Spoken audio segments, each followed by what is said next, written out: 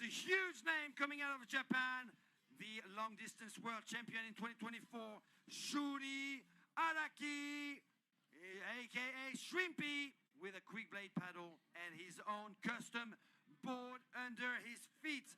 We've got the most versatile of all of them, Manuel Oyuela, representing Spain. The son of our rider has got a black project paddle. Manuel Oyuela, Natalia Nova, defending world champion from event.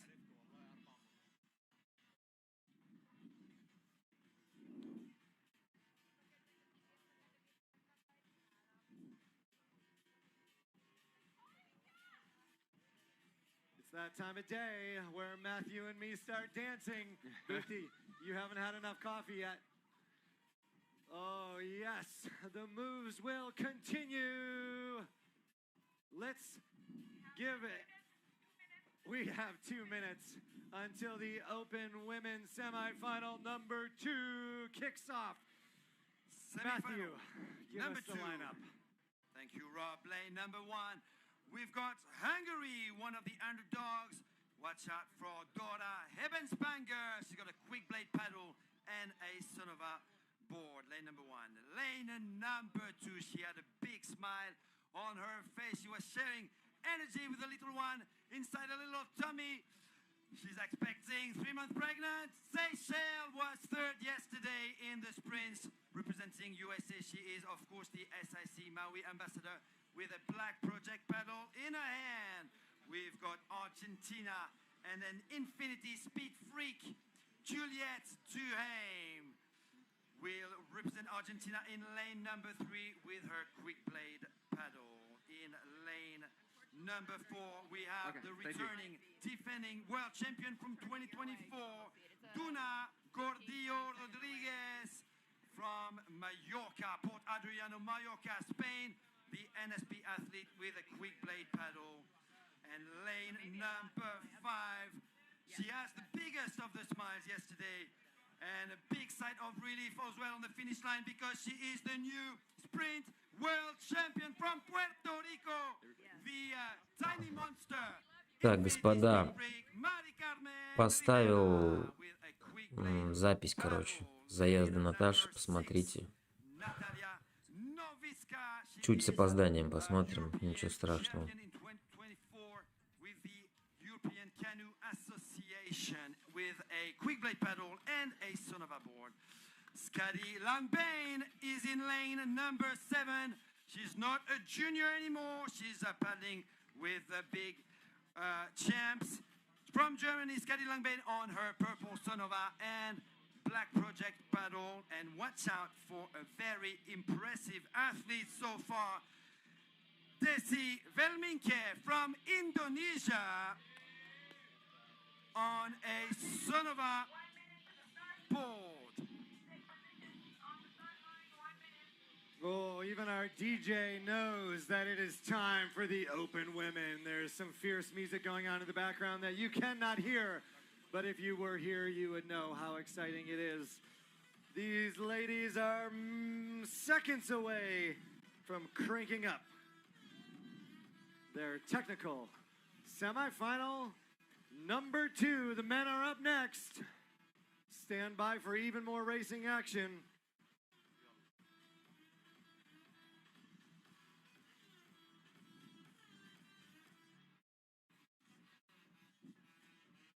The water's packed with spectators. The white flag is up.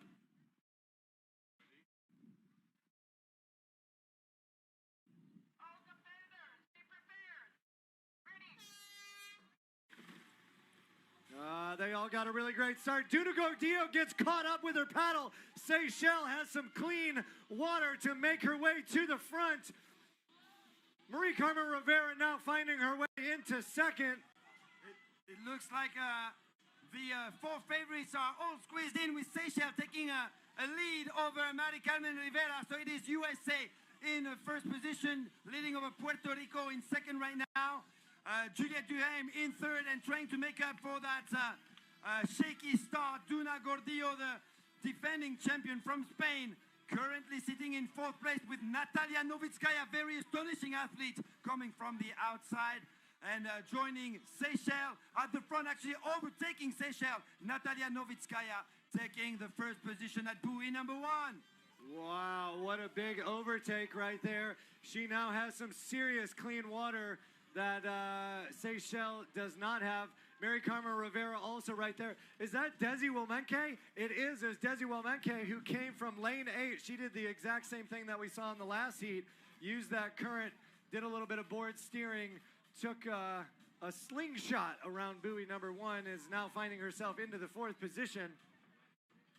Yeah, well, you see, like, Natalia just taking advantage of those girls getting caught up there. You saw Juliet and Duna really just sort of not getting in their paddles into the water, getting caught up, and now having to really fight through the field to get to the front. It's going to be interesting around these next 2 buoys, and we're going to have to see how it all plays out. Seychelles had a great start, you know, pulling off, getting clean water. Natalia came across to the closing on her, and we saw Marie Carmen coming into second now. Yeah, it looks like Mary Carmen Rivera now moving into second position, overtaking Seychelles. Seychelles now finding herself in third. Natalia Novitskaya, You wow. have to be impressed by exactly Natalia Novitskaya. Definitely one of the dark horses. She was on the podium in 2021, if you all remember. But Marie Carmen making a move on her right now. It seems to be working. That's a big push between buoy number 2 and buoy number 3 for the new sprint world champ, Marie Carmen Rivera, the Infinity Speed freak on the ever ready, reaching buoy number 3 now in first place. And there's another move happening right now. It looks like Juliette Duhaime overtaking Seychelles, moving herself into number 3. Lots of position changes before we even get to the 3rd buoy. And my guess is that someone is smelling blood, and that's Duna Gordillo overtaking also Seychelles with a pretty radical turn at buoy number 3. Duna Gordillo now in 4th place, so virtually through to the big final this afternoon. She is the returning, defending world champion in technical racing. Jesus, wow. Go ahead. Jesus, so tough when you get like sort of caught up on that buoy. You saw Seychelles had to slow down, and you saw Duna take advantage of that, and I think that's what all the athletes need to be looking for today, and Duna just nailed that going past Seychelles on that And what's 4th buoy. Seychelles thinking right now? I mean, that's got to hurt your mind for a second when you get overtaken by 2 people right on buoy number 3. Well, absolutely. I think she turned the first buoy second, so it's like a really hard mental thing to struggle with, because you are all of a sudden going from a comfortable position to now really having to fight to get into that final, being in that 5th spot now. Yeah, and now right now they're fighting against that current.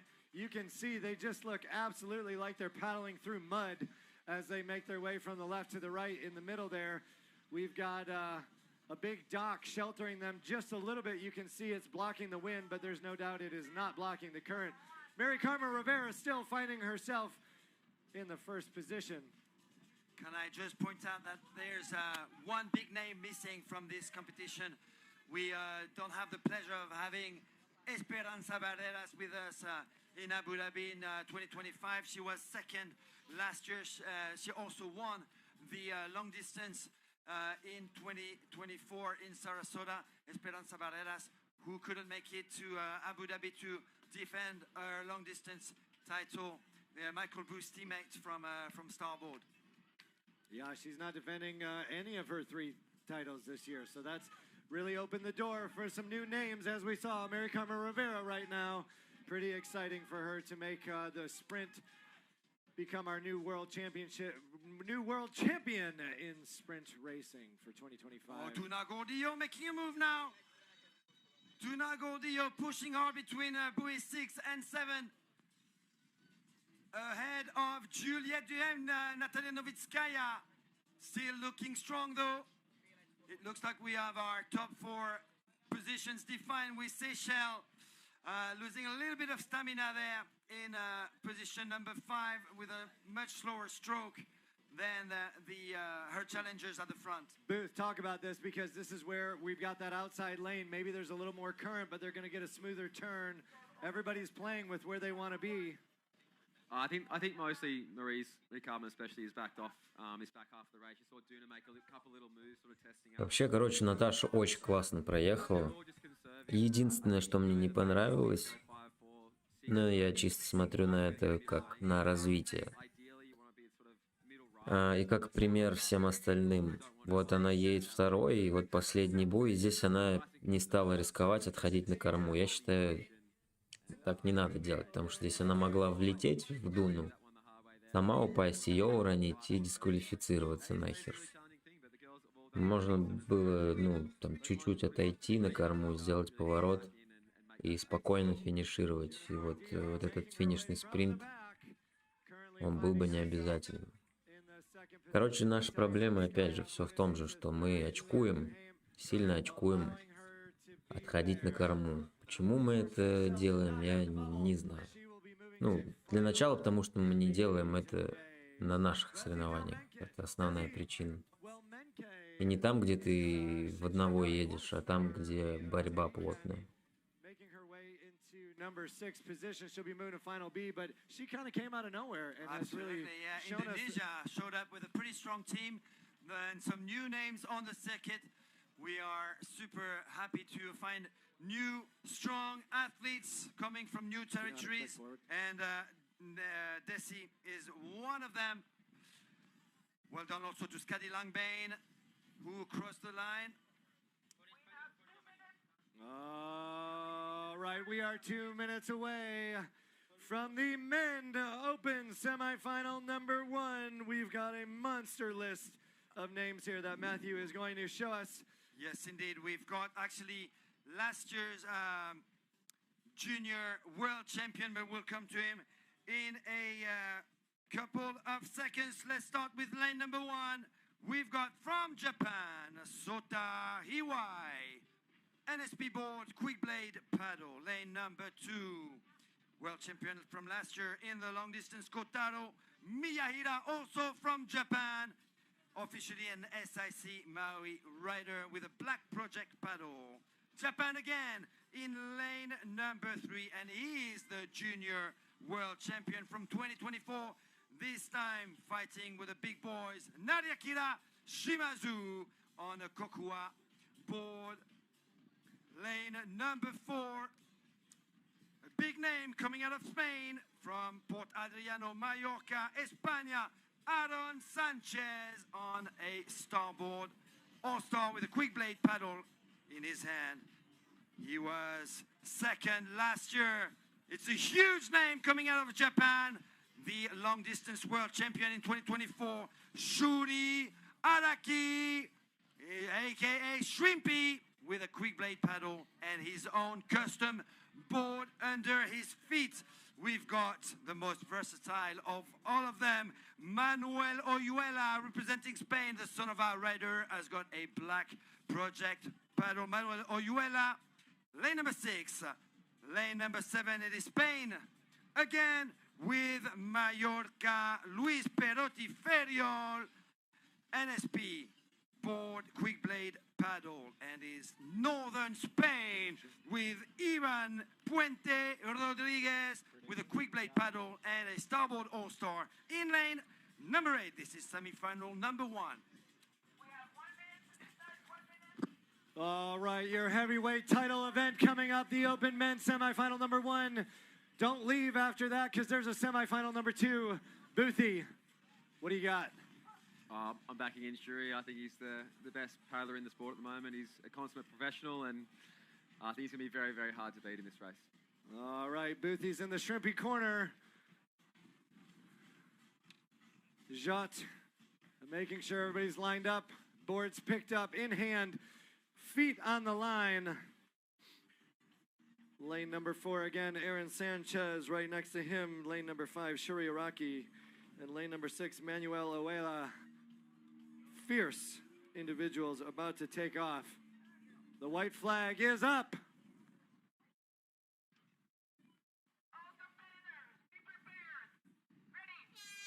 Oh, no doubt. Shuri Araki just rocketed off the beach. He is absolutely sprinting number 1, and that threw off Aaron Sanchez a little bit, who was right there, but now he has moved to the back of the pack in the wash. And only one paddler seems to be able to stay with him, and that's Manuel Oyuela from Spain. We've got the number 3 and the number 2 from last year in the first two positions. Actually, a slight edge for Manuel Oyuela, the son of our rider. And also Luis Perotti right now is finding himself right in the front. He's got В an общем, orange мы на hat 10 on. минут I think he отстаем might от even прямого be эфира, но я making his думаю, way ничего to the страшного. buoy first. Пусть так и It идет, is я не Manuel буду Oyuela. Oh, мотать. actually now making a move on him. Ну вот, Shuri вот Araki смотрите, какая Shrimpi борьба у taking них first просто на position первом now буе, ahead а of the потом еще Spaniard Manuel ускоряется, ой, Oyuela. там упал. They were Это. second and third last year behind Noik Gayu, the New Caledonian athlete Зачем нам representing показывают France. Did not make it to Abu Dhabi комментаторов, я this вообще year. не понимаю. So Там, it's ладно, на wide пару open секунд, now но for вот Shrimpi and уже Manuel 5-10 Oyuela секунд in их first показывают. and Для second. чего? This is just final stage, but this feels like a Зачем? big final already. Yeah, we had a Там little борьба wobble на there on буе that идет, они нам SIC board in number показывают 5 комментаторы. around Ну the это corner, missed a couple идиотизм strokes. просто. Okay, Boothie, what do you make of all that action?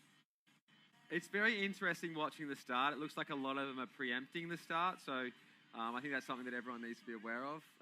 There's a lot of people sort of going, I think, a little bit before go, so that's one thing I noticed. The second thing, you just saw that the speed of Shuri and Manu off the beach, like it was very, very impressive. Like even when they sort of came together and got caught up a little bit, they were both able to rail steer away and get their own water. Then you saw Shuri make that move. He's got that sort of signature like wrap turn where he does it on that first buoy and just got up the inside of Manu despite Manu having the lead. So very, very impressive. And then obviously Kataro getting caught up on the buoy with Sota, I think it was. And yeah, just a lot of stuff happening. And against the current, Nariakira Shimazu tried to make a move on the outside between buoy number 2 and buoy number 3. Shrimpy is in the lead. He's got a 15-minute lead now over Manuel Oyuela from Suances, Cantabria, Spain. It is Spain again, and I'm not sure if that's Ivan Puente, Aaron Sanchez, or Luis Perotti in third. Ivan Puente is in third position, and it seems that that move from Nariakira Shimazu worked. He is now in the top 4. Oh. Losing his balance. That's Sota Iwai in 5th position. Kotaro Miyahira being overtaken right now by Aaron. And at the back, it is Luis Perotti on the NSP board. I wouldn't be surprised to see Aaron fight back into top 4 here. He's having a really good paddle, and he's like, whatever happened at the start, he might have got caught up, but just the last few little laps on in between the buoys, he seemed to make some moves. So I wouldn't be surprised if he pushes his way back up. We need to. It would be good if we could have a wide angle, exactly what we're seeing right now. We're seeing Shrimpy on his own, 50 meters in front of a tight pack of 6 guys or 7 guys in the chase all together. That tells it all. Just like Michael Booth is saying, Shrimpy is definitely the fastest paddler on the planet right now, especially in a technical race distance. And you see their legs getting tired as well. Like they're starting to make a little bit of mistakes around the buoys, like especially when that current's coming sort of right to left of the screen. You can see they're really slow around the buoy, and that's where people are making mistakes because their boards are almost stationary. And then trying to push off this buoy, like right now, they're all so tight, and easily someone could make a fall. So you see Aaron just coming on the outside. He's in 2nd or 3rd now, so I think he's going to push his way back up into that A final, which is very impressive from last. Looks like Nariakira Shimazu right now giving himself some space. He's confidently in 2nd, giving himself a little bit of room between number 2 and number 3. So Japan and Japan 1 and 2 right now with a huge surge by Nariakira Shimazu. A lot of action happening at buoy number 6 with a starboard, and Ivan Puente still in a 3rd position. Where is Manuel Oyuela? He doesn't want to lose his top 4 position. Watch out for Kotaro Miyahira.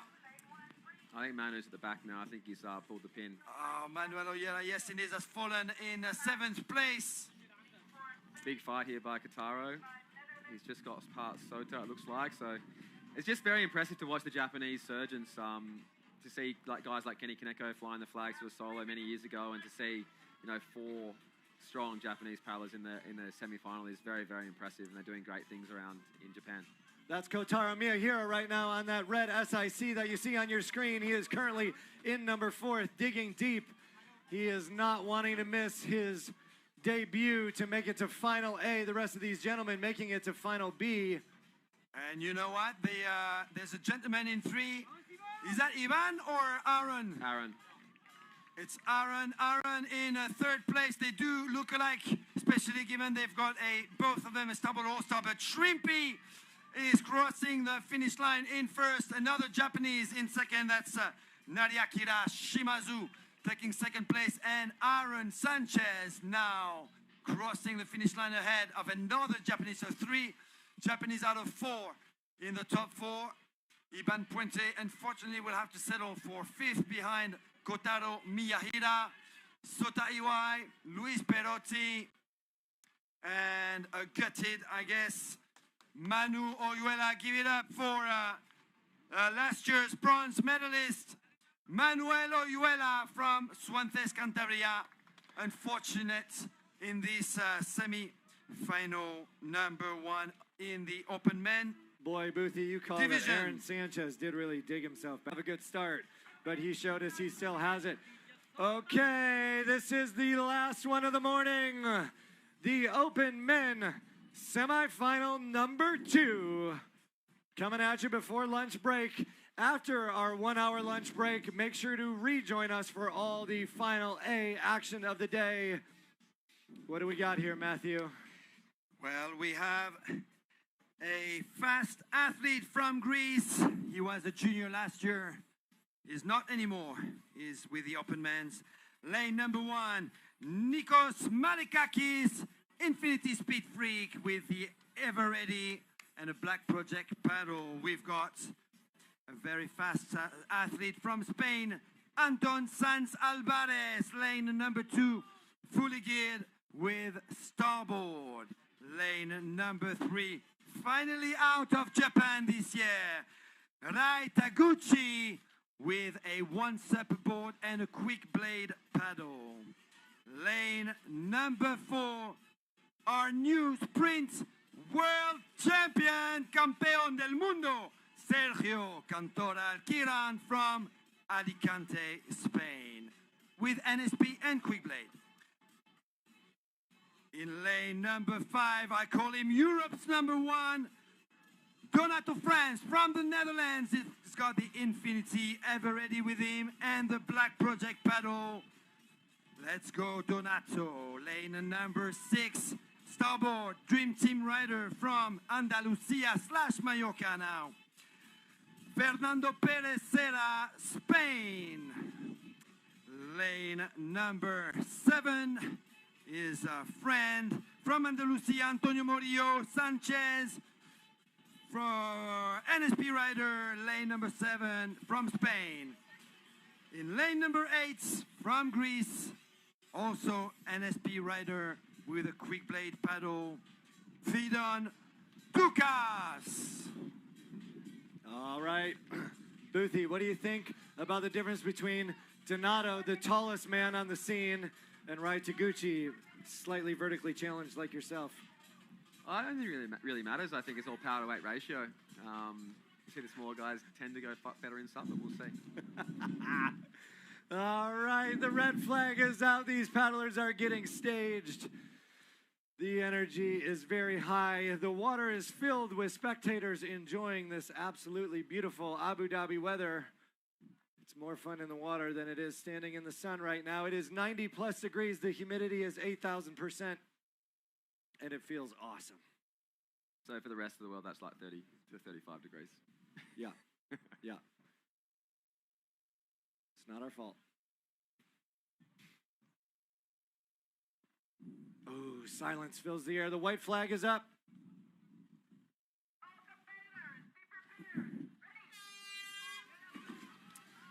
Oh, Rai Taguchi getting bottled up a little bit with Anton Alvarez and Sergio Cantarell making his way into the front.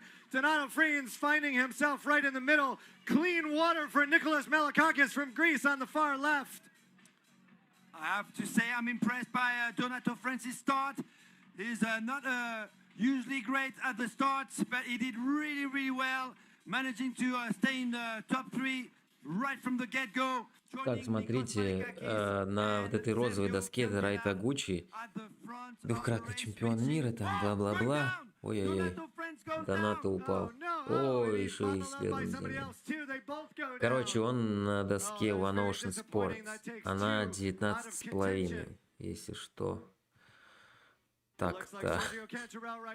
Смотрите, как он на ней по отработке херачит. Но, конечно, досталось ему. Вообще не факт, что он в финал пройдет.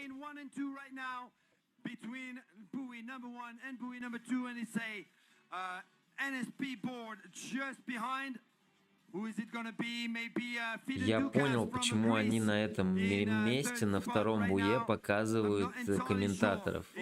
Потому что камера, блядь, туда не достает, скорее всего. А, нет, достает. Почему они тогда постоянно там показывают комментаторов?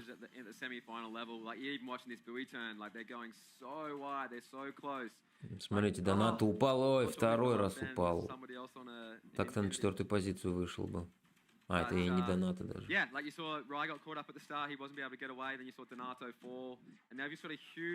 Это Маликакис грек. Yeah, they're not giving any quarter right now. There is no single file rank. It is a little bit of a mess up in the front. Кстати, первый полуфинал Шури выиграл, там время тоже 5:30, такое же, как у юниоров. То есть уровень пипец. То ли у взрослых просел, на финале посмотрим, то ли юниоры очень круто прогрессируют и наравне уже гоняются.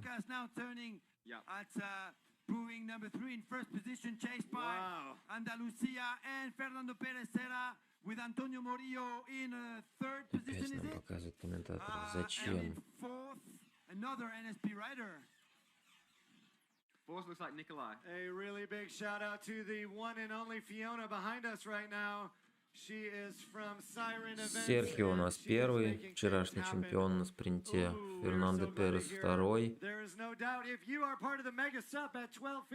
Дальше у нас...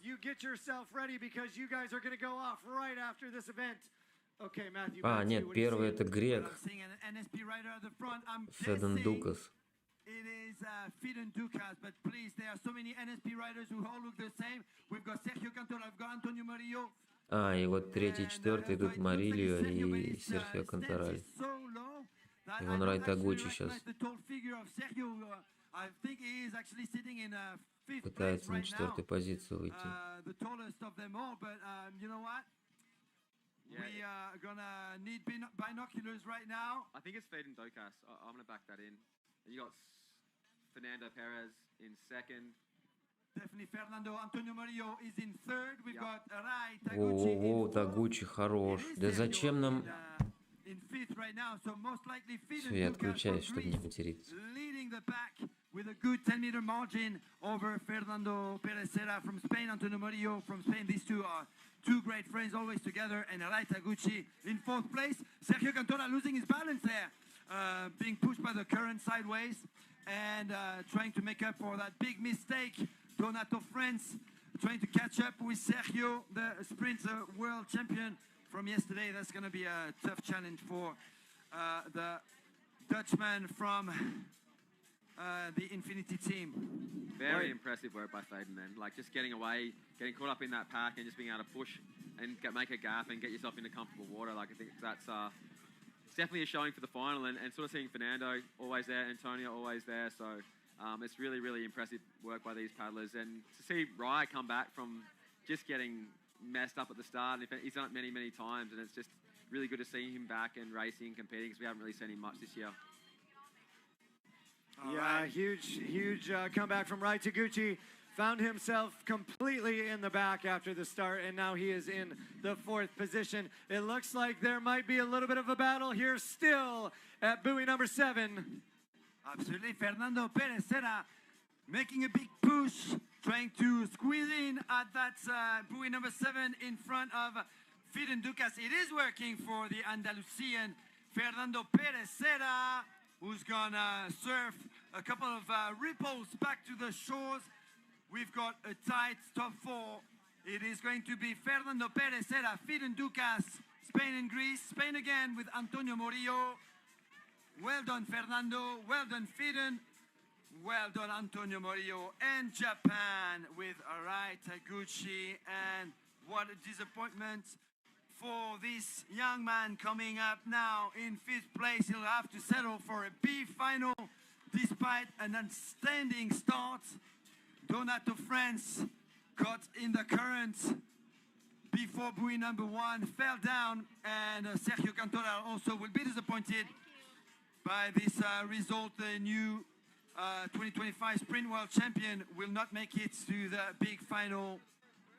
He will have to settle for a B final along with Anton Sanz Alvarez. This is him right there, Anton Sanz Alvarez, who's been racing pretty well. We'll see more of him this afternoon in the B final. Wow, what an outcome. Absolutely crazy what happened in there. Donato France is, that's a huge upset. Sergio Cantoral, 2-time technical race world champion in the junior in 2022, in 2023, not making it to the big final despite being the fastest man on earth. As he proved it yesterday, winning the big final. Sergio Cantoral will miss out on the big A final this afternoon. All right, thank you for watching this morning. A big thank you to Michael Booth joining us. Так, у нас перерыв. В 12 часов дня возвращаемся, и у нас пойдут финал ЦБ 50 плюс мужчины, потом 40 плюс также финал Б у девушек, 40 плюс финал С у мужчин, 40 плюс финал Б у мужчин, и далее юниоры финал С, финал Б, где наши будут, и так вот по плану.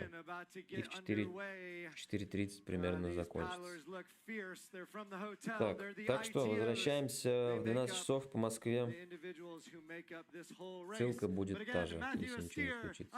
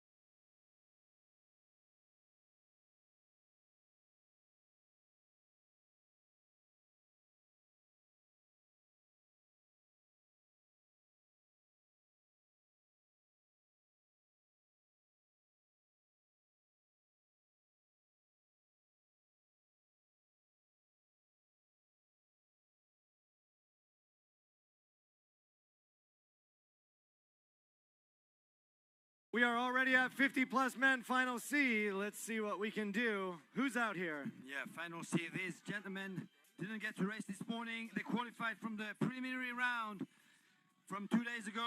We've got in lane number 1 in this final C for the 50+ men's from Switzerland, Carl Juxter, quick blade paddle and Sonova board.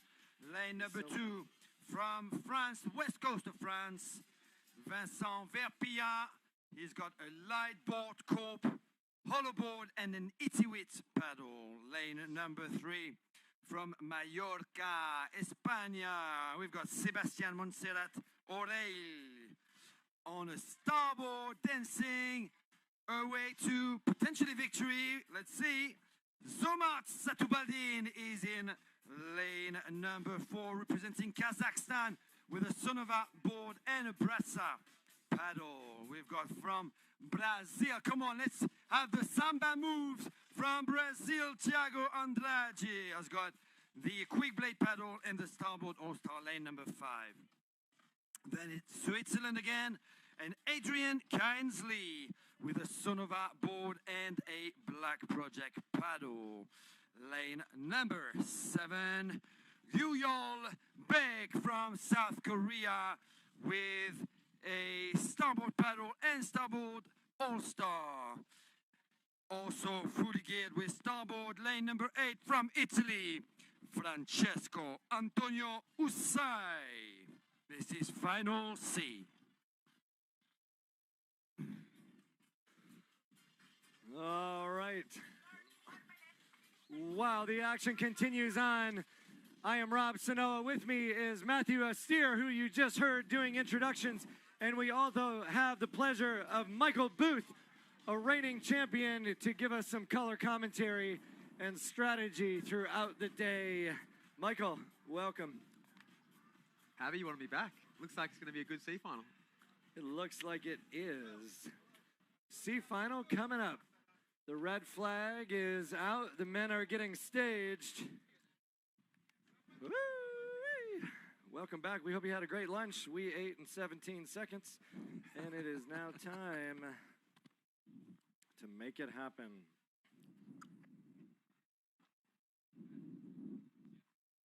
All right, it's official. The white flag is out. These men are ready to get started. All competitors, lane number 3, warning. Yep. False start. White flag still up.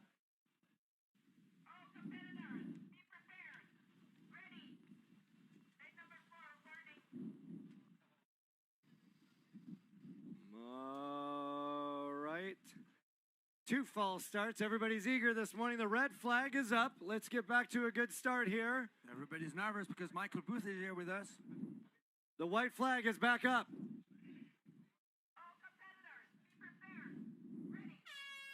Hey, now we got a good true start here. What's happening out there? Looks like Tigo Andrade making his way to the front, followed right next to him by Adrian Canzelli moving into 3rd. We have a good start by the Frenchman in lane number 2, Vincent Verpilla. But everyone is being pushed to the left. They're going to have to pedal on the left-hand side if they want to change their navigation towards buoy number 1 over there. It looks like Thiago Andrade from Brazil is now leading. So Brazil in first place. We've got France in second place, trying to get back to the front from the left-hand side. Thiago Andrade is going to be pushing further to the right and will reach buoy number 1 in first position. Oh, Boothie, what do you think about those jumping the gun there? These guys are excited. I think it's nice to see the eagerness of everybody. I'm not sure what the rules are, but the start, I think, should be fair for everyone. And I think the star's doing a good job sort of calling out those people who are sort of jumping the start a little bit. So I think Emily's done a great job there. Mate, you saw them all get really swept. I'm not sure if the current's pushing a little bit harder or that wind's got up a little bit more, but it was definitely a lot of the field getting pushed right to left. And so it's something those athletes who are coming up in the next rounds need to be really thinking about. It's like, where am I aiming for? Like, should I be aiming for that boat on the other side? Should I be aiming for one of the pillars on the mosque? Or should I be aiming straight for the can? Because if you're coming sort of upwind and people are coming around you, you're going to be getting stuck up on that can. All right, it looks like the Brazilian Thiago Andrade still in the lead after a pretty good start, pretty clean start. Vincent Verpilla sitting in second place right now. So Brazil versus France in this final C. And it's a starboard in third place. I'm not entirely sure who was on starboard. I'm pretty sure Sébastien Montserrat Orel was on starboard, as well as Zomart Satubaldin from Kazakhstan.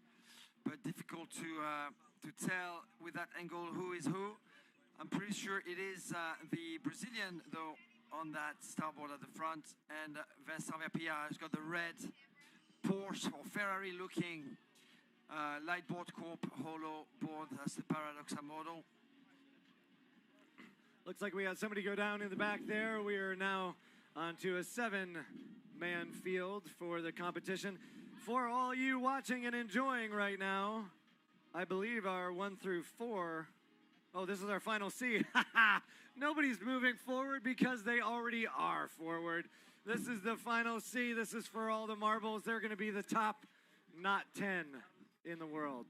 You're going to be top They're 20. fighting for the 17th place right now with Yes. 8 athletes in final A, 8 athletes in final B.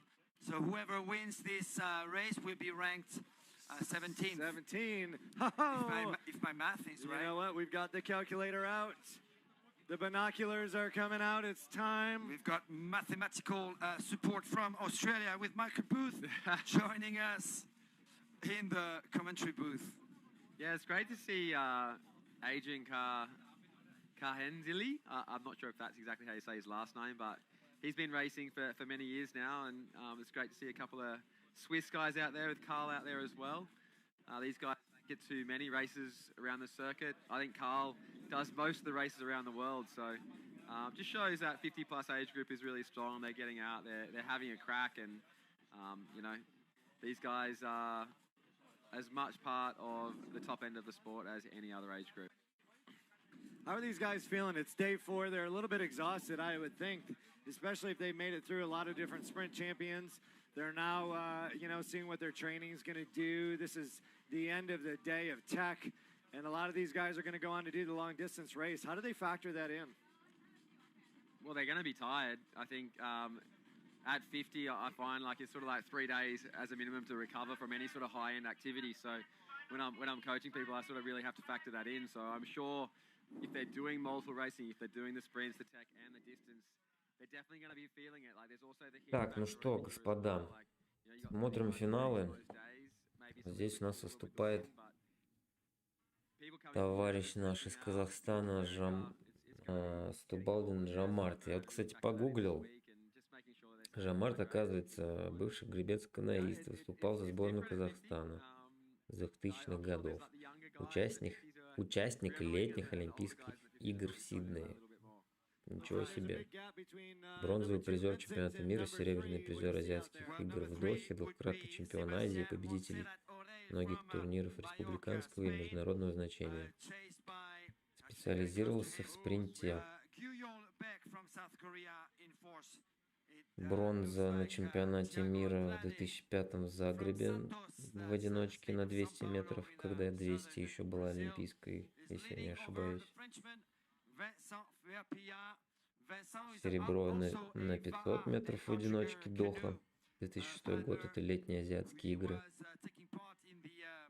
Бронза Хвачхон, 2007 год, одиночка 200 метров, чемпионат Азии. И 2 золота в Тегеране, в двойках, оба золота на 200 метров и на 500 метров. Все-таки гребцовское прошлое, конечно, хорошую базу дает для перехода в САП. Не нужно годами тренироваться, чтобы там выйти на какую-то определенную скорость. Гребцам достаточно там пару месяцев, чтобы привыкнуть. Ну или 1 сезон там максимум.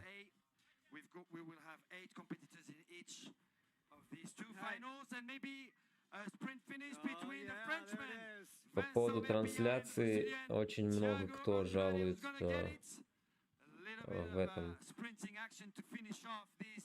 Ой.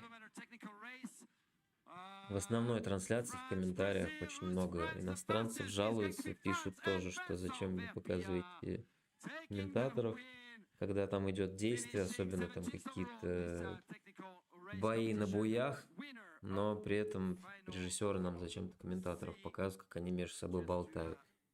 Я понимаю, что иногда это можно сделать, но сделайте это картинка в картинке, там добавьте слева, справа. Какая проблема в этом? Но почему-то они делают вот так, я не знаю почему. Я сначала думал, что это связано с тем, что камера не достает там до какого-то буя, и там ничего не видно, и чтобы это не показывать, они показывают комментаторов. Но на самом деле нет, там все нормально, все можно показывать. Кирилл, Доната, высокий рост, конечно, не в пользу тех рейса. Ну да, здесь с этим могут быть проблемы. Здесь, да, согласен. Тем, кто более низкий, там вот тот же Шури Араки, центр тяжести ниже, стоять им попроще. Но все равно, несмотря на свой рост и габариты, Донат очень круто стоит. И достаточно посмотреть там вот эти гонки евротурские, где на открытой воде. Он там вообще не падает, в призы заезжает, короче. Но на марафоне он, я думаю, должен, в пятерку должен попасть. В прошлом году он, по-моему, он в десятку попал. В этом году состав на длинный чуточку послабее, как по мне. И будет, наверное, попроще. Ну, хотя я еще не смотрел список. Потому что многие приехали чисто на длинную дистанцию. Там вот Майкл Буз, допустим, сидит вон там с комментаторами. Он чисто на длинную приехал. Ну, понятно, что он ничего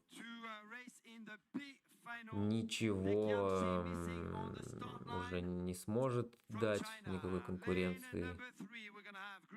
Но все равно. Майкл есть Майкл.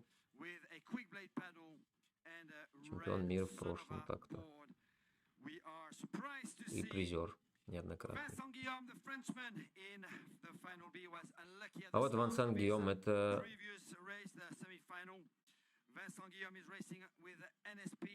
And a quick blade paddle. We've got Holger Asenflug in the lane number 5 representing Austria. He's got a Brasa paddle and a Sonova board, lane number 6, and it is Spain with Thomas Dura looking pretty fit with his NSP board and black project paddle. In lane number 7, we've got the boss of Lightboard Corp, Gerd Weissner, with his favorite board, the Paradoxa Lightboard Corp, of course, from Germany.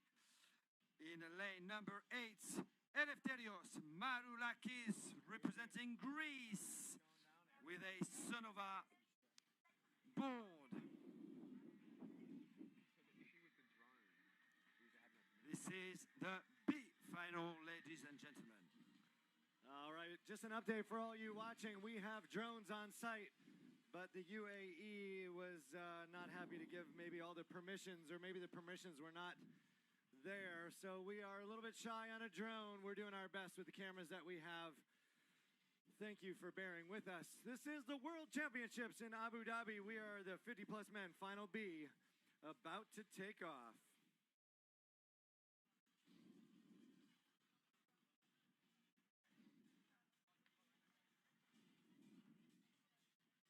All right, the white flag is out.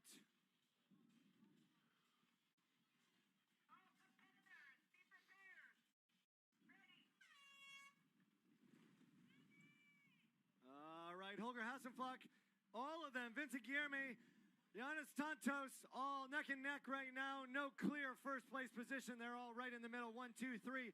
As Boothie was saying, they're all getting pushed a little bit to the left.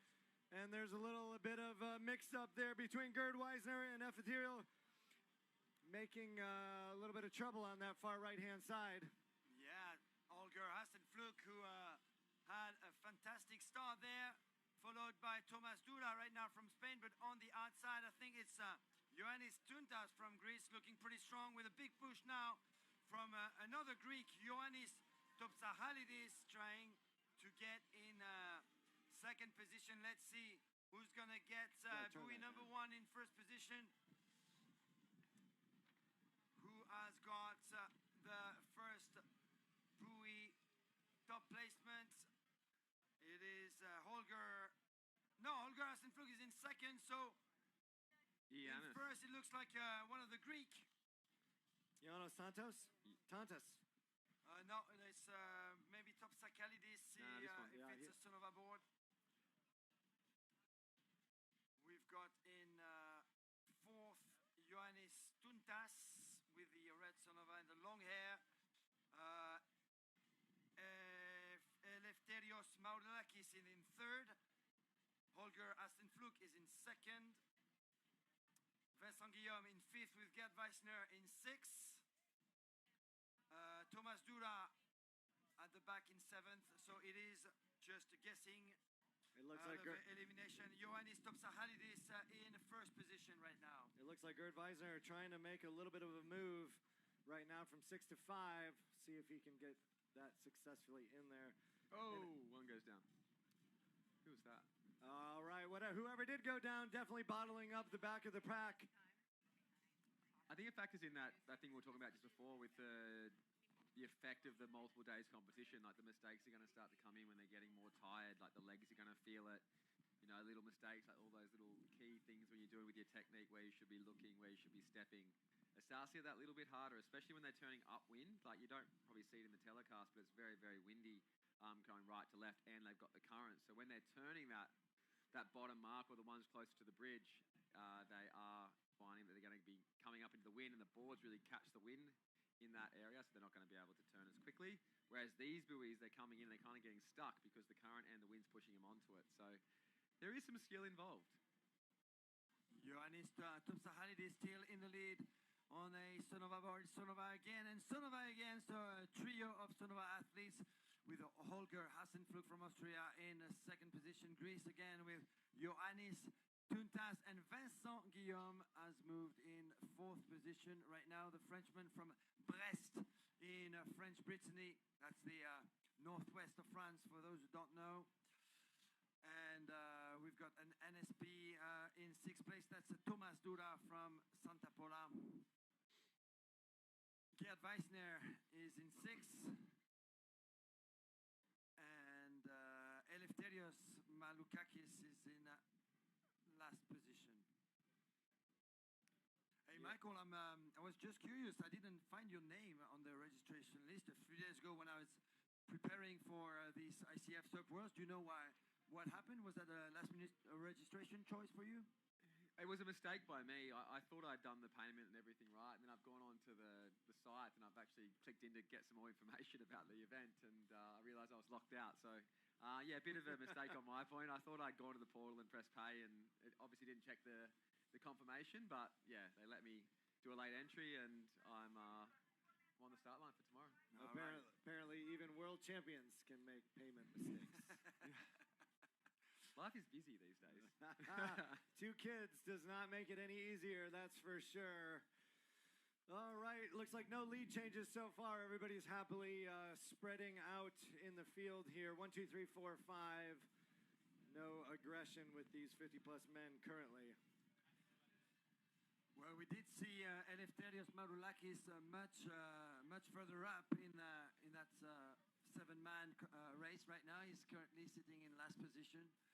But yeah, I don't think much is going to change because there's no actually grouped athletes right now. Everybody's racing on their own with a 5-meter separating every single one of those athletes. And Ioannis Topsahalidis from Greece is still got the edge over the rest of the competition with Holger Hasenflug wearing his yellow. Thanks for that, by the way, Holger, because that makes us easy for for us to find you. We like your yellow hat. We like your yellow hat indeed. Oh, Vincent Guillaume trying to overtake everyone from the outside. He was in 4th place. He's now in 3rd.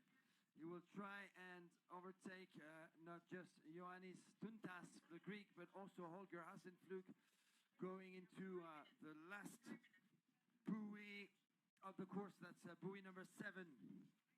I don't know if he's intentionally doing it, Holger, here, but it looks like that he's come close to the shore, and it did look like for a period there that he was going faster than the guy in number one. So yeah, it's really interesting, like the amount of wind and current that's affecting the paddlers out there. Так, друзья, как меня слышно? Нормально? Я сейчас минут 10 рассказывал всякие истории интересные, и только сейчас понял, что микрофон у меня был выключен.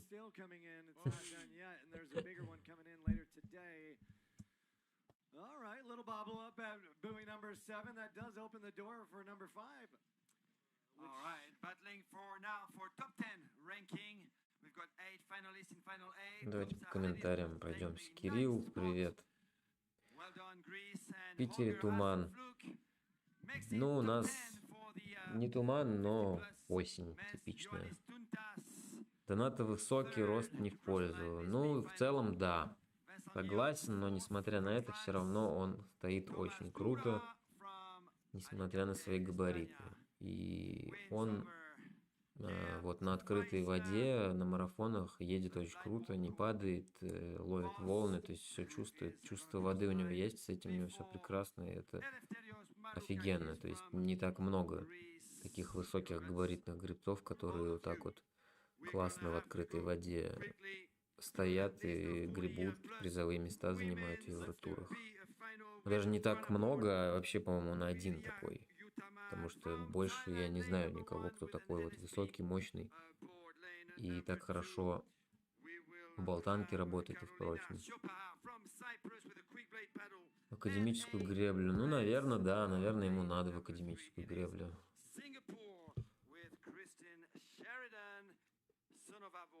Трансляции. Зачем показывать на финише только финишные ворота? Да, согласен. Это тупость. Это большая тупость. Вот у Вани Шишова в заезде был момент, вот нам он Сиганина показывает, где Эммануэль Лаубли с 5-го места на 3-е переместился, но это все не попало, потому что они снимали финишный створ тупо и все. Таких много ситуаций было. Чувалова Марина вот показывает. В целом, сама трансляция нормальная, качество хорошее, но то, как они преподносят ее, Оля Меркулова, вот, это тупость. И то, как они работают, это говно какое-то, если честно. Я не понимаю, в чем проблема. Объяснить режиссеру, объяснить операторам, как нужно взаимодействовать, что нужно показывать. Не понимаю, вот я не могу этого понять. Это просто тупость. Винсент Гийом. Я, кстати, у него тренировался чуть-чуть. Один сезон покупал у него планы, я и Марина Ревенко. Это тренер бывший Нойка Горью, Вайка Горью, Клименко Алмаз, тренер Серхио Контораля, который выиграл вчера спринт у Андрея Крайтера. Вот он его тренирует. Если что, у меня с ним есть интервью в YouTube-канале, вот в этом Бичстарте, можете посмотреть. Он вообще гандбольный тренер. Но вот начал тренировать САП и периодически еще так потренивает гандболисток там и себя из Франции. Он где-то живет. Брест, Британь, что-то какой-то такой город, я не помню. О, Оля хороший бичстар сделал, Настя тоже. Марина чуть позади.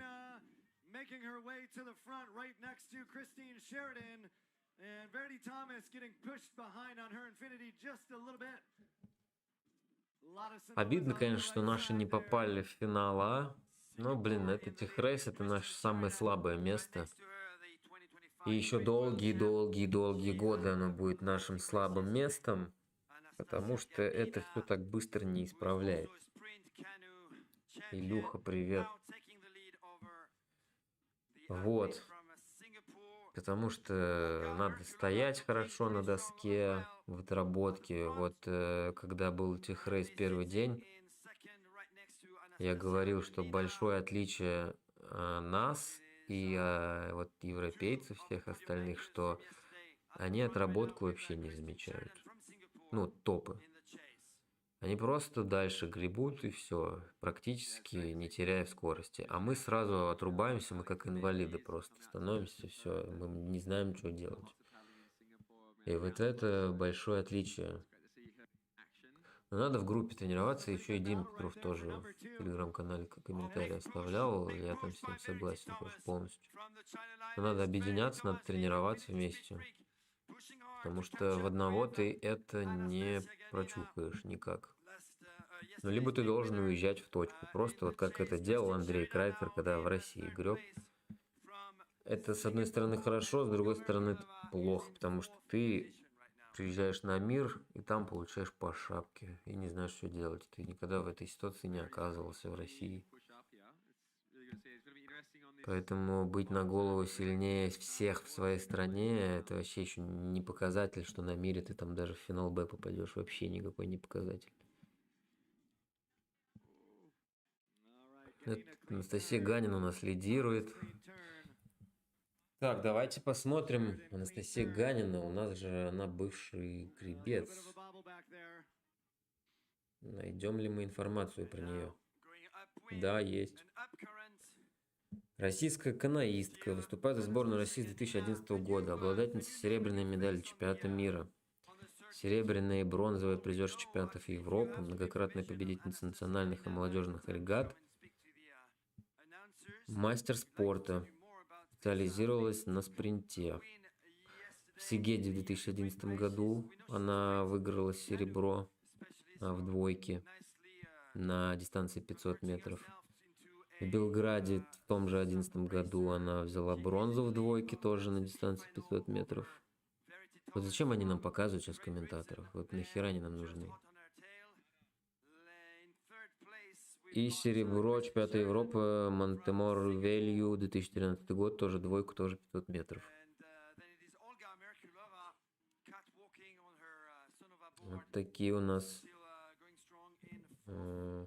спортсмены. Сейчас попробуем найти про Олю информацию.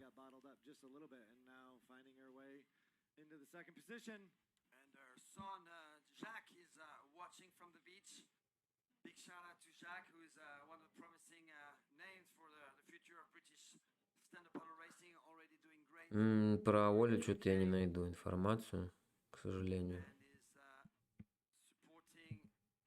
Ну, Оля у нас выиграла спринт, когда он был 200 метров в 2023 году в Таиланде. Там хороший такой финал был, она половину дистанции первой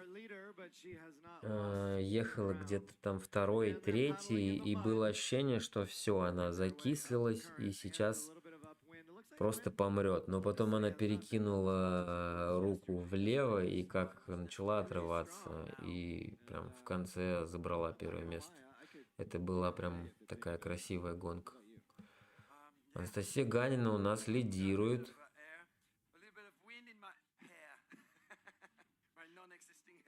Оля на 4-й позиции вот идет. И опять нам показывают комментаторов.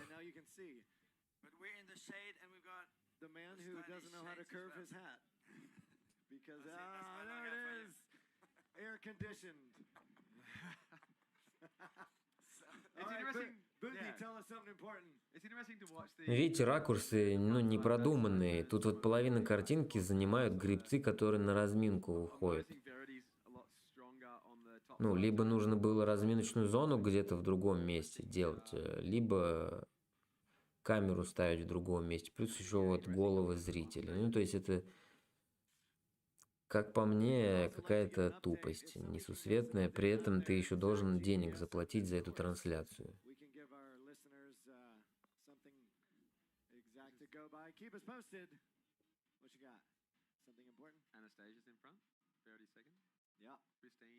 Так, Оля 4-я, а Марина вот сейчас борется на буе, да? Да, вот она сейчас на 6-й позиции. И опять нам убрали. Я не знаю, как тут не мотивиться. Я пытался собрать компанию в Питере несколько раз, чтобы поработать в группе, поработать в отработках и в прочих групповых моментах. Итог получаю на всех свои дела, пишет нам Кирилл. Ну, это должны делать тренеры. И я больше говорю про наших юниоров, там, про детей, чтобы С детства они привыкали работать в группе, работать в отработке, во всей этой болтанке. Ну, понятно, что когда у людей там дети, семьи и прочее, то там просто победой будет временно идти на тренировку. И от них что-то требовать, как бы, ну, нет смысла совершенно.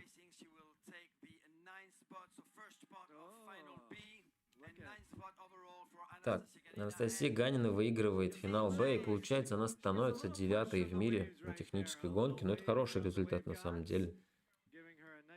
Оля заезжает 4-й и, получается, становится 12-й в мире. Ну, это хороший результат. Это хороший результат. Сейчас я посмотрю результаты прошлого года, какие были у Оли.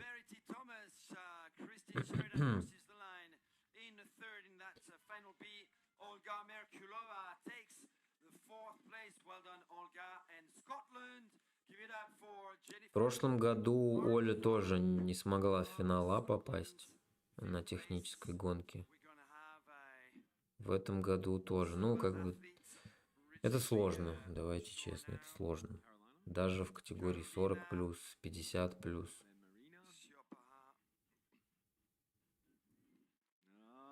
Just like that, we are only 1 minute away from our next.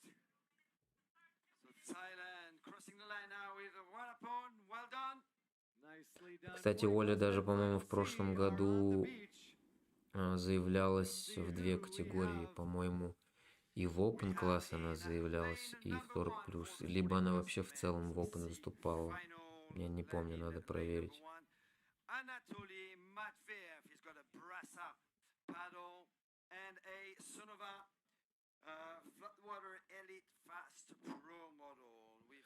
Так, вот у нас Анатолий Матвеев, финал С. Толя, вот как раз Толя представитель вот той касты людей, спортсменов наших российских, когда человек там работает, но при этом там имеет возможность много тренироваться. Ну, у него и прогресс есть. Ну и не забываем, что мы жители северного полушария, падать в холодную воду — это большинству спортсменов реально страшно, особенно девчонкам. Ну да, я согласен.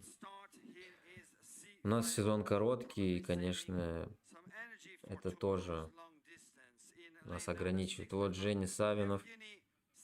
Женя у нас, по-моему, впервые на чемпионате России, на чемпионате мира, так же, как и Толя Матвеев. Я знаю, что они готовились хорошо. Стас, привет, да, привет.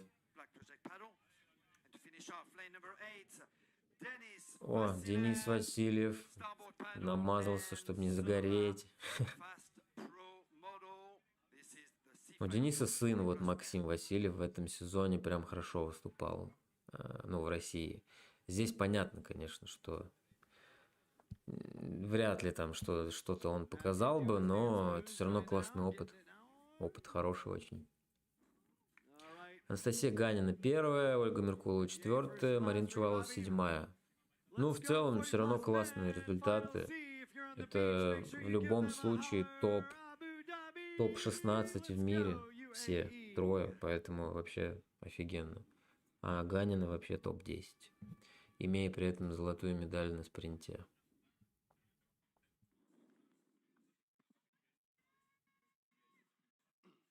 The 40+ men, final C. The white flag has been raised.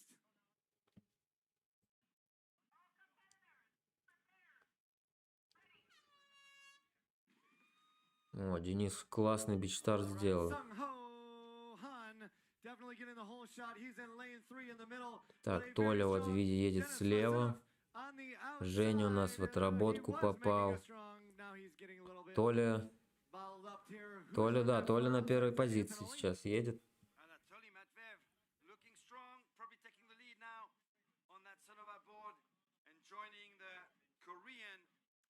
Так, Женя Савинов вот в параллели с Денисом Васильевым. 5-е, 6-е место получается у них. На первый буй идут. Ну тоже, да, ветер есть, небольшое течение есть. Влево сносит мужиков. Stranded on the outside, probably at the back of the field in this C final. Wow, Anatoly just all by himself right now. Made that first buoy turn and now has a 5-board length lead right now over Sung Ho Han. And a big gap already forming between him and number 3. These guys are getting stretched out very fast right off the bat.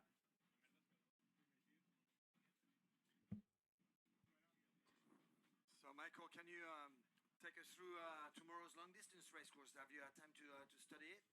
I've had a look at it. It looks like we've got a bit of a sprint down to the bottom mark, like left of the screen where these guys are sort of paddling now. Probably be 500-600 meters. So that'll be important, I think, to set up anybody's race. As you've seen, there's a bit of current, so I think there's going to be a bit of current on the buoys for those people who don't sort of watch it. I think we're going to get some people getting caught out, a few people getting going on the inside. Hopefully that's not me.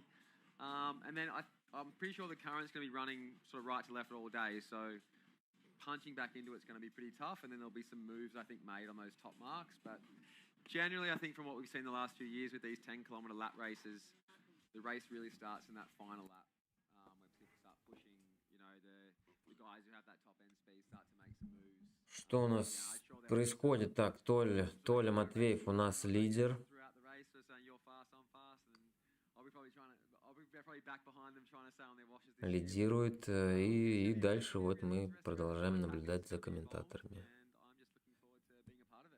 Спасибо.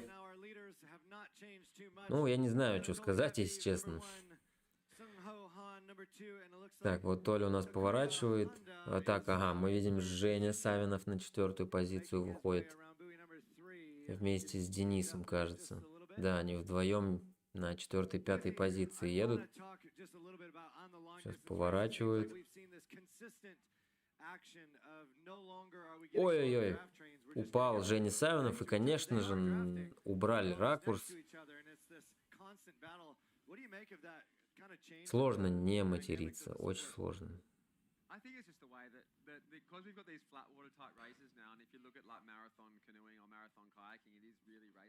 Так, тем временем Толя у нас на последний буй идет, все так же на 1-й позиции. Ну, прилично сносит, да, хорошее там течение. Так, Денис Васильев на 4-ю позицию вышел, Женя сейчас 5-й, кажется. А у Толи тут борьба идет за 1-е место. Но он все-таки чуточку впереди. Но опять же непонятно, вот ракурс такой, что как будто бы в параллели, но нет, Толя 1-й и там с отрывом, я так понимаю. А, нет, это не последний буй. А, ну видите, Толю атакует. Вот парень по внутреннему бую. И сейчас, может быть, обойдет.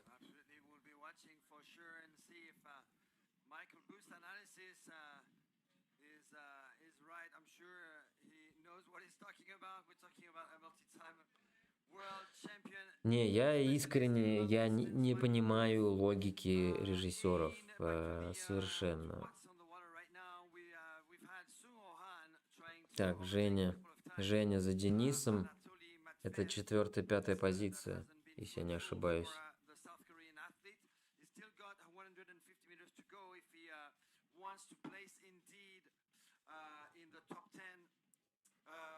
Ну вот, видите, какой ракурс? Просто толпа просто разминающихся. И вот там где-то вдали спортсмены, там что-то там делают. Так, Толя, кажется, сейчас уже на 2-м месте. Женя Васильев на 4-й позиции, Женя Савинов на 5-й.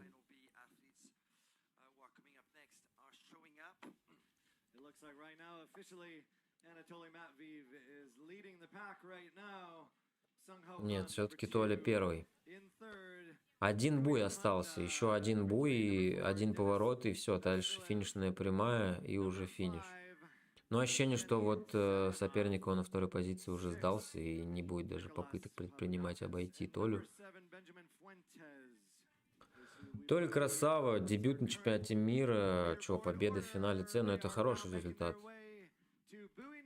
Я думаю, он еще на марафоне должен тоже приличный результат показать, потому что он мне недавно скидывал какую-то тренировку, я так понимаю, подводящую, там было около 10 километров, и у него скорость средняя была что-то вроде 9,7, 9,8. Я даже сейчас открою переписку и проверю. Ну вот поставил себе цель. Пятерку он мне присылал, 10,1 средняя скорость у него была, но я думаю, десятку там он с 9,7, 9,6 должен проехать. Поздравляем Толика, Толя Матвеев выиграл финал С, 17 место, топ-20.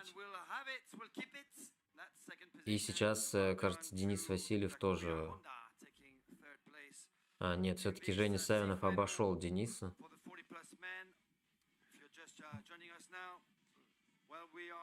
Да, вот Евгений Савинов, сушите весла, Россия. 4-ю позицию занимает и получается 20 место в общем списке. И за ним следом Денис Васильев, 5-я позиция и 21-е общее место. Молодцы, молодцы, поздравляю. Понятно, что, я думаю, там вот и зная Женю, знаю Толю, я уверен, что ребята хотели выше, хотели там в финал Б попасть, а желательно в финал А. Но, видите, конкуренция даже в 40+ очень высокая, прям очень высокая. И просто так в финал попасть, вот так, рассчитывая на какой-то авось, вообще не получается. Нужно тренироваться, нужно системно тренироваться. И тогда шансы будут. Так, здесь у нас финал Б, здесь... вот это беременной жене, походу, привет передает.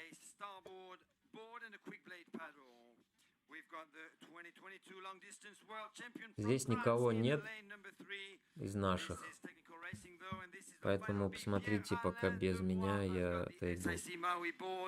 Under his feet, the RST, his teammate from SIC from Canada, Tommy Boudet, with the Stingray paddle by Quick Blade in lane number 5. Prediction. Martin Deichmann from Germany, a son of a rider.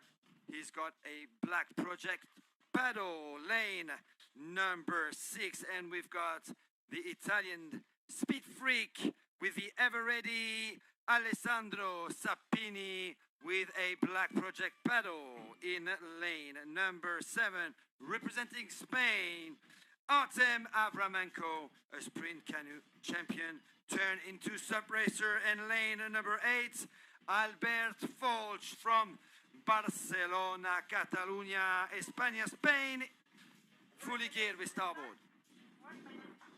Boothie, what do you got here? Who are we looking out for? Who do we want to pay attention to? I think Martin Teichmann. I think he's the guy. Okay, lane number 5, number 222, the German Martin Teichmann, somebody to keep an eye out for. Don't forget about Tommy Boudet from Canada.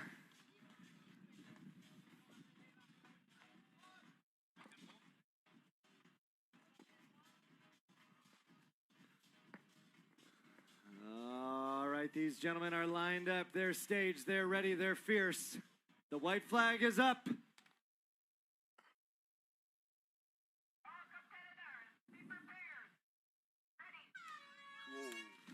Wow, did Tommy Boudet have a blazing fast start. And Sabo Nog went down right off the bat, and so did Artem Avramenko. 2 falls right on our beach start. Tommy Boudet getting the clean water.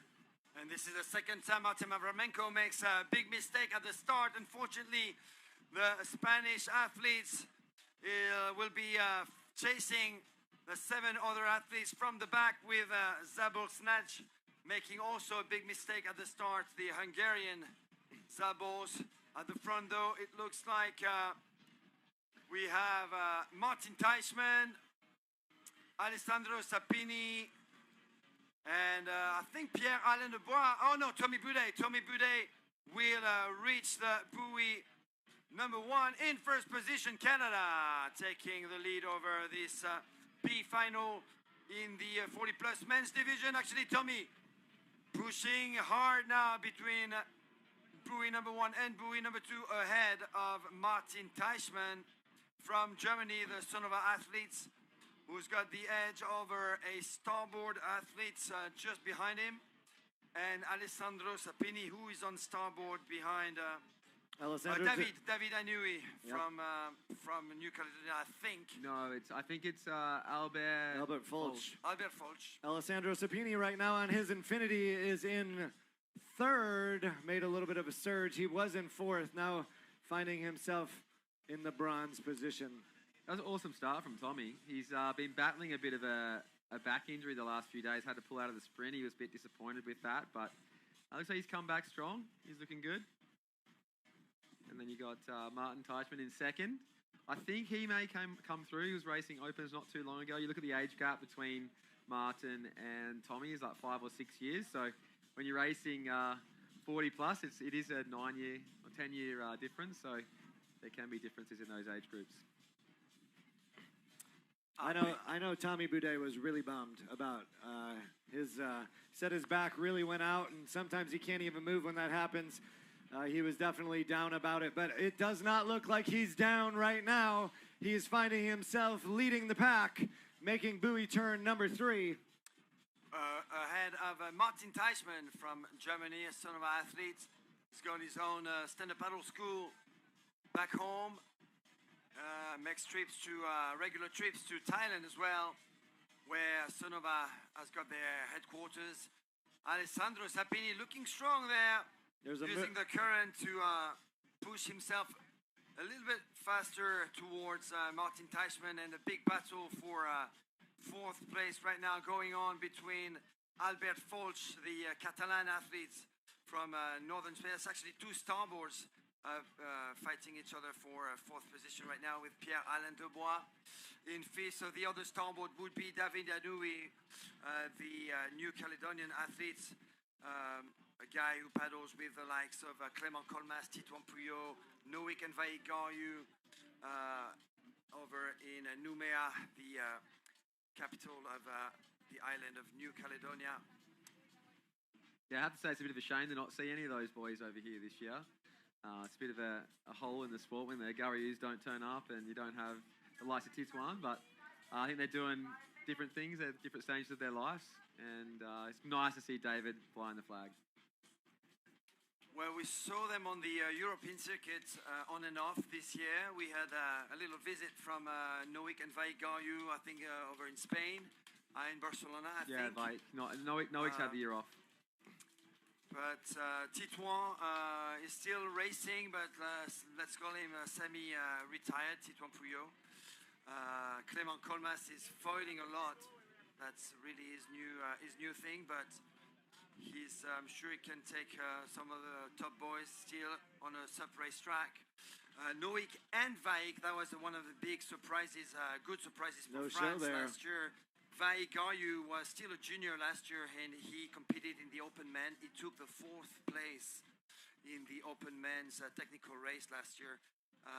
Noik was the first, Shuri was the 2nd, and 3rd was Manuel Oyuela, who's unfortunately who will not be competing in the A final today. Yeah, we normally all travel together. It's normally like Blue Ewer, who's also not here, and the Vaïk and Noik. So it was a bit of a shame to not have the crew back together this year, but hopefully we can motivate them to come back in 2026. But Tommy's just stretching out here, and looks like he's gonna take the win from Martin. Well, there's something I've learned over the weekend significantly. I never have to look at my sheet of paper to know when the juniors are up, because we hear their muscles getting slapped behind us.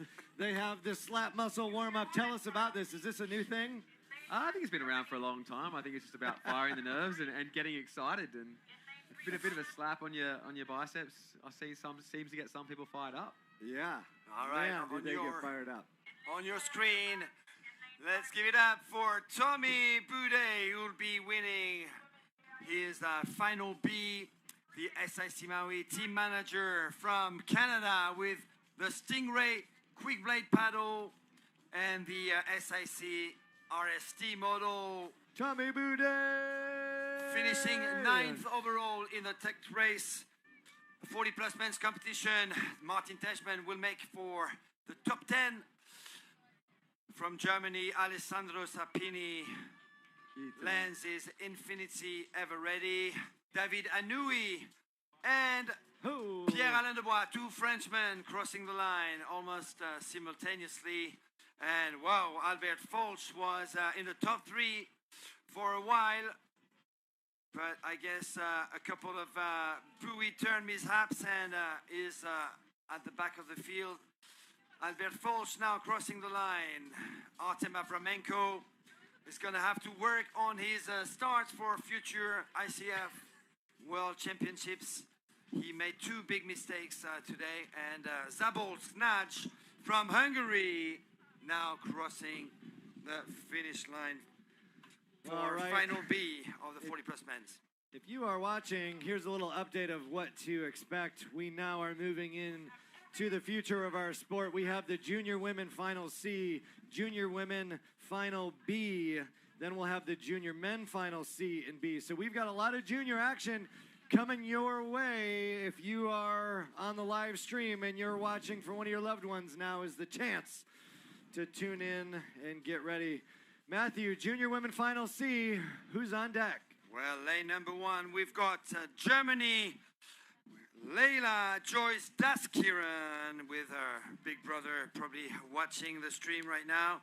She's got her own custom board and a quick blade paddle. We've got in lane number 2, Greece with Theodora Katsavavaki with a Sonova board and a black project paddle. Lane number 3, we've got Poland and Emilia Dasuska with a starboard sprint and an NSP paddle. Lane number 4, it's Yonemura Yumeha representing Japan. She's got an all-star by starboard. In lane number 5, representing Spain, the SIC Maui rider, Laura Aparicio. Lane number 6, we've got from Italy, paddling on Infinity with a starboard paddle, Noemi Bashai. Lane number 7, we have Sofia Panova. Так, возвращаемся к гонкам. Вот нам показывают Соню Панову. У нее финал С, технической гонки. Сейчас будем за нее болеть. Посмотрим, сможет ли она выиграть финал. Или же какое-то призовое, самое высокое место попытаться занять.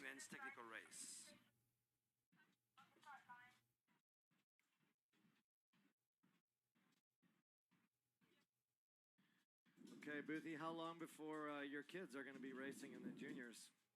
They're what, like, you know, a year or 2? Yeah. Is that about right? Yeah, next year. Yeah, when they're 3? Yeah. Yeah, okay. All right, fair. Okay.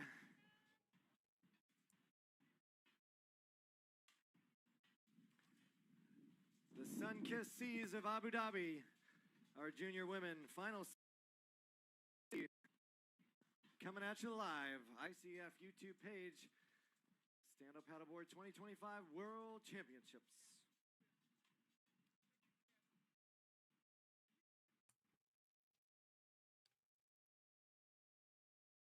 Flag is out. Так, готовы спортсменки. Соня готова вот на старте.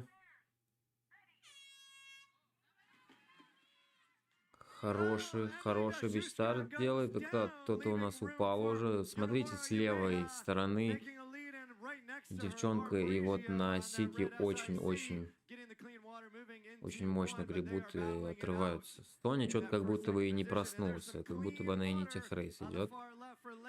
А так, спокойненько марафон. Если на частоту грибков смотреть. Вот слева все девчонки раза в 2 быстрее, точнее, чаще гребут, чем Соня.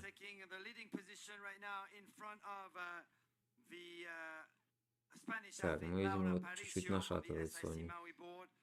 Yonemura Yumeha had a pretty good start, but now she seems to be struggling a little bit against that wind. She is still in third place, though. Laura Aparicio will take the leading position going into buoy number 1. Laura Aparicio from Spain in first place. Second place, Leila Joyce Daskiran, Germany. Third place, it should be Japan, but oh, someone is stuck at the buoy. I think the Japanese athlete had some trouble at the buoy, and it's now Замешкалась на буе Соня, и сейчас она на предпоследней позиции, если я не ошибаюсь, либо последняя, либо предпоследняя, но вот точно не в этой группе. Смотрите, с каким темпом девчонки гребут. Соня что-то действительно как не проснулась, или ощущение, будто у нее нет желания соревноваться. Либо, может быть, что-то случилось, может, там как-то устала или травма какая-то. Там еще и волна идет от катера, прелесть. То, что нужно. Соню мы пока не видим, тем временем вот лидер уже на, получается, на втором буе, да. Первое, второе, третье, четвертое, пятое, шестое, седьмое, да, и вот Соня восьмая на последней позиции сейчас идет. И пока там разборка идет, может, сейчас подъедет поближе. Но вопрос, как она сама буй пройдет, быстро или замешкается. Ну, относительно быстро, но все равно чуточку подъехала вот к этой группе, где 5 спортсменок. Нам вновь показывают комментаторов. Вот мы видим, волна идет от катера хорошая.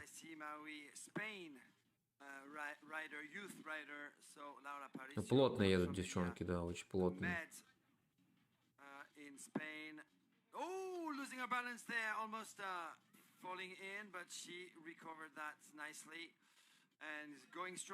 Вот здесь сейчас будет шанс у Сони подъехать к ним и попытаться быстрее сделать поворот, тем более это ее сильный поворот правый.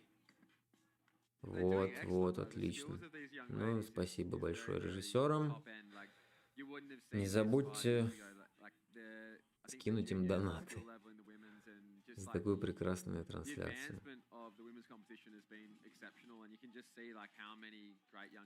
Так, тем временем у нас лидеры, получается, идут на какой это буй? Первый, второй, третий, четвертый буй. Так, Соня по-прежнему восьмая, но она уже прям в спину дышит ближайшим соперницам. Вот сейчас по внутреннему бую, да, пытается обойти девочку, на которой на седьмой позиции находится. И вроде бы у нее это получается, кстати, да. Сейчас Соня вышла на седьмое место. Соня просыпается как будто бы, но надо было раньше это делать. Booth training, you can find it online. Just Google it. Or now you can Siri it, or you can AI it, or you can Grok it, or whoever you talk to daily. Так, лидеры тем временем на предпоследний буй уже идут. Так, первое, второе, третье, четвертое, пятое, шестое, седьмое место.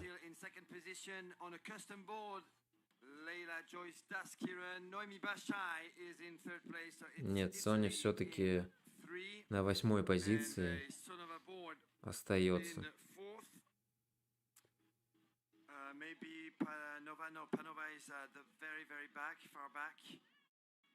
On the GPS it's saying Theodora is in fourth. All right. Theodora Katsavavaki, thank you, Michael. In fourth place. And then fifth is Doxia in sixth. Быстро девчонки едут, хотя это можно сказать, да, что это всего лишь финал С, как будто бы всего лишь, но несмотря на это, смотрите, какая конкуренция и как быстро вот эта первая группа едет. Там лидер чуть в отрыве, но все остальные плотно держатся и при этом очень быстро едут. И Соня пока что никак не может никого из них перегнать. Сейчас мы посмотрим, может быть, она уже на седьмой позиции. This sandboarding, all those things that you can see when you're here in Abu Dhabi and All the Dubai. good stuff. I made it out to the desert as well to get my camel photo. My kids were proud, and the sandboarding was absolutely slow. Так, это But нам the very лидера front of the показывают, desert да? is one of the very cool places На to see while последний you're бой here, уже идут along девчонки. with the Zik Shayad Grand Mosque, which is overshadowing every one of our races here. with Ну и the время на beautiful самом деле, Have you been over there? Yeah, we ну, went over there хорошее on время будет. Tuesday, and it is stunning. Yeah. I'm gonna have to try and fit it in before I get Там out of here. около 7 минут, но это в целом неплохой Tough to результат. not see it 'cause it was absolutely too good. What do we got here coming in for the final? Buoy turn number 7. Yeah, we've got Laura Parisio making it nicely. Так, back вот to первая shore тройка у нас from идет на Spain. финиш, She 4-е will место. win the, sea final in the, 5-е junior место на women's NSP, 6-е, division 7-е, но technical нет, race там не было competition. сно. Вот мы видим Соню позади, она прям отстает так корпуса 4 на 8-й позиции.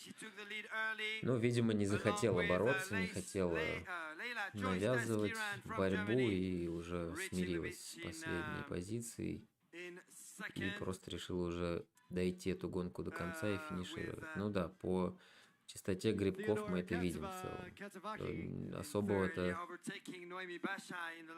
усилия там не прикладывает Соня. Техрейс — это дисциплина для райдеров небольшого роста с реакцией выше среднего с высокой взрывной моторикой. Кирилл, ты это откуда? Из библиотеки какой-то? Ой, из энциклопедии взял? Вот нам показывают, как Соня финиширует. Все девчонки сели, устали, а Соня стоит. Ну, как будто бы есть ощущение, что не доработала чуть-чуть, не выложилась.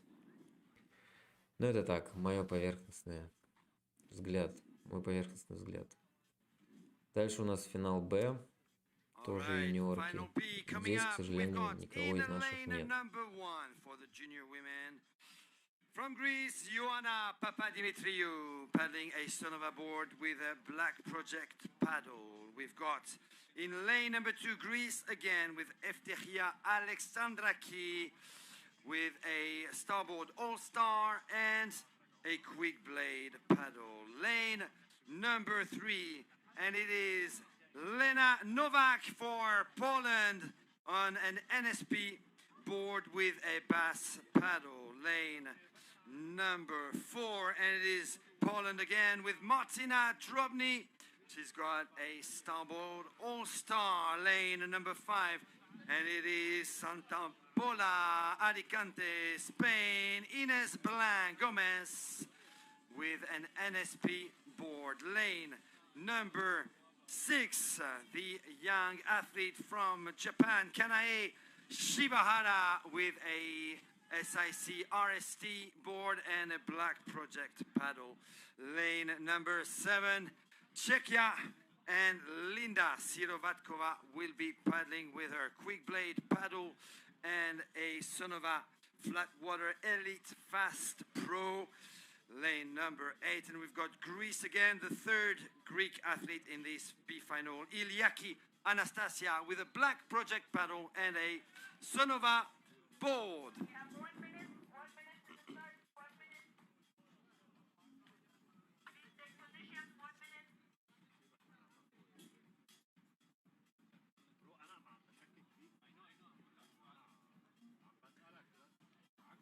Hey, Michael, did you know that at one point Sheikh Zayed raced a camel against cars and the camels won? Did they? Yes, they did. I thought you'd like to know that. I did. I did not realize how fast camels are, but apparently they beat cars.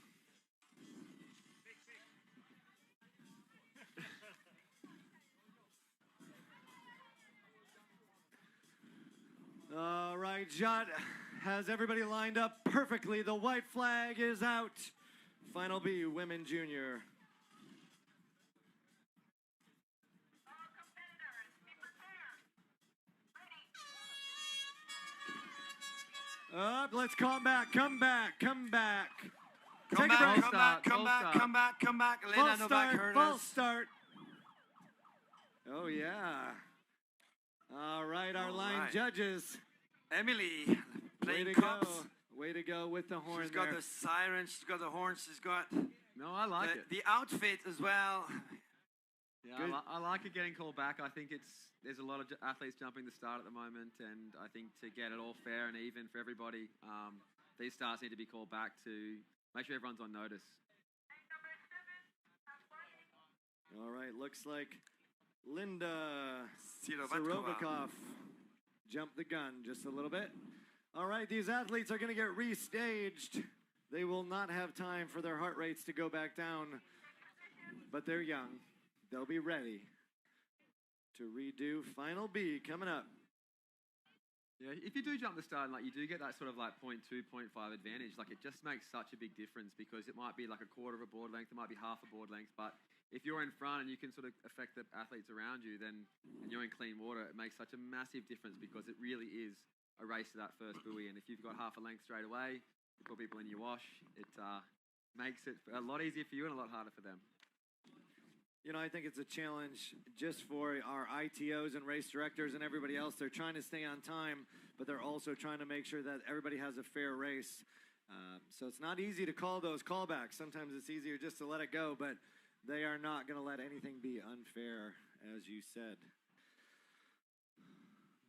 Okay, our athletes are getting restaged. With Linda Sirovatkova receiving a warning. In lane number 7 from Czechia. Official rules in stand-up paddling, if you fault twice, it is a DQ. All right, the white flag is back out.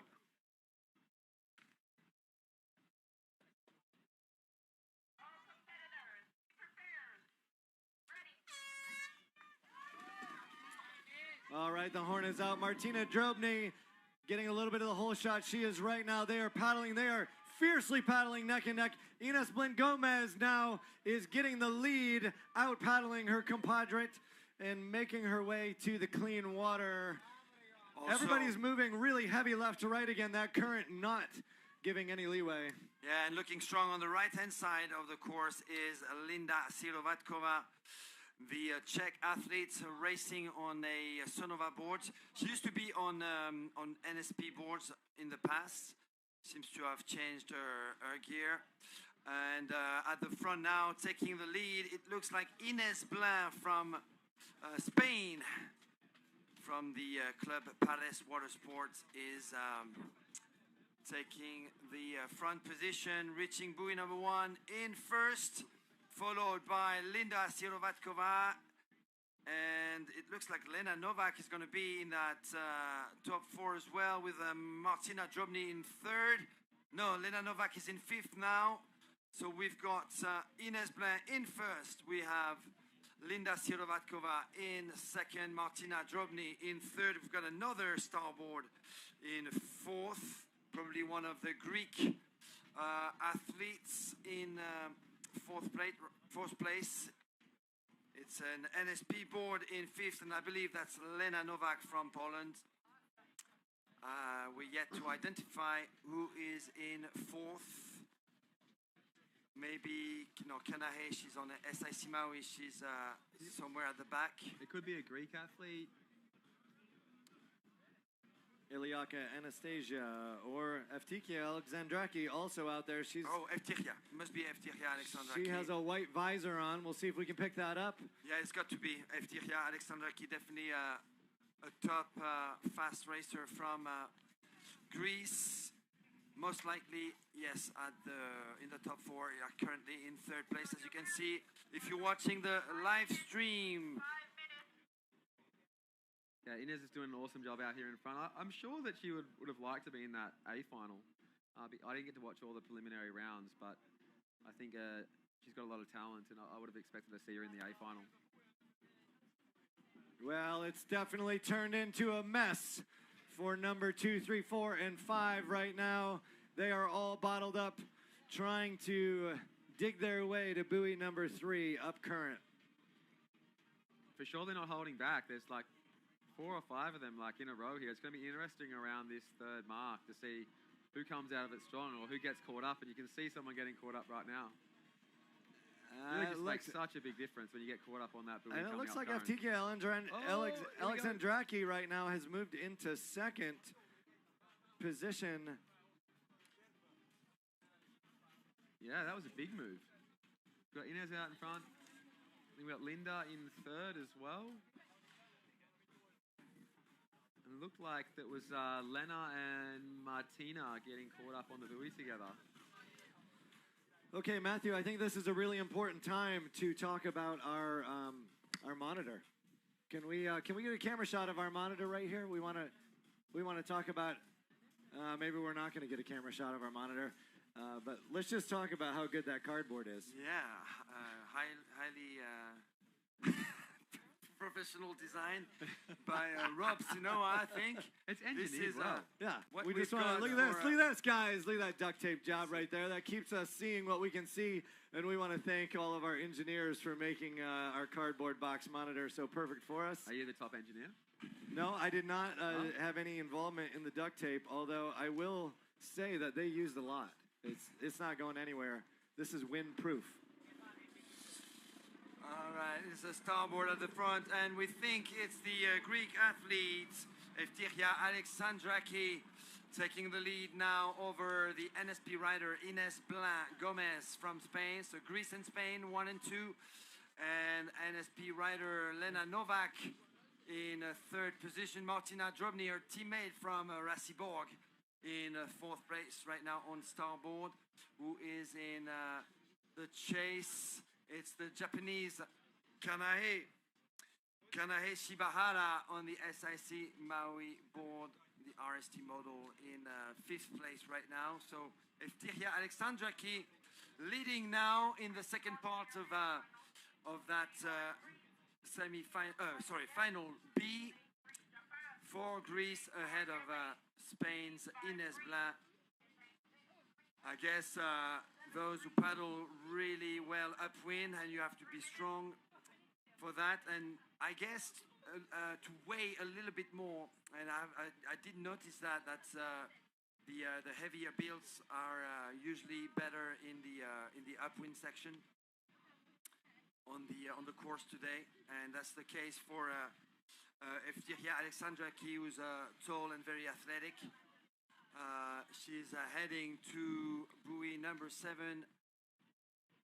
getting a bit more ground, stroke after stroke, ahead of Ines Blanc Gomez from Spain, with Lena Novak from Poland in third place, Martina Drobny in fourth from Poland, and Japan's Kanae Shibahara in fifth position right now. Let's talk about the difference right now.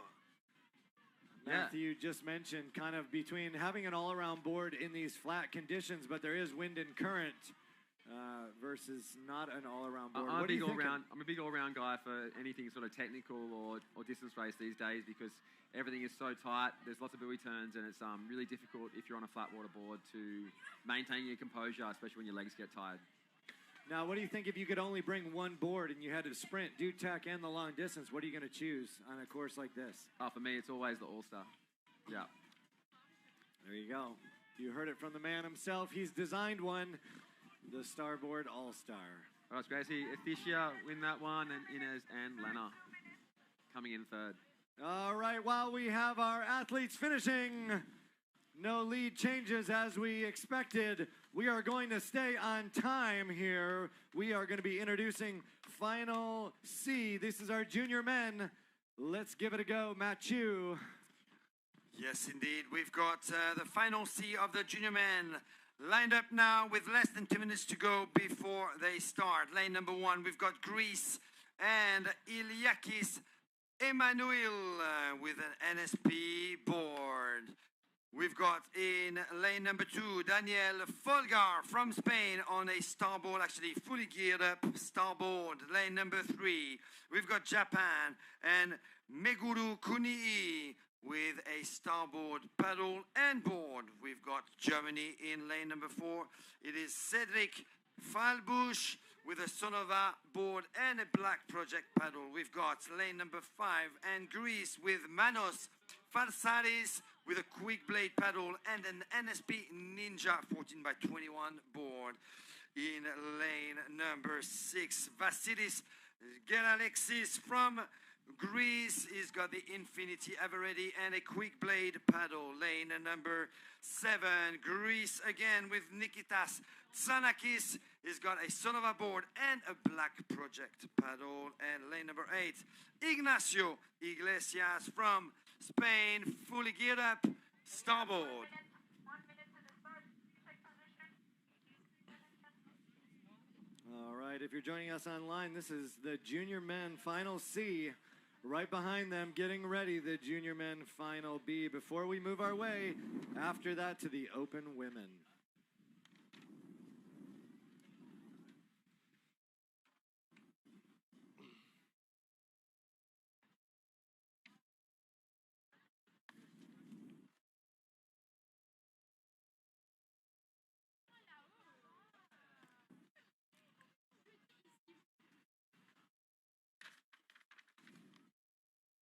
All competitors, be prepared. Ready. Oh, Cedric Fallbush was the first to his feet, but it looks like Manos Varsaris is going to get ahead. And right next to him, digging really deep on his Infinity ever ready, Vasilis Geralexis from Greece, now moving into the first position. You have 6 paddlers, almost all neck and neck, now down to 5. We'll see who will be able to make it to that hammer buoy first.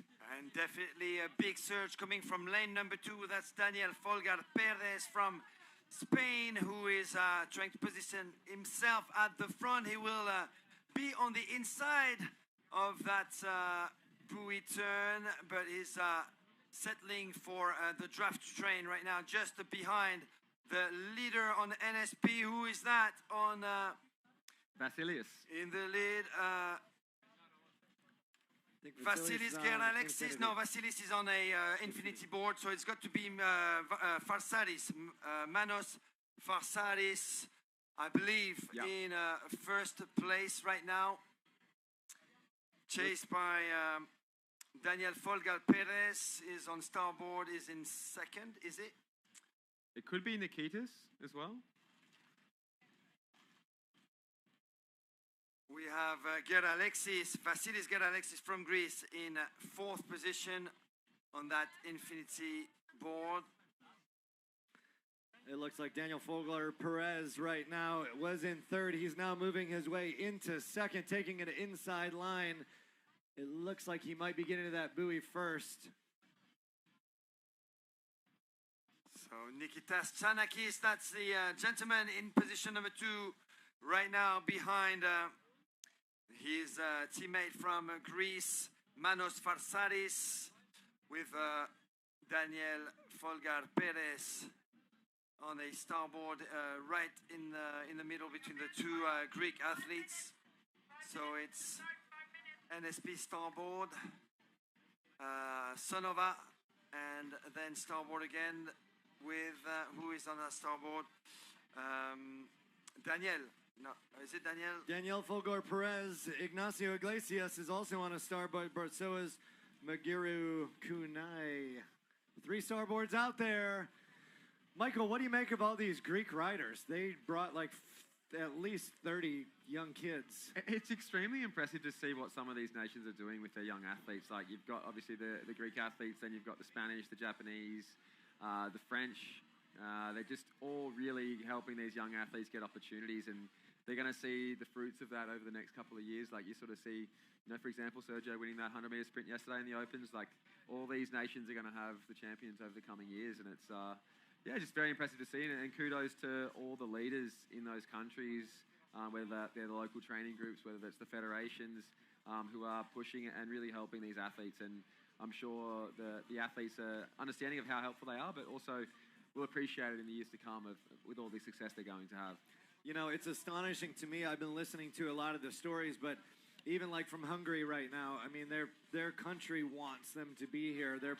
They're really supporting their top athletes. In Greece, the same way. They get college credits. They get things like that for college. As compared to where I come from in the USA, they don't even know we're here.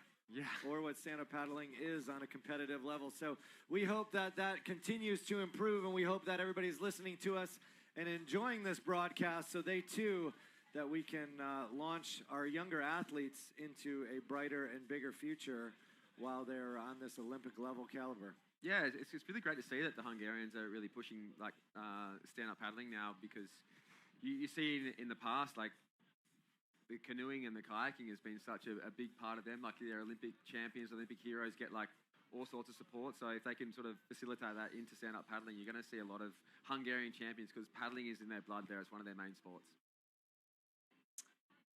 All right, well, we've got the pretty strong Greek in final C right now. Manos Farsadis still leading.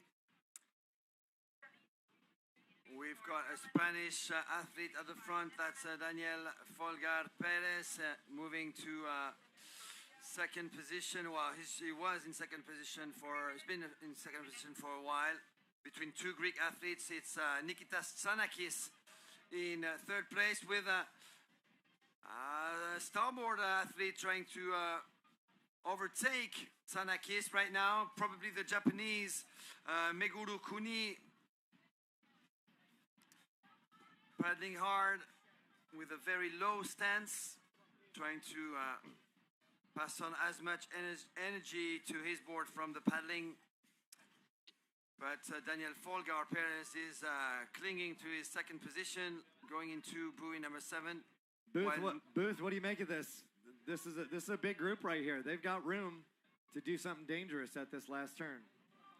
It just really depends. Like, the guys on the inside obviously have the advantage if they can hold it together and they don't get their legs tired, and they make sure that they're focusing on those little things to make sure they get around well, which is what's happening here. And there's been no mistakes. You sort of saw in the 50s and the 40s, there was a lot more rail steering going on, people going really wide. But you don't really see that from the younger athletes. Their skill is second to none. Look at that, Manos Farsaris making a sprint finish across the line. Matthew, number 2. Daniel Folgar Perez from Spain, finishing 2.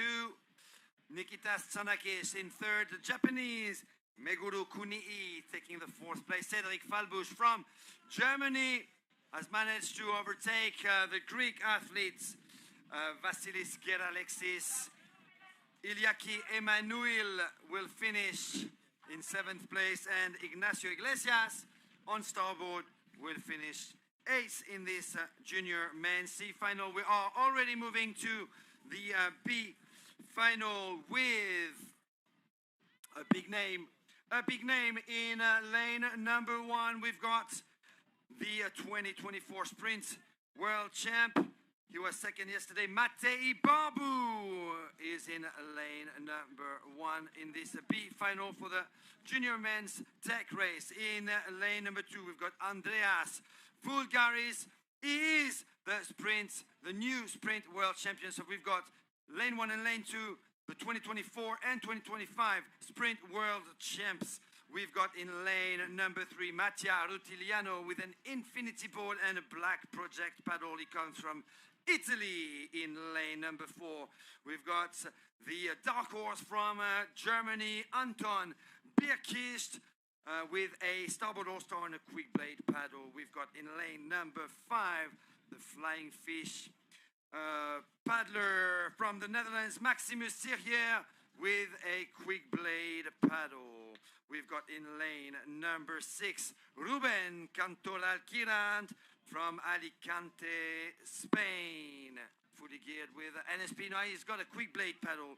Lane number 7, we've got from South Korea, Yagyung Baek with a black project paddle and an NSP Ninja board model. We've got in lane number 8, Matteo Pernisco from Taranto, that's southern Italy, with a starboard all-star and a black project paddle. 1 minute.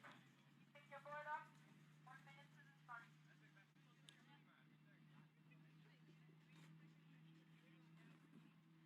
All right, big shout out to lane number 5, the Flying Fish Freedom Pro. John Miskauskas must be pretty excited to see his board over here being represented in Abu Dhabi. Okay, red flag is out. Not one toe shall be past that line. All right, white flag is up. All competitors, be prepared. Ready. All right, the horn is out. Anton Burkett. Ooh, looks like Andreas Volgaris in lane number 2.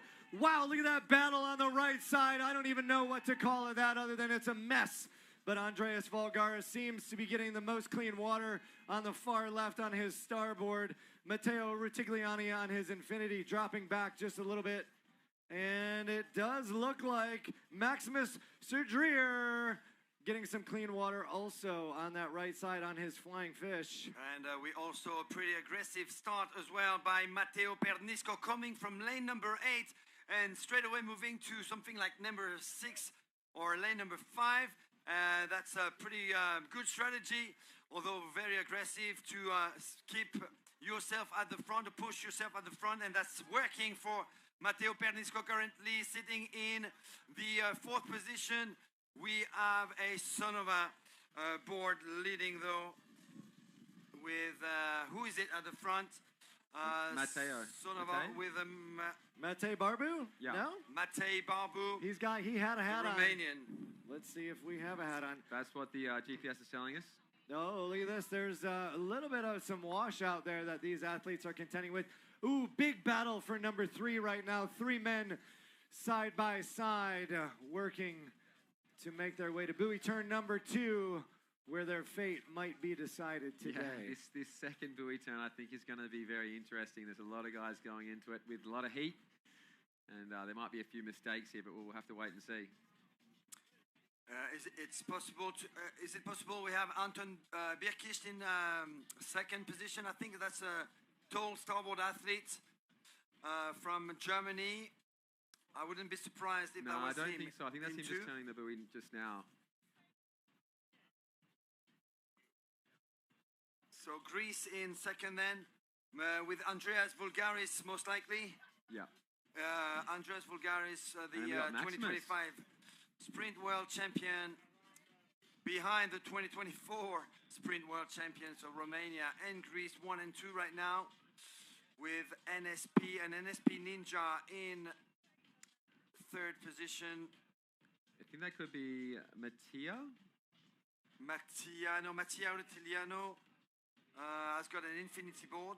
Yes, he must be in 4th, and then we've got Matteo maybe in 3rd place. The GPS isn't telling us So exactly Matteo Pernusco from Taranto, Italy, and Mattia Rutiliano from Italy as well, but from northern Italy in 4th place right now. There you go. There you go. We were talking about Italy before. That's northern Italy is where we're from.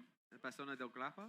Big move coming from number 5, overtaking Matteo Rutigliano, who's now moved to 5th. Again, these buoy turns, especially on the far side, as we've been talking, is really pushing them far around. They have to work extra hard to completely make that turn before they start their uphill chug against the current.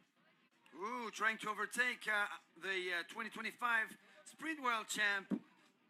We have a big push from Matteo Pernusco from Taranto. That's the SUP Academy School in southern Italy, coached by Mario Tagarelli. Matteo Pernusco overtaking the Greek Andreas Vulgaris for the 2nd position behind the Romanian athletes Matej Barbu on his own, Well, far away from his challengers. The GPS is telling me that 2nd is Ken Toro. Sergio's brother. That would be Ruben Cantarell, maybe in 2nd place. What I know is that there is a monster gap between 1st and 2nd position right now. Not even close. I don't think anybody's going to make that gap up unless they have turbo boosters under their board. So yeah, Ruben Cantarell, yes, easily to confuse him with Matteo Pernisco. They are both on an NSP board. So Ruben Cantarell, who is Sergio's little brother, had to settle for the B final. He's got a big brother to look up to, 2-time junior world champ in technical racing, Sergio Cantarell, who picked up the gold medal in the open men's division yesterday in the sprints. So Ruben, who probably has 2 more years after this one to in the junior division, will try to bring more gold medals in the junior field over the coming years. Let's remind our viewers that we've got a World Championship taking place in October next year, this time in Italy, in Taormina, on the east coast of Sicily, and it's going to be a big one. Everyone is talking about it already on the beach. We've got Matei Babu finishing strong for Romania. He'll win this B final for the junior men's technical racing. Matei Babu, who was on the podium yesterday, took the silver medal in the sprint race. The silver medalist. Look at this. Look at this battle right here. Look at these guys sprinting right now from buoy number 7.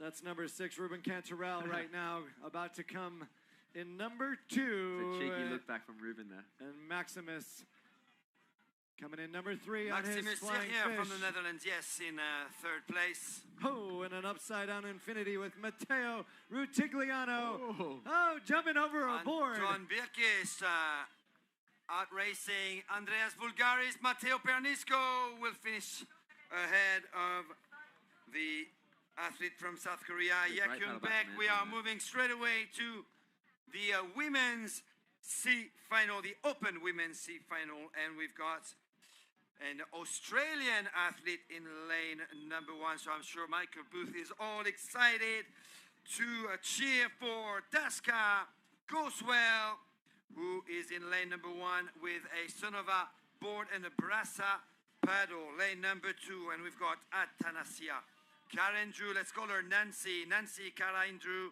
from Greece, Agios Nikolaos, Greece, with the Infinity Ever Ready and a quick blade paddle, lane number 3. And we've got Marta Apanasovich from Poland with a quick blade paddle and an NSP Ninja board, lane number 4. And we've got Ju-Yeon Won from South Korea, geared up with starboard. We've got Greece in lane number 5 with Christiana Mesleme with a Nash paddle and a Sonova board. We've got someone missing in lane number 6. That is going to be Daniela Garcia, but we will have Eleni Vai from Greece with a quick blade paddle and an NSP Carolina under her feet, and lane number 8 is missing. 1 minute. Take position. All right, welcome to your women's main event here. This is Final C, followed by Final B. And then we're going to do some open men after that. The red flag is officially moving. We do have some missing names here, so we have 6 paddlers about to show us what they have.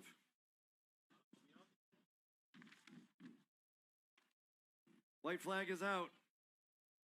All competitors, be prepared. Ready. All right, we have somebody down right off the bat. That was That's Nancy Nancy. went down, and we have Marta Appenswich making a really strong start. She has that white hat out there. She has very clean water. And then we have Ju-Yeon Won in number 2, and on that far left, Tasca Goswell from Australia, currently at number 3. Yeah, great start by Marta Apanasovich. To be honest, I'm surprised to find Marta in a C final.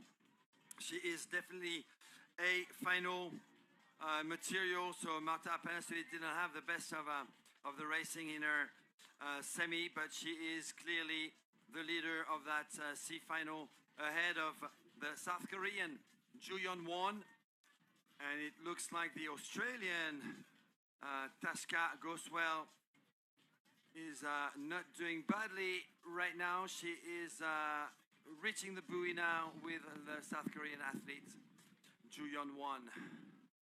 So Poland, South Korea, Australia, 1, 2, 3. And a big mistake by Nancy Karendru, who lost her balance at the start. She should be at the front with the other top 2 or top 3 athletes. You know, even with that fall, though, she already is making her way back into the field. She is going from 6th right now, currently trying to overtake the number 5 position. She's still in this race. She is not out of it, even with a quick fall in the beginning. Booth, what do you make of that start there? Well, it was clear. Marta was just away. There wasn't really anyone really challenging for that. But it was great to see Tasker out there. She had a great start, and she's from Perth in Western Australia. And there's, I think, 3 Aussies here competing this week. So she's one of them, and it's just great to see her out here. She's a big in the Perth Western Australian scene, which is where I'm from, and she's doing awesome. So big shout out to Tasker for getting over here and giving it a good crack.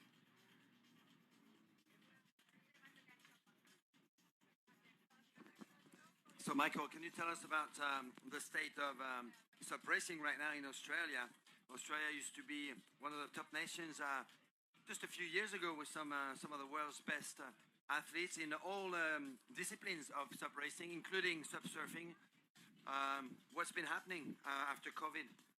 I think it's significantly decreased. I think the overall participation in the sport. A lot of the original guys and girls who sort of were running all the races have sort of moved on, either just with life or with going on to like different sports like foiling or wing foiling. But you know, Australia's kind of like America and Hawaii in that way. Like we're very much beach focused, and the more that the sport has gone to sort of flat water races or inland type races, like people have sort of moved away from that and they've gone to the more ocean sports. So that's probably a factor in it, but I'm not exactly sure why the sport in a way has come down a lot. Maybe the support from the federations has been a little bit low. It probably needs to pick up a little bit for more people to have more interest. But yeah, it is a bit of a shame. There was a lot of us like at that early time. Like there was Jaden Jensen, Jake Jensen. You had Lincoln Jews winning races. You know, Kelly Margetts when I first started the sport. We used to have a massive crew that used to go over Pacific paddle games, but you know, things change. Travis Grant, yeah, over in Hawaii. Yeah, there's just a different times in the sport. You sort of had that early stage where you had like, you know, the peak of the sport probably in America in 13, 14, 15, and then you sort of saw it moved more to Europe in that sort of like 16, 17, 18 period, and then it's kind of just stabilised in different places. So unfortunately in Australia, it sort of seems to have, the numbers seem to decrease, but hopefully they'll pick up in the coming years. This is a strong paddle from Marta. I think as you said before, Matthew, she probably would have liked to see herself a little bit higher in these races because she's blowing this C final away. She's just crushing it right now. There's a monster gap between 1 and 2 and 2 and 3. Lots of room right here in this C final. Everybody seems very comfortable. If we could turn down the music just a little bit, that'd be amazing. Thank you very much. It's hard to hear ourselves over here. Yeah, Marta Apanasovich, great paddler from Poland. Did pretty well also in the sprints yesterday. Reaching buoy number 6 right now. There's some good paddling coming from Poland, of course, with a big youth team from Rasiborg. And a couple of big international races as well. One of them being Planet Baltic, which usually takes place in August. Have you been to that one, Michael? Planet Baltic? No, I haven't. I haven't actually been over to that one. It's at the same venue that Worlds was at a couple of years ago, is it? Is that the same venue as the ICF Worlds was at in 2022? No, I think it's a different venue, a few hours away I've from coached many athletes who've gone over and competed at it, but no, I haven't actually made it out there myself. But it looks like a good one. I think, I'll just talk about like technique a little bit here. You can see the athletes that are really holding their stroke that little bit longer in the water coming into the wind are the ones that are really getting away upwind. I think that's a really strength factor that you're seeing from the athletes who are sort of at the front of these races. Whereas it seems like you can chop and have a shorter, quicker stroke going down with the wind because you've got that progression, you've got that general speed and you're trying to maintain.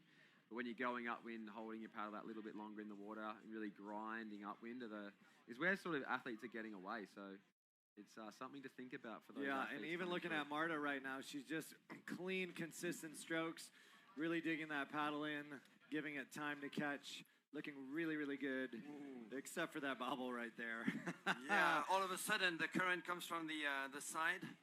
You just have to change the weight and on your feet. I haven't turned any of these buoys yet, but I sometimes on the buoys, if you touch them and they don't spin and they're actually quite tight, that's when you really get caught out and you sort of have that wobble. So they can really bounce you back. yeah, so be careful. You don't want to get to that All last turn right, and looks fall like we had Marta making her way across the finish line. And then Ju Yeon Won from Korea, and a big comeback by Nancy. Caroline Drew from Crete, one of the organizers of the races on the ICF circuit this year, the CTR Sup race. Nancy Caroline Drew finishing strong in third, then another Greek athlete in fourth, and Tashka Goswell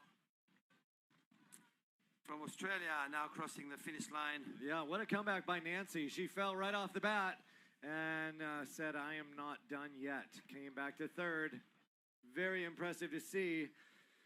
On deck, we have the Open Women Final B coming at you very soon. Let's see who we have in the sand again. Yeah, Eleni Weiss just crossed the finish line for the C final. We're moving straight away to the B final with Hungary in lane number 1. Her name, Dora Ebenspanger, with a quick blade paddle and a Sonova board. Lane number 2, we're going to have Port Adriano, Mallorca, Spain. Sonia Caimari Paul with a quick blade paddle and a Sonova board. Lane number 3, a fast dark horse, Desi Velminke from Indonesia with a Sonova board. Lane number 4, we've got France / Fuerteventura, Spain. She represents France. Erika Reville has got an NSP board and a starboard paddle. Lane number 5 is missing. Seychelles is missing from this B final. She's all excused, being a 3-month pregnant champion. Aida Nepola is in lane number 6, also from Port Adriano, Mallorca, Spain. Fully geared. No, she's got a quick blade paddle and a starboard all-star. Skadi Langbane from Germany on a Sonova board, a black project paddle in hand, will be in lane number 7 for Germany. And Taipei in lane number 8, that's Lee Joshi with a starboard all-star. Final B of the Open Women.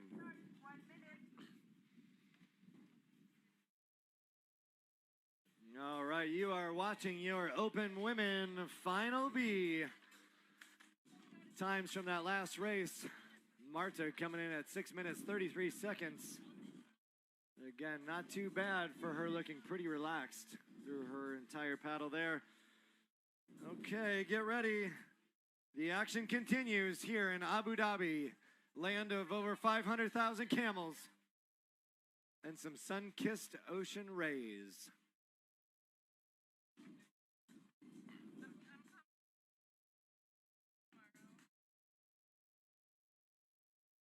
All right, the white flag is up. Athletes are poised to be ready. All competitors, be prepared.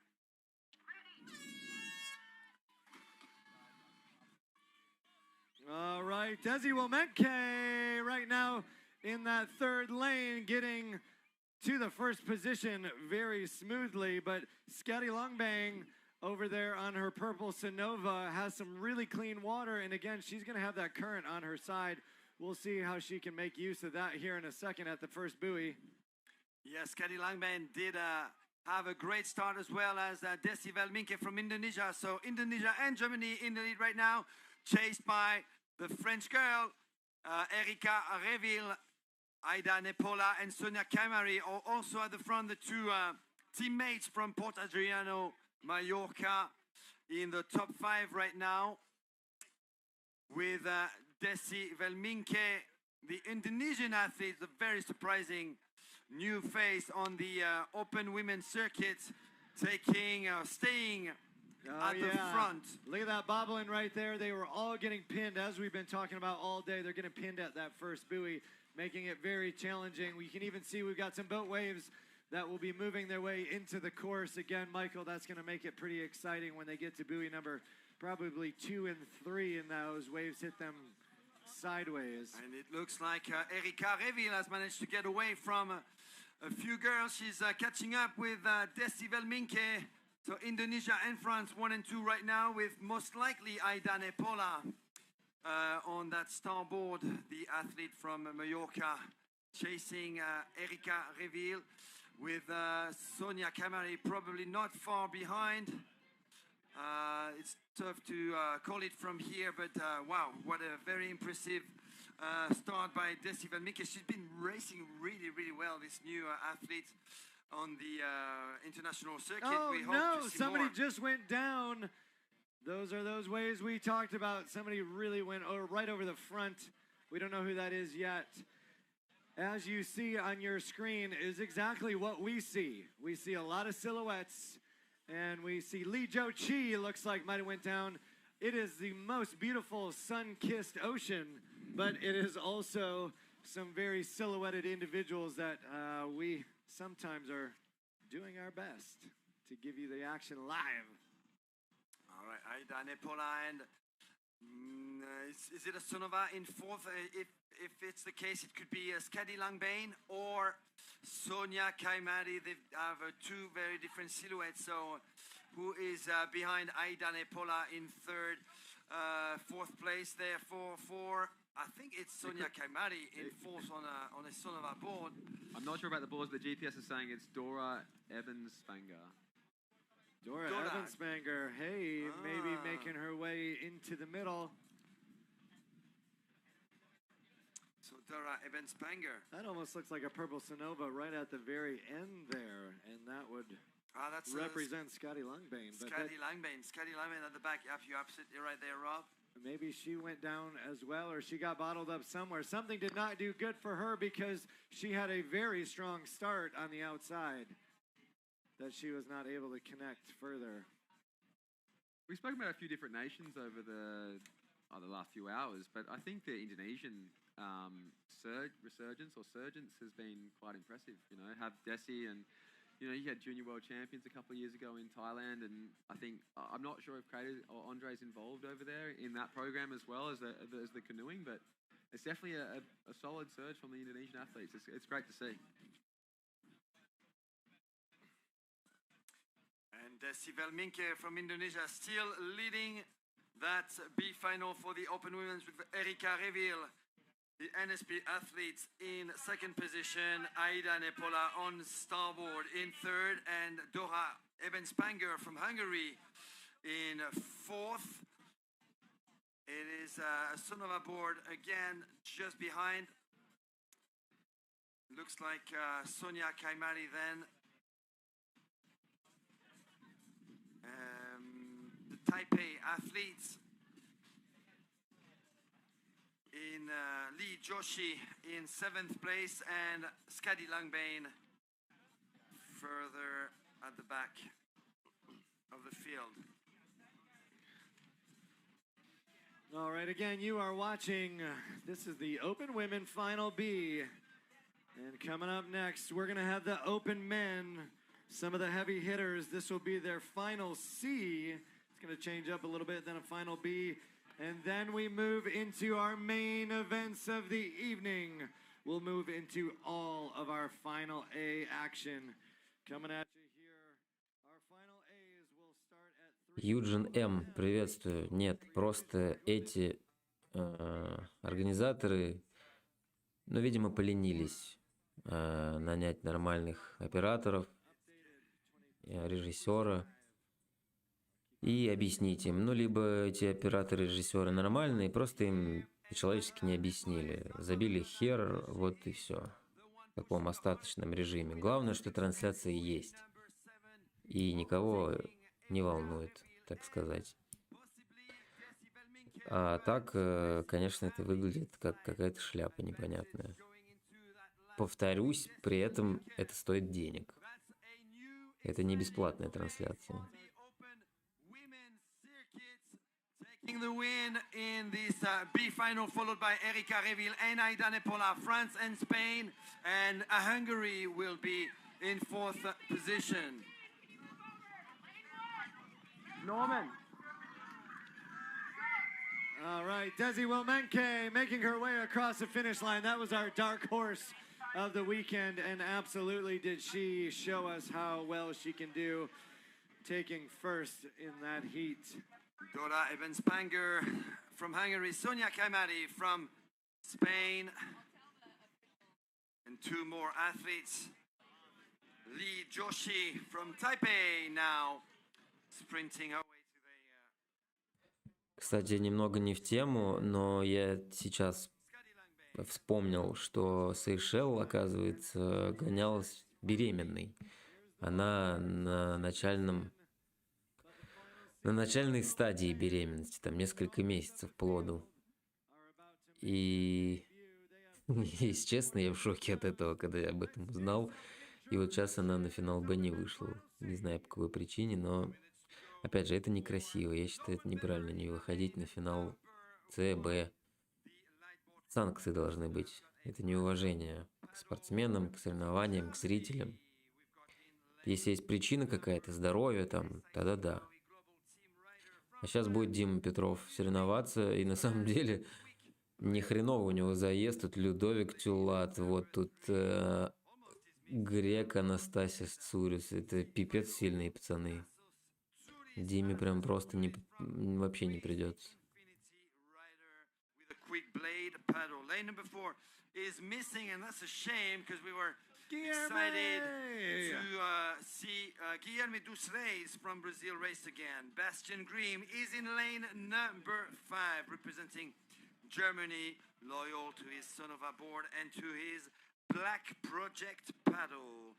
We've got in lane number 6 the Argentinian Nacho Arias. He's got a starboard all-star and a quick blade paddle. We've got a former junior bronze medalist from France, not a junior anymore. Simon Ackermann will be racing on a starboard and with a starboard paddle in lane number 7. And in lane number 8, we will have Dmitry Petrov racing on Sonova with a quick blade paddle.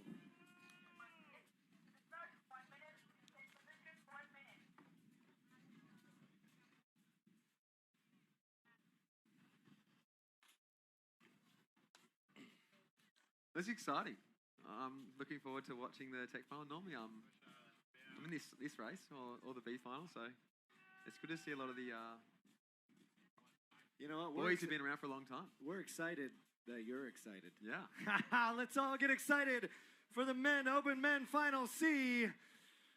The red flag is officially out. The white flag. Так, ну что, погнали. Дима Петров, один из лидеров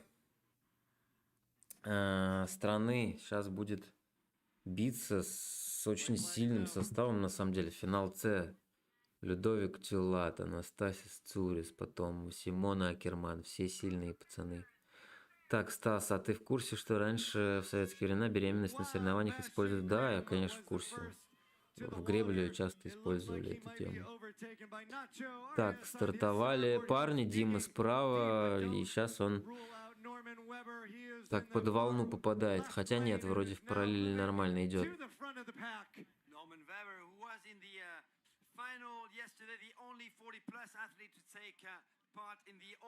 Так, странно, что на Инфинити, вот в Панамке Анастасис Цурис вообще не гребет. Он очень сильно едет, но что-то даже не старается, очень странно. Тоже, может, недоволен тем, что в финал С попал.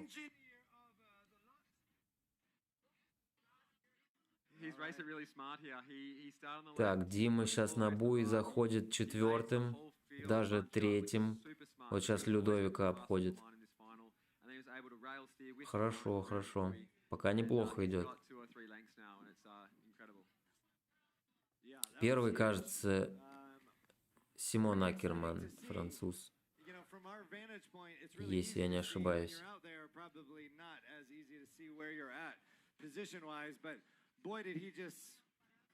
Так, Дима сейчас на 4-й, на 3-й позиции, да. if I was a couple of the Ну, это other сильный guys, реально заезд, финал С, но тут уже там 4 человека, прям очень топовых, которые должны были быть, ну, в финале Б, как по мне. Но они каким-то образом оказались в финале С. А один из них, может быть, и вообще... А, на первом месте у нас Норман Уэббер, все, я понял. Ариас, аргентинец, на второй, третий Тюлят, и вот сейчас Дима, да, Дима на 4-е место вышел.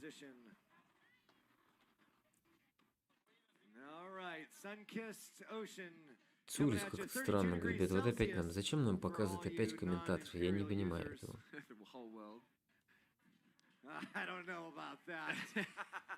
Грек забил болт, вышел в обычной футболке и Панаме. Ну, в Панаме не запрещено, но если ты не собираешься грести, то я вообще не понимаю. Ну, тогда лучше уж не выходи вообще. Не знаю. Это смотрится очень странно просто. Как будто он какое-то одолжение делает. Так, это Дима у нас на 3-м месте? Или нет? Нет, Дима все-таки на 4-й сейчас позиции. Лидеры у нас поворачивают на... Какой-то 4-й будет, по-моему.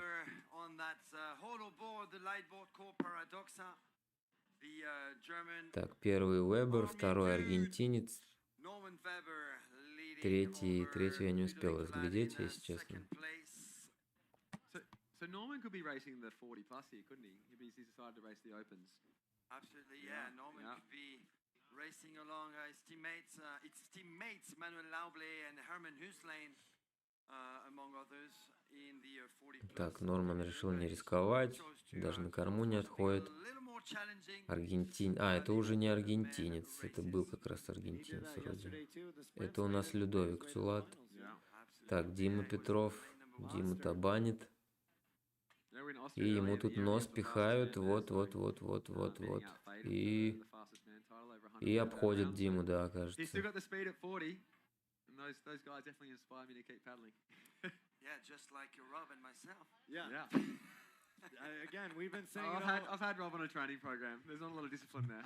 Вновь нам показывают комментаторов. Ну что ж поделать. Так, предпоследний буй.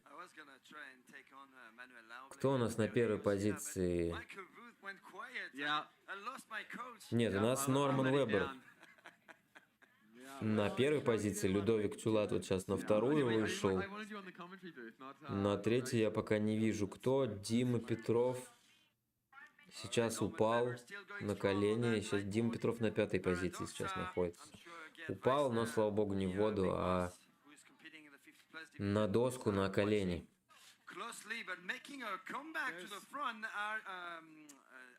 Так, Норман Уэббер, Людовик Тюлат и... Не вижу на старборде, кто это, я не могу разобрать. Но это, кажется, вот тот аргентинец. Быстро мужики едут, пипец. Так, Норман решил вообще даже не поворачивать, так чисто. Так, вот здесь у нас борьба. Оп, чуть не упал Людовик.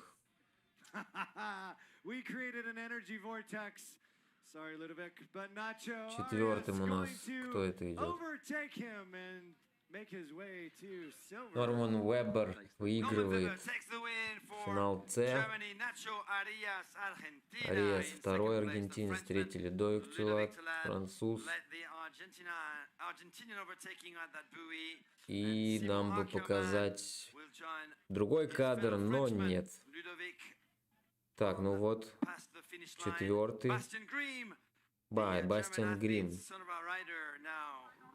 Отличная работа режиссеров, просто великолепная. За 20 секунд я так и не понял, кто каким финишировал. Это кто? Это Дима Петров? Да, это Дима Петров финиширует. Что-то у него с ногой, кажется, случилось.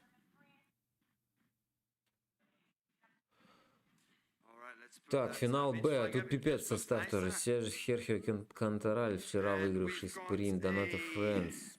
Маликакис. Ману не прошел финал А. Это интересно.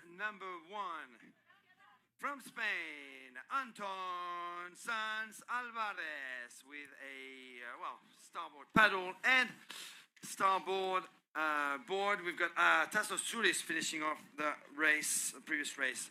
Luis Perotti, also from Spain, is in lane number 2 with a quick blade paddle and an NSP Ninja board. Lane number 3 is missing. I guess Sergio Cantoral was expecting to get himself to the A final. He will be missing out the B final race, but Ivan Puente Rodriguez from Galicia in northern Spain will be in lane number 4 with a quick blade paddle and a starboard all-star. Donato France was also the big upset fail from the previous race, the semi-final. He'll be missing out. Donato France will be watching from the beach, and Sota Hiwai will be here from Japan. Quick blade paddle in hand and NSP Ninja under his feet in lane number 6. Lane number 7, Nikos Malekakis, who's making a huge impression in his first year as an open man racer in final B. Manuel Uyuela is one of the big names missing the A final. He will be missing the B final too. We are ready to go.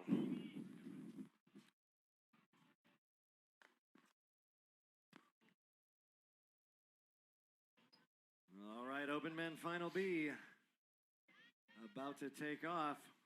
We've officially caught up to real time. Our starters are very happy with us right now because they have leeway. They will not be starting 1 minute late. We've been trying really hard almost all day, as a matter of fact, to keep them on time. Okay, we are 1 minute away from Open Men Final B. All right, this is going to be a tight race here. We only have 5 individuals battling it out in Final B. And the 2 first athletes to cross the line will make it to the top 10 in the Open Men's overall ranking for the technical race competition, since we have 8 athletes in the A final coming up this afternoon. All right, the white flag is up. Racers are set.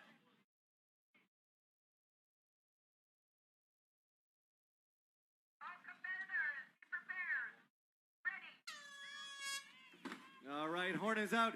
Even Puente Rodriguez getting a really nice start. He's got lots of room, but Nicolas Malakakis, probably the most aggressive on that infinity on the far outside. He might have the current to his advantage if he can stay there. Ooh, well, Ivan Puente getting squeezed in between Nikos Malakakis and Anton Sanz Alvarez, who's taking the lead now, also from Spain, now in first position.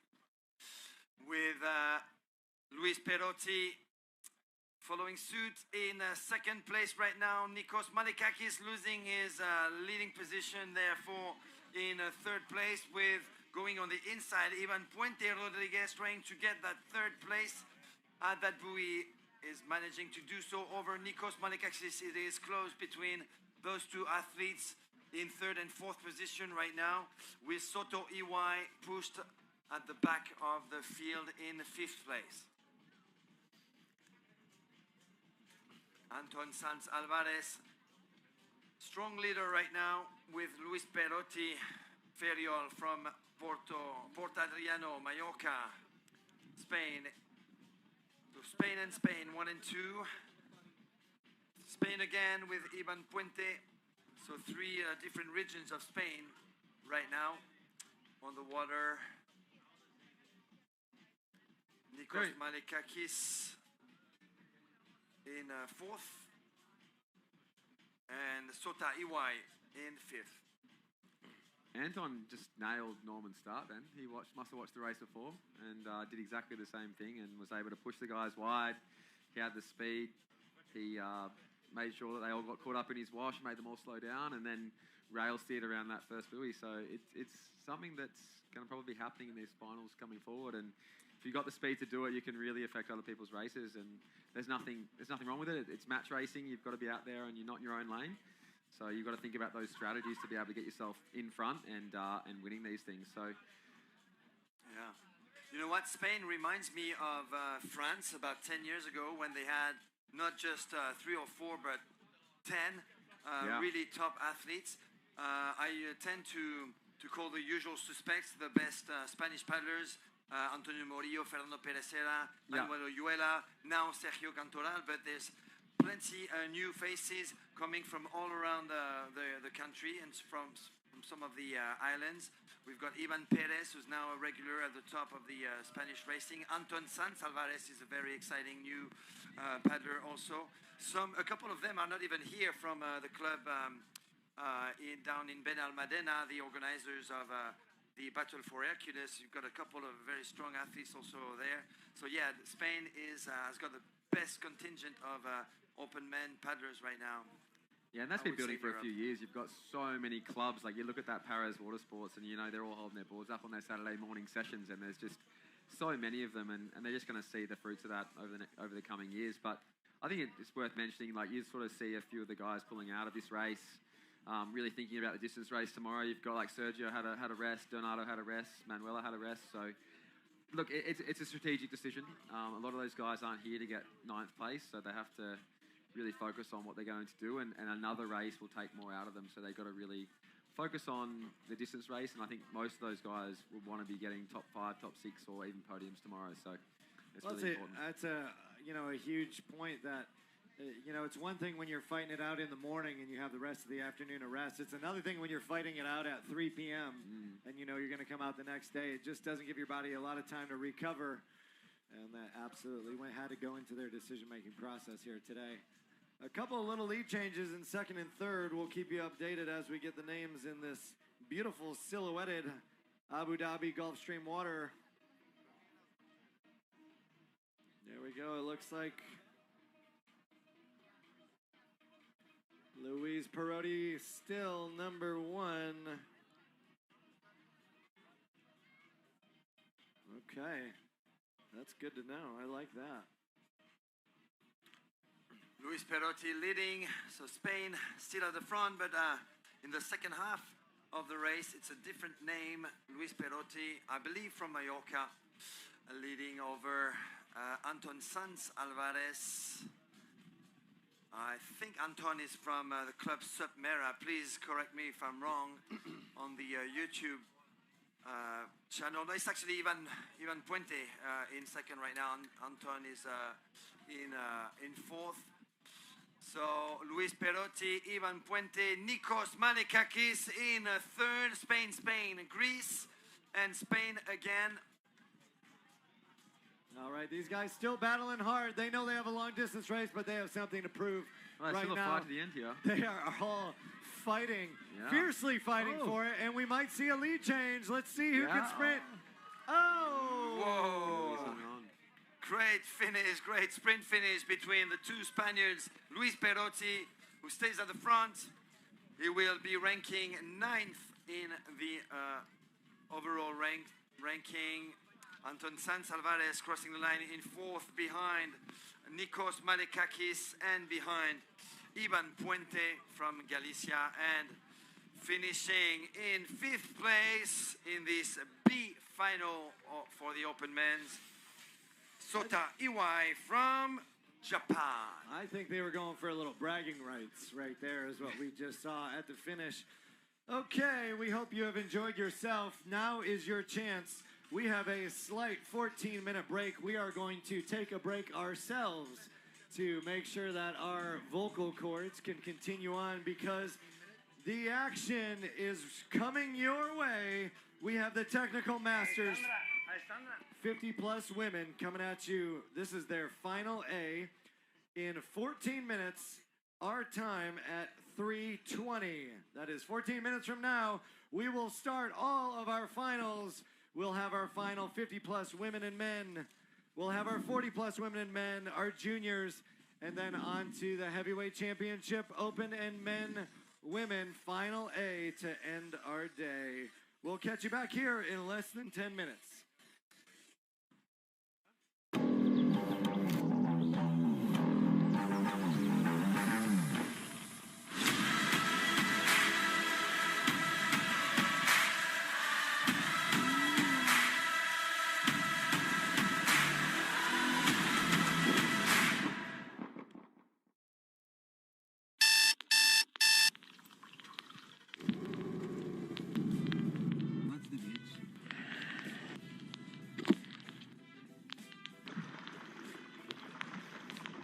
Ready to fly. 3, 2, 1.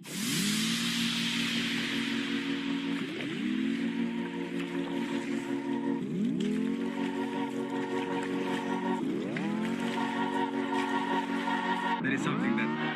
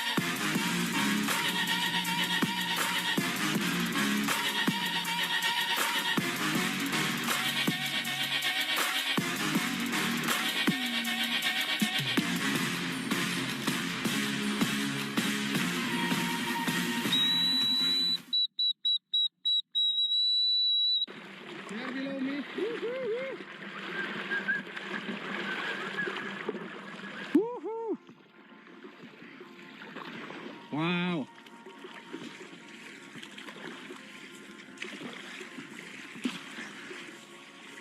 Very nice.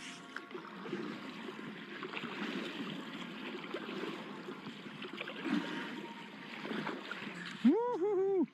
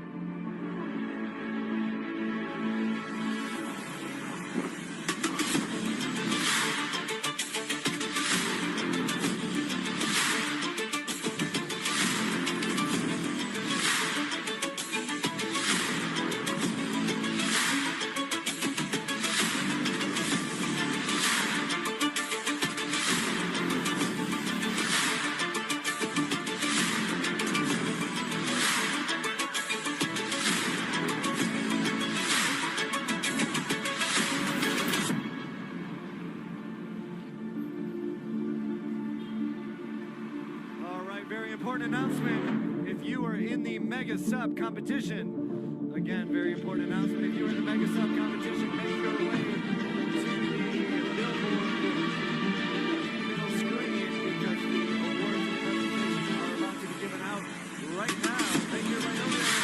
Jason is ready to award you.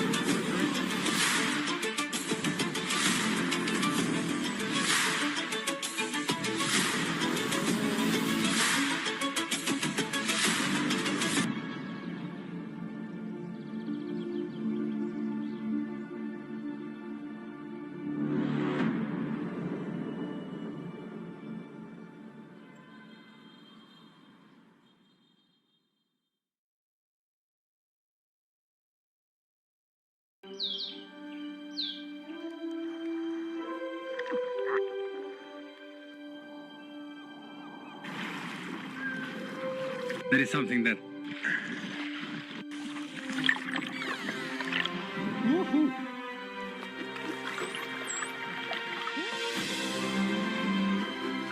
You can come to the sunlight.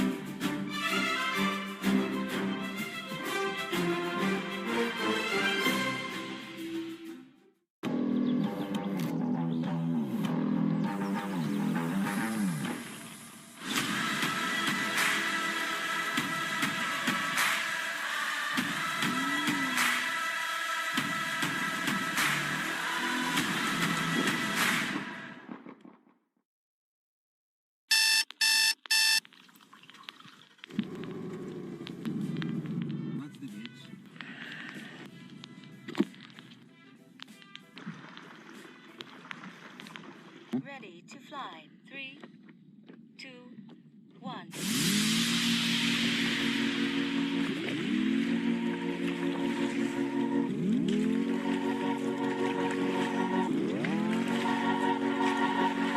There is something that. Come closer. Yalla, yalla, yalla. Yalla, yalla.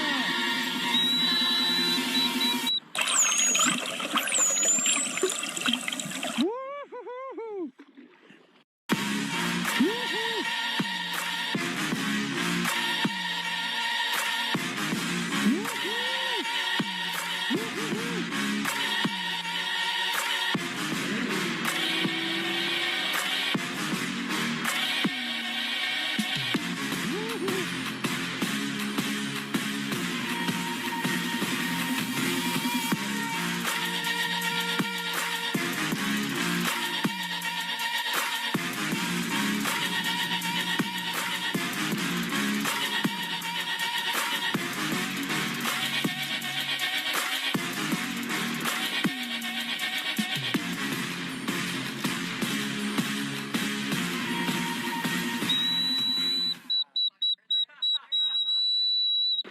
There below me. Woo-hoo-hoo.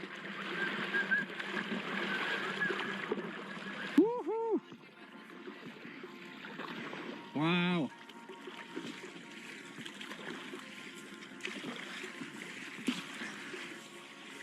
Very nice.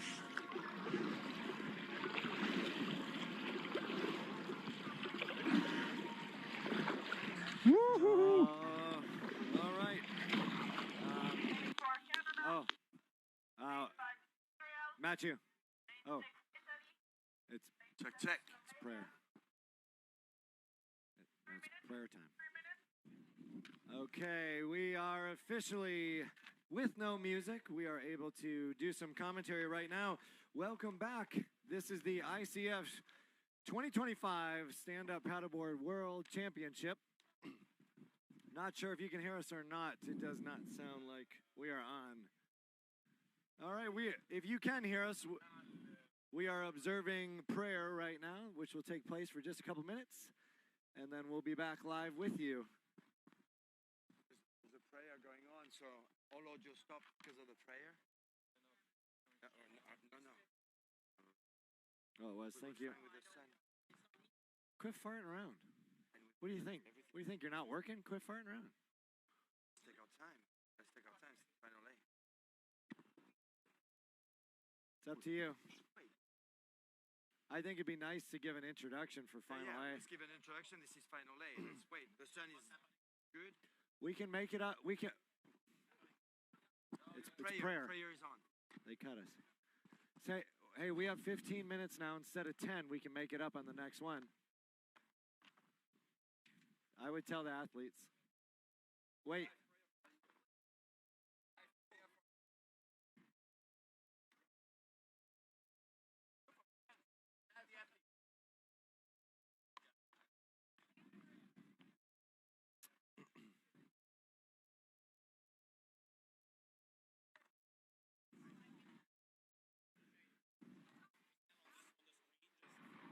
Can they? Are we live on the screen? All right. If you are watching currently, we're not sure if we are live on the live stream. If so, you've heard a little bit of confusion right here. A couple times a day, there is a 5-minute prayer that we cut our music and we cut our commentary to honor the current culture we're in Abu Dhabi, UAE. We have a all-star lineup coming up, the Masters 50-plus women. We will be back with you as soon as we have our audio back. So hang tight, don't leave. We have not gone anywhere.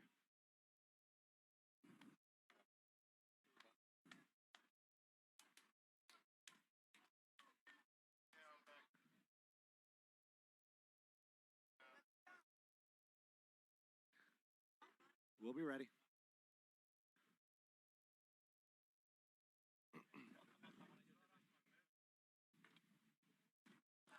Are you gonna get your first gold medal or what? Come on. Come on.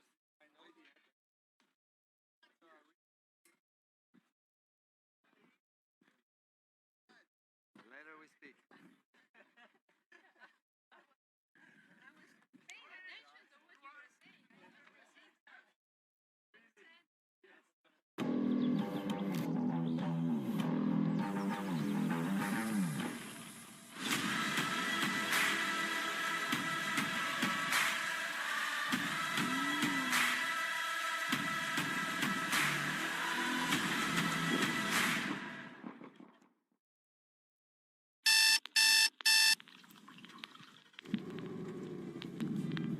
What's the beach?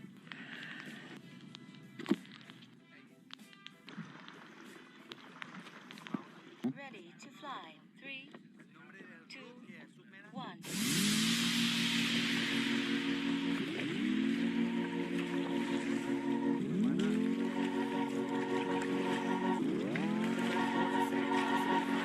There is something that.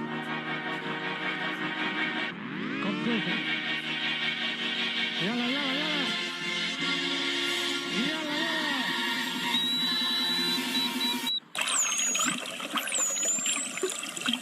Woo-hoo-hoo-hoo. Woo-hoo.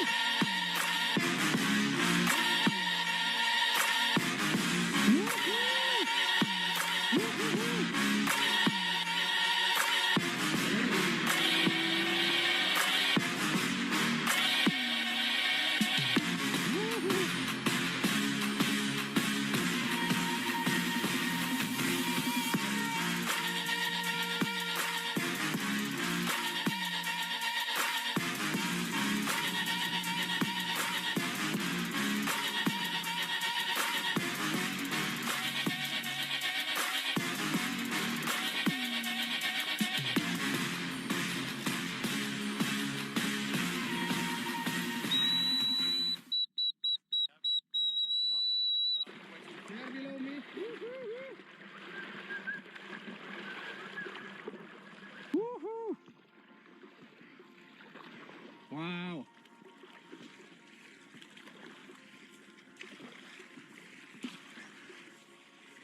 Very nice.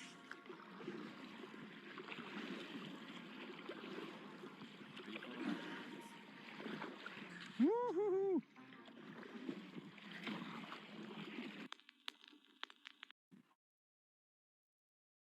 can't see anything either. Nope, it's just silhouettes. Very good. Identifying here. Right down the board. Oh yeah, but we've got the GPS.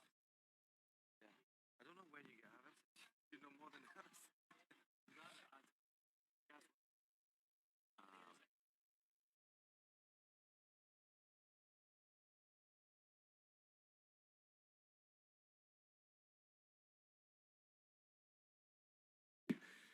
It is now time for the main events, the 50-plus women final A.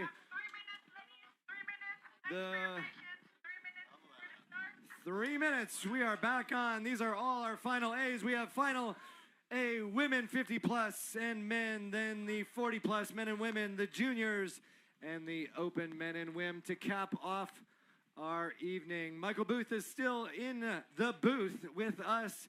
And so is Matthew Steer, who will be leading us through. Let's do some introductions.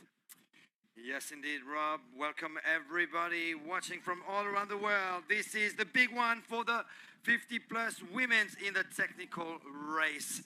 Discipline lane number 1, we will have Northern Spain, Galicia, with Paola Maria Rodriguez Fernandez. She will be racing on a starboard all-star with a quick blade paddle. Lane number 2, and we've got Great Britain with Sarah Maxey with a customized Sonova board. She's got a British flag on that nose with a starboard paddle in hand. Lane number 3, and we've got a familiar face on the ICF podiums, Anna Occhiogrosso from Italy, racing on a starboard all-star. Lane number 4, and we've got our new sprint world champion in the 50-plus women's division. She comes from Saint-Jean-de-Richelieu, Montreal, Canada, Edith Turcotte, racing on a Lightboard Corp Paradoxa with a quick blade paddle. Lane number 5, big question. Will Diva Hatami pick up gold today after scoring 3 podiums in 2022 and 1 podium in 2024? Diva Hatami will be racing on NSP with a quick blade paddle. We've got in lane number 6 from Italy, 2-time silver medalist in 2021, Sara Odera from Italy on an SIC Maui board with a quick blade paddle in her hand. From Slovenia in lane number 7, Polona Pušlja. She was on the podium yesterday in the sprints, ready to pick another medal today. Black project paddle in hand. She's got a Sonova board under her feet. And last to be called on the start line, lane number 8, Margarita Ferriol Guillermo from Spain, fully geared up with starboard. 1 minute to the start, 1 minute. Please pick up your board, 1 minute.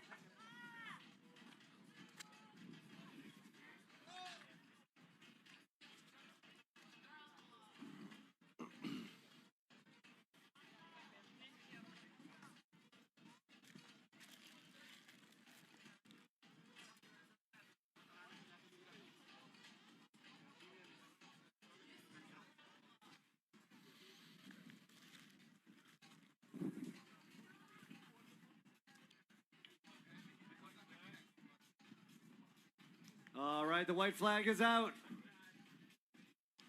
All competitors, be prepared. Ready.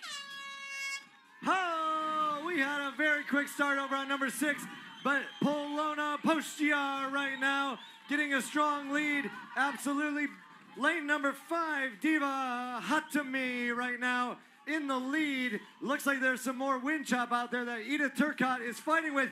Oh, and we have Paula Maria Rodriguez Fernandez go down. 2 athletes actually going down, Paola from Spain and Polona Pušlja from Slovenia. But at the front, Diva Hatami with a strong lead now. We remember that she a crushing finish in 2022 when she thought she had won the technical race in Gdynia, Poland, with Petra Pifrieder just taking the first place right on the finish line. Diva Hatami now going for gold in this A final for the 50-plus women. It looks like, I think Anna Ochiograsso out there on her starboard is finding herself towards the front. But don't rule out Edith Turcotte. She is the sprint world champion. Yesterday she picked up gold. Diva Atami, Edith Turcotte. We've got Canada in the chase behind probably the hungriest of them all right there on the field. Diva Atami on that NSP with that quick blade paddle really pushing hard. But Edith Turcotte is really giving us a hard time at the front. Oh yeah, that's the battle right there. Edith Turcotte is not giving up at all. She did not find herself in the front after that first buoy turn. But right now, they are nose and nose, sprinting it out to buoy number 2. We'll find out what happens. It looks like Edith now has the edge right now on Diva. And in third place, Margarita Ferriol from Mallorca, Spain. Clear third position with Anna Occhiogrosso from Italy in fourth place right now. Only 3 of these final A paddlers will make it to the podium later on this afternoon. Edith Turcotte seems to be taking the lead from Canada. The light board corp. Oh, going down. Edith Turcotte goes down. Edith Turcotte goes down. Diva Atami goes on her knees in order to go around that buoy number 2. So Diva Atami, it seems she is back in first position after a big mistake by the Canadian paddler Edith Turcotte. Everybody's going wide. It looks like the current or the wind is strong for that buoy turn. There are a couple of more buoy turns going to the left coming up. Buoy number 5 and 4 and then number 6 coming up. So there's going to be plenty of action left at the buoys for the entire field. I think Anna Ochiograsso right now in fourth position right now. There's a pretty good battle between 3 and 4. Okay, Booth, take our heart rate down for a minute. Yeah, Edith has just had maybe a mistake on that second buoy, but she's come back strong. She really pushed back well in that upwind section and got past Diva again. You saw Diva sort of go to her knees on that bottom mark. Whoa, Diva Atami is getting stuck at that buoy number 3. What's happening there? Extra careful or something going on? No, well, you've got to remember that wind and that current is pushing into that third buoy. So if you don't go in quick enough, you're getting stuck under the can, and that's what's happened to Diva just now. All right, Edith Turcotte now has got a big lead over Diva Atami. It looks like Anna Occhiogrosso is in third position right now. Anna Occhiogrosso, who was second in long distance in 2023, so she's already made an appearance on an ICF podium. The athlete from Italy, currently sitting in third behind Diva Atami, but at the front, the new sprint world champion in the 50-plus women, Edith Turcotte from Canada, pushing hard after that buoy number 4, going towards buoy number 5. As she has a 30-meter lead now over the NSP rider Diva Atami. I feel like this was the time where Edith really settled in and she just said, you know what, I don't want any part of this right now. I'm going to dig deep. I'm going to get to this next can first so they can, so she doesn't have to mess with that group. Because look at, even the battle for 3 right now is fierce. There are 3 of these ladies that are right next to each other coming into this can. And they did get bottled up at number 3. Let's see what happens at number 5. Yeah, Diva will be hoping she doesn't get caught up here. You've got Sarah, Anna, and Margarita all coming in hot. So let's see what happens in this final turn. Someone's gone really wide. It's a huge battle for the top 3 positions, but it looks like Edith Turcotte will pick up gold again. She's got, what, 300 meters to cover, 2 more buoys to go. Edith Turcotte on the Lightboard Corp Paradoxa model, reaching now buoy number 6 for a left-hand turn. Behind her, Diva Atami still on her own in second place with someone making a move on her. It looks like Sara Odera from Italy moving places. Is it Sara Odera in third? Yeah. We've got Edith in first. She's just had a really slow turn, playing it very, very safe, but got away with it. You got Diva in second, Sarah in third, and it looks like on the GPS you've got Anna, then Margarita. So Ana Occhiogrosso, yes, in fourth, Margarita from Mallorca, Spain. Now, perhaps squeezing in between Ana Occhiogrosso and the buoys for a fourth position. Eddie Turcotte still going really, really strong now, aiming for that buoy, number 7. Is she going to the right buoy? Is Eddie Turcotte going to the right buoy? It looks like she's really going wide. I hope she's not mistaking buoy number 5 for buoy number 7. Get ready for this action right now. The battle is not number 1. The battle is for third. Let's make sure we can see what's happening. yes, I think we've got Sarah on the inside. And it looks From like, Italy. honestly, whoever's in second right now might be getting overtaken. And then you got Margarita, I think, just charging on the outside. I hope I'm calling that correctly. On a starboard, it looks like. Oh, this is going to come at it. It is fair to say, I think we might be able to call it that Ida Oh, Turcotte It's going to come a bit close. is going to come in probably first, but we are not even going to guess second through fifth right now. They're coming to buoy number 7. Yeah, Let's this make sure we second- catch the action. Yeah, Eddie Turcotte Oh, is Davis had a great going to take turn the now. win. She's going to be crowned world champion for the second time this week. Eddie Turcotte from Saint-Jean-de-Richelieu, Montreal, Canada. Eddie Turcotte picks up gold again. She is the technical race world champion in the 50-plus women division. Taking the second place, Diva Atami, now racing to the finish line. Diva Atami in front of Margarita Ferriol from Spain. Sara Odera takes the 4th place.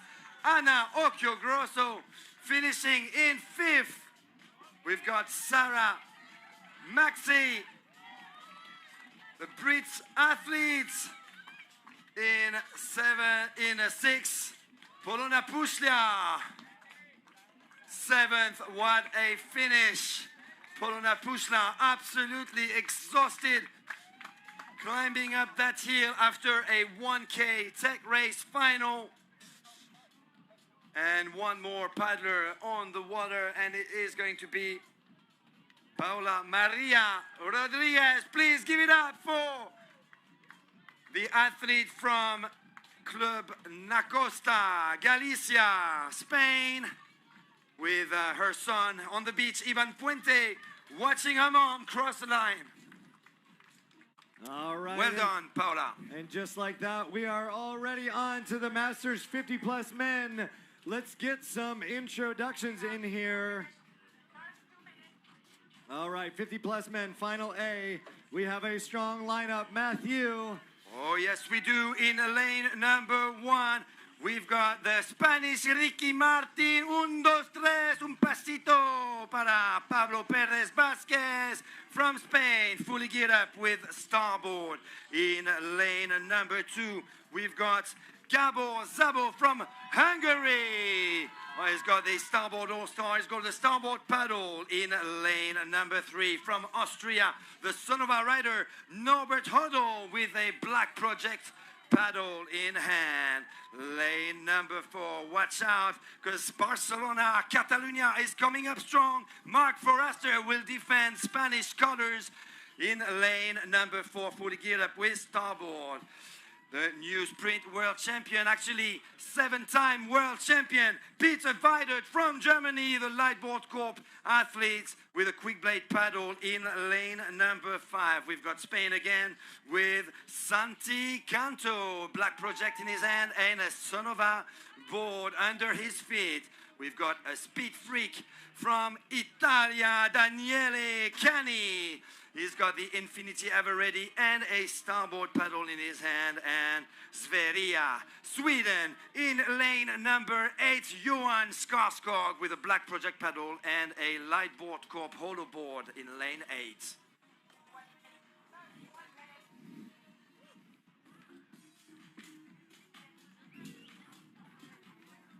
Boothie, we got some monsters out here.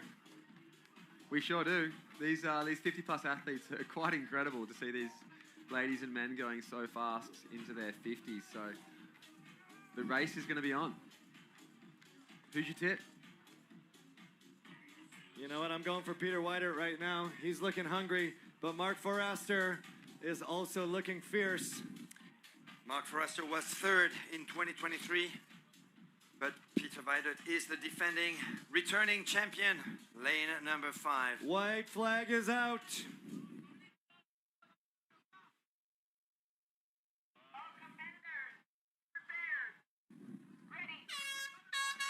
Oh! Full start, full start, full start, full start.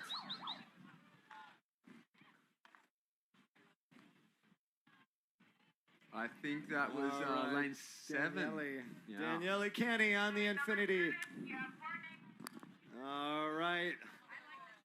Just a little too eager right there. Woo-hoo-hoo! It doesn't get any more exciting than this. Come on back, gentlemen. You get to start one more time. A little bit of Italian chickiness for you from Daniele Canny, lane 7, getting a warning.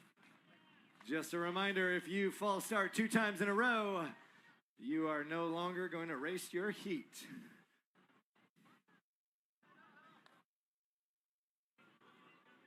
All right, everybody carefully turning their boards around.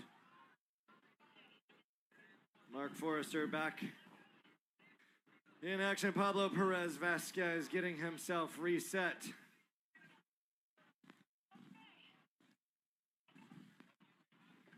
Gabo Zabo now back in position.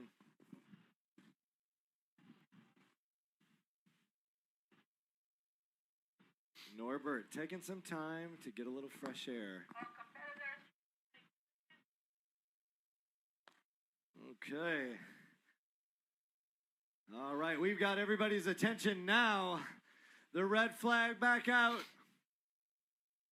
Get yourself excited. The white flag is coming up.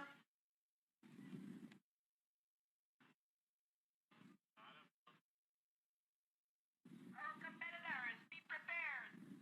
Ready. Oh, and they're off. Peter Weidert moved first, but it seems like Mark Forrester doing pretty solid. Norbert Hodel now seems to be in the front. Mark Forrester is going to battle him right out in number 2. Pablo Perez Vasquez taking a really wide lane. And Daniele Canny taking that far right wide lane. We'll see if that pays off.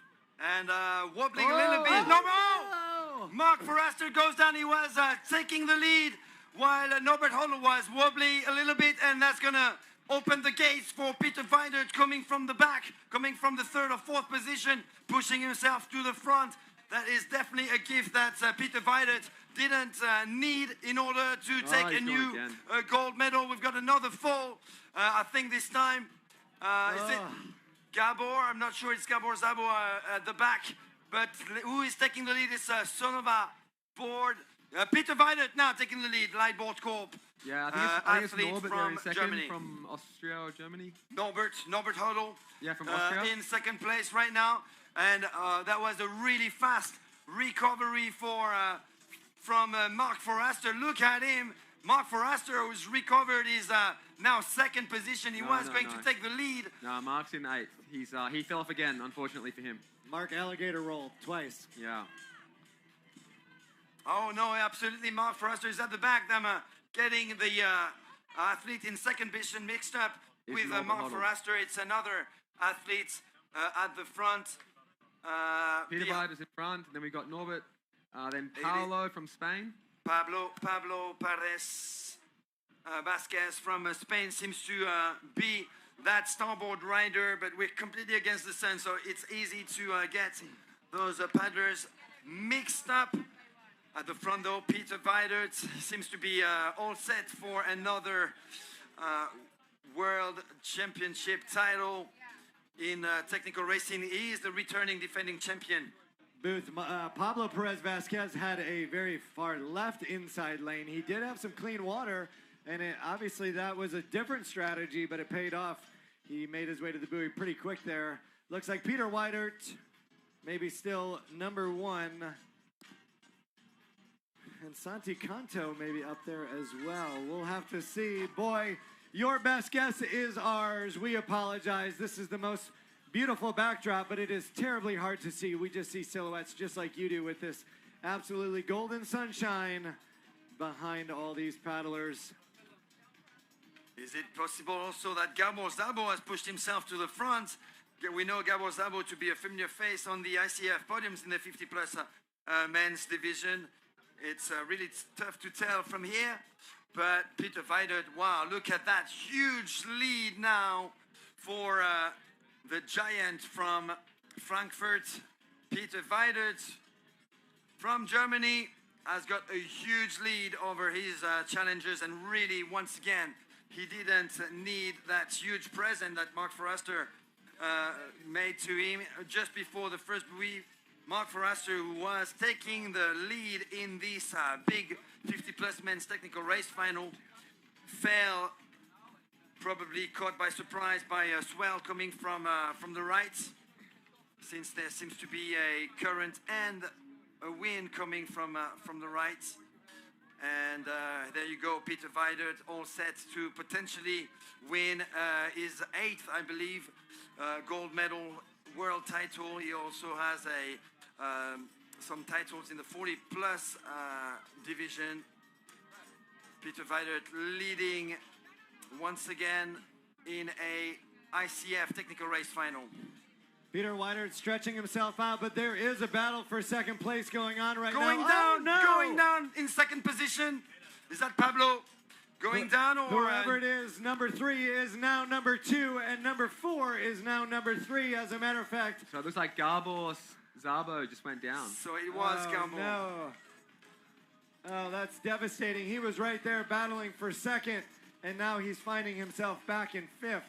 So now we've got Norbert in second and Santi Canto in third. Wow, Santi Canto. Whoa. That's the other Spanish athlete that is trying to get his first ICF medal. Currently sitting, I believe, in second place ahead of Norbert Hodl. So Santi Canto on a son of a board, now clearly in a second position behind Peter Weidert. Peter Weidert has got only one buoy to clear before he is crowned again a technical race world champion, picking up his second gold medal of the week. Germany leading with a huge margin over Santi Canto, the son of a rider from Spain. Norbert Hodl in third place. Oh, that's actually a tight group of 4 athletes right there fighting for the podium for the third place behind Santi Canto. Yeah, we haven't mentioned him yet, but Johan Skarsgård is right in there fighting for third place as well. So he's right in the middle there on that white light court board, I think it is. So it's going to be interesting to see. He's really pushing up well in this into the wind. Booth right here. We've got, looks like 1 and 2 lined up, but the battle for the bronze is coming up. It's going to get gnarly right here at the buoy. Yeah, I think it's Johan and Gabor really fighting there. Johan's got the inside for this third place. And Somebody else went down. We've seen Norbert Hodl go down. Those legs are getting tired. Oh, no! Johan's going down Johan Skarsgård losing his 4th place, but look at who is now reaching the beach. It is the 8th time now world champion, the 50-plus men's division. Peter Weidert for Germany. Santi Canto. Daniele Conti right now trying to make a run for number 3. Can he do it? Santi Canto taking the silver. Gabor Szabo taking the bronze. Daniele Conti 4th place. Mark Forrester will have to settle for 5th. Pablo Perez Vasquez 6. Johan Skarsgård loses 3 places at the last buoy of the course. The Swede finishes in 7th place.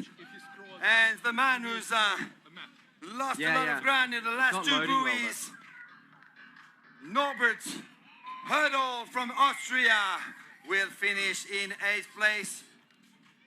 Whoa, what a race, and congratulations to Mr.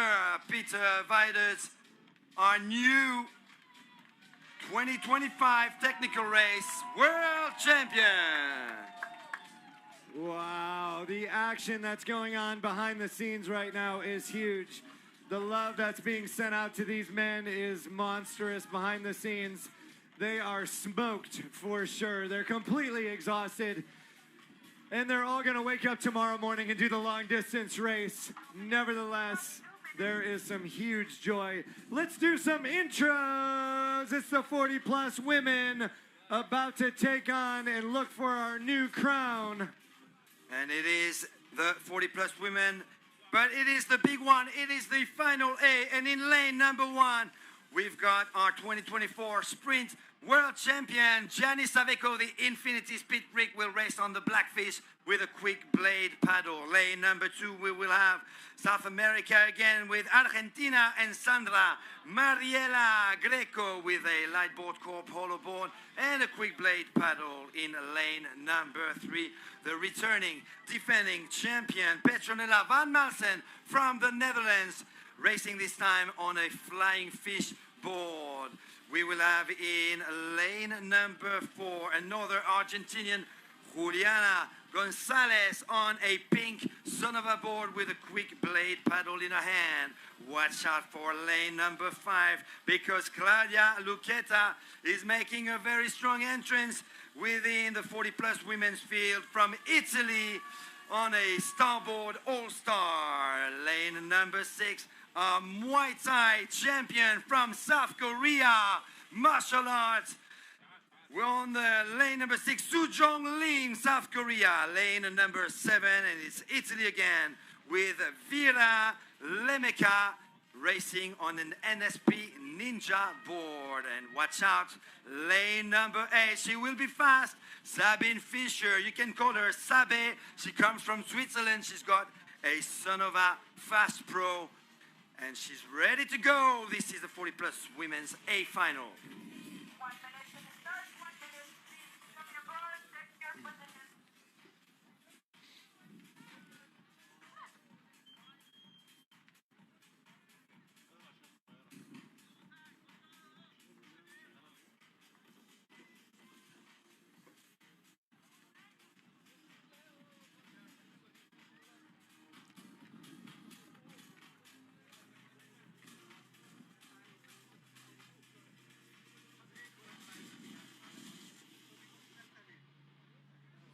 All right, the white flag is out.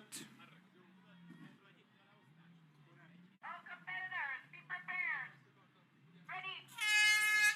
Oh, lots of movement over on the right side. In lane number 6, we have Soo-Jong Lim, who is taking the lead. We've got a great start by Sabine Fischer on the right-hand side. Sabine now leading with Soo-Jong Lim from the outside, but Janissa Veco, the Peruvian, is fighting hard to take that first position, going towards buoy number 1, Peru, South Korea, and Switzerland right now at the front. Petronella van Malsen, the defending champion, left at the back in position number 7. That's a bit of a surprise coming from Petronella, who's losing her balance right there. At the front, though, Gianni Saveco from Peru will position herself in leading position. Soo-Jong Lim will come from the outside and might take second place. No, Sabine Fischer is the one pushing the hardest in front of Soo-Jong Lim. Peru in front, Switzerland 2, and a battle for third going on between Soo-Jong Lim at the back and another starboard athlete just in front of her, most likely Claudia Lucchetta. I'm waiting for Michael Booth to confirm that because these athletes are wearing a GPS tracker and we can have an update on so it looks what's like happening Claudia at the front. is in 4th place. We've got Giannissa in 1st, Saba in 2nd, Juliana in 3rd, Claudia 4th, Sandra 5th, Vera in 6th, and Petronella rounding out the field. It looks like Juliana Gonzalez in 5th place right now, just in front of Petronella van Malsen. Petronella, who didn't have the best of the start, she even lost her balance and missed a couple of strokes going towards buoy number 1.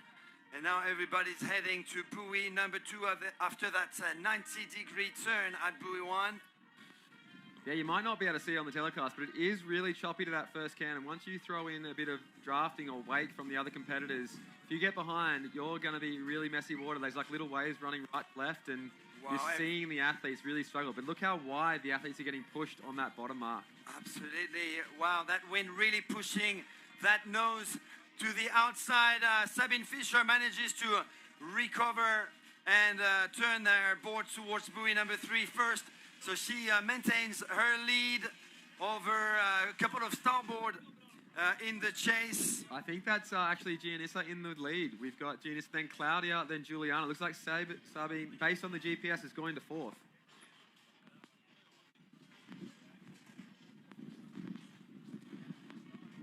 Oh, Giannissa. All right. Vecco. Currently making her turn number 3. Giannissa Vecco still maintaining that first position. And we do believe that Claudia Lucetta might be in second out there.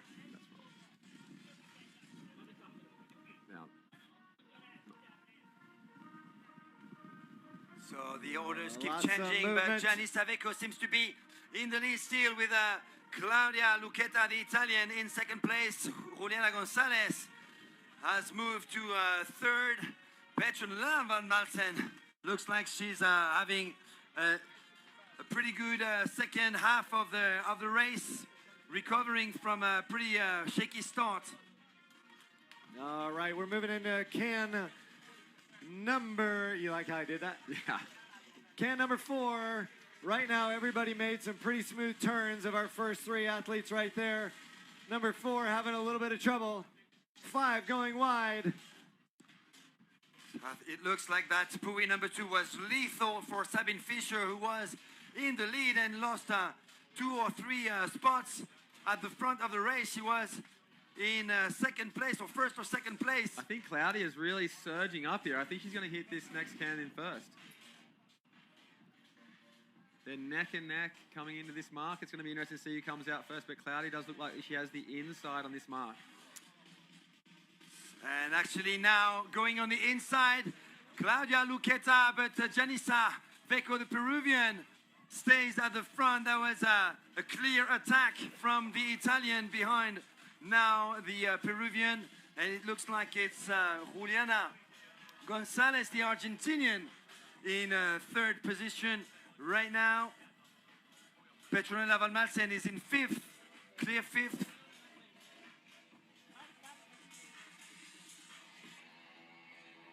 Yeah.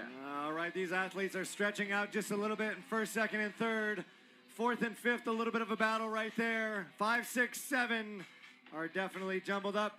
Oh, Giannissa Vecco taking a, wow, what just happened there? It looked like she was taking a slow crossbow turn.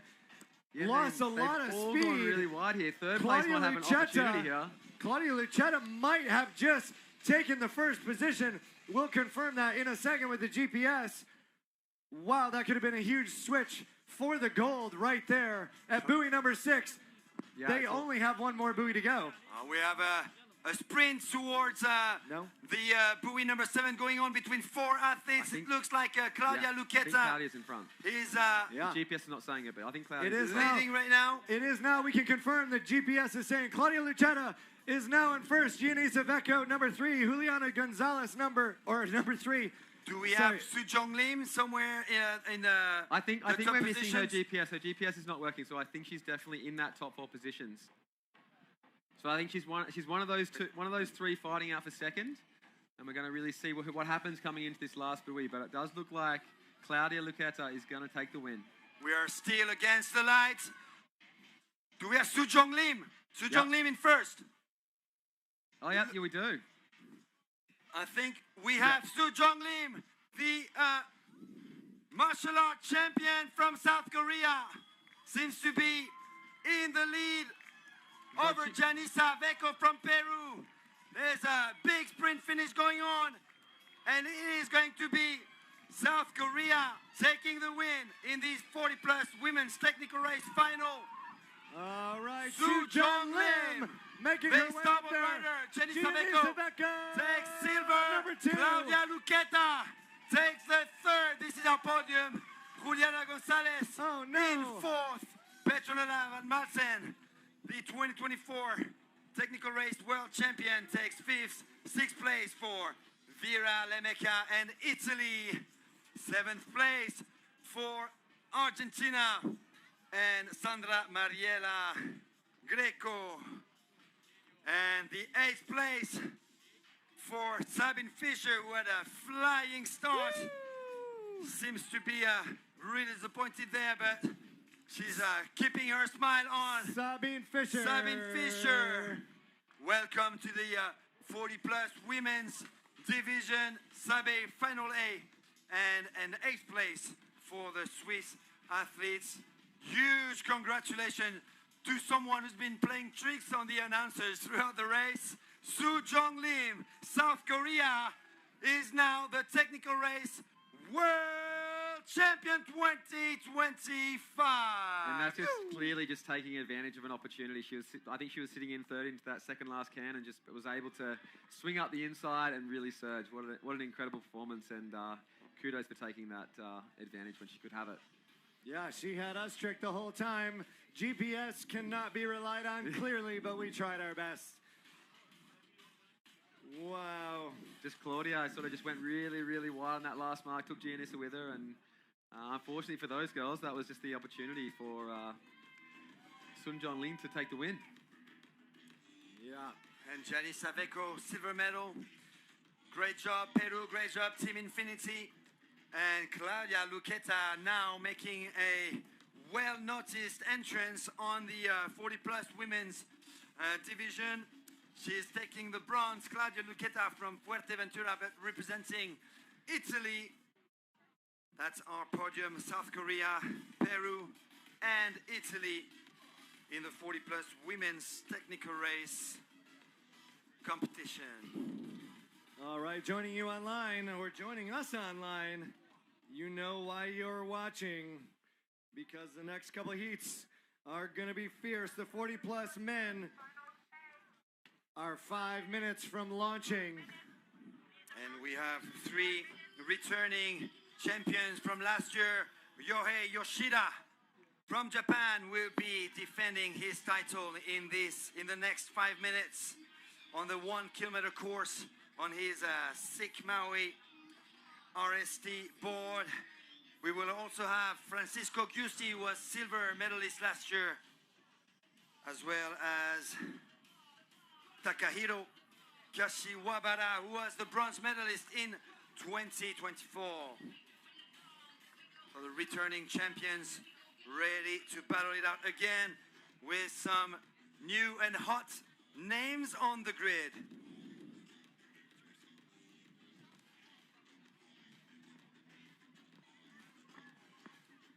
Oh, Boothie, you getting excited? I'm getting excited. I'm very excited. This has been awesome. These races have had everything. That some was mistakes. That was some sweet I think action people right have there. really got to be focusing on keeping their weight back going to that first buoy. I think a lot of guys are trying to get forward, and that front of that board's getting pulled around, and that wind's really taking it. So they've got to be a little bit more careful coming into that first mark, and then anything's really happening as they go along. All right, let's have a look at the official results for the 40-plus women. Soo Jong Lim takes the win. Gianissa Veco, silver. Claudia Luqueta, bronze. Juliana Gonzalez takes the 4th. Petronella Van Malsen takes the 5th place. Vera Lemeca, 6th. Sandra Mariela Greco, 7th. And Sabe Fischer from Switzerland, 8th. That was a very exciting 40-plus women's final. We've just seen. Congratulations to Soo Jong Lim, the new 40-plus women's technical race world champion. Boy, we had a lot of lead changes in that race, and some good crashes too. Yeah, those bottom marks down towards the bridge on the left-hand side of the screen are really testing people out. I think they're not really anticipating how much wind and current is affecting them and pushing them wide.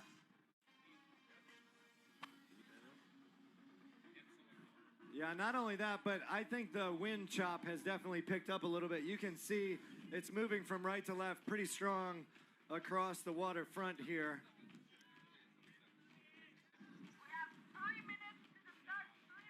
All right, here are your masters, 40-plus men.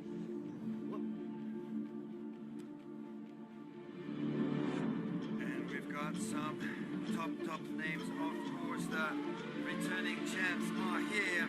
But let's start with lane number 1. That's a new exciting name on the grid, the sprint canoe world champion. Ivan Shirshov is with us in lane number 1. He's got a brassa paddle.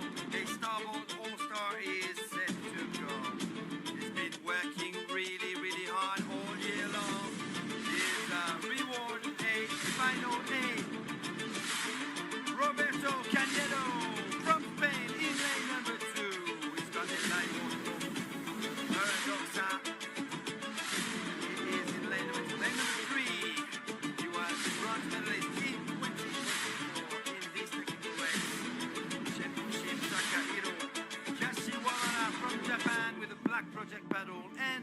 and NSP Ninja. The Argentinian Francisco Giusti was silver medalist in 2024. Ready for more? He's got a light board, corp, hollow board, and a quick blade paddle. And the returning, defending champion, officially part of the SIC Maui global team, Ryohei Yoshida in lane number 5 with the SIC RST model and a black project paddle. In lane number 7, making an entrance in the 40-plus men's division, Herman Uslain, the light board corp team ambassador from Thailand. Lane number 7, he is our new sprint world champion in the 40-plus men's. Ready for more gold, Manuel Lauble from Germany, the light board corp rider with a black project paddle. And in lane number 8 from Hungary, also on light board corp with a black project paddle, Zabi, aka Zabox Fodor. We have 1 minute to the start. 1 minute. Take position. 1 minute. What?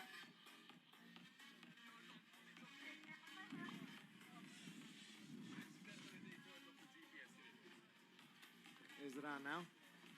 Is it on? We're good. Так, ну что, дамы и господа, финал А, Иван Шершов у нас на связи. We are about to crown Сейчас будет творить историю. Либо все, либо ничего. Я воспринимаю это так. Надо бороться за медали, less than 6 ну, либо вообще не выходить на старт. Состав серьезный, бодрый. Это Эммануэль Лаубле This race is bound to be и exciting. Рио Йошида, неоднократный чемпион. Вчера Ваня в своей группе писал, что его обошел какой-то японец, а я ему говорю, что это не какой-то японец, а прошлогодний чемпион мира. А в 23-м году он был третьим. Ваня сказал, что он не может принять то, что меня обходит чувак с такими тонкими руками. Но, как видим, это не мешает Йошиде вообще быстро грести, и при этом сейчас Йошида один из лидеров. Ваня вот слева в отработку попал. Вот видите, опять проблема наша в том, что Ваня-то по прямой быстро едет, очень. Но малейшая болтанка, все, он сразу замедляется, и это как бы не его проблема, это в целом проблема российского САПа очень большая. Конечно, есть индивидуальные какие-то штуки, кто-то лучше воду чувствует, кто-то хуже, кто-то вообще деревянный, и там как ни тренируйся, ничего не поможет. Даже пересадка мозга не поможет. Ну, что поделать, но почему-то у европейцев, почему-то, получается лучше.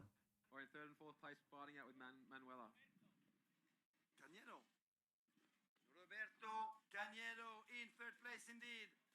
From Spain, It looks like Rohit Yoshida right now is overtaking into the first position, trying to get to this buoy number 2.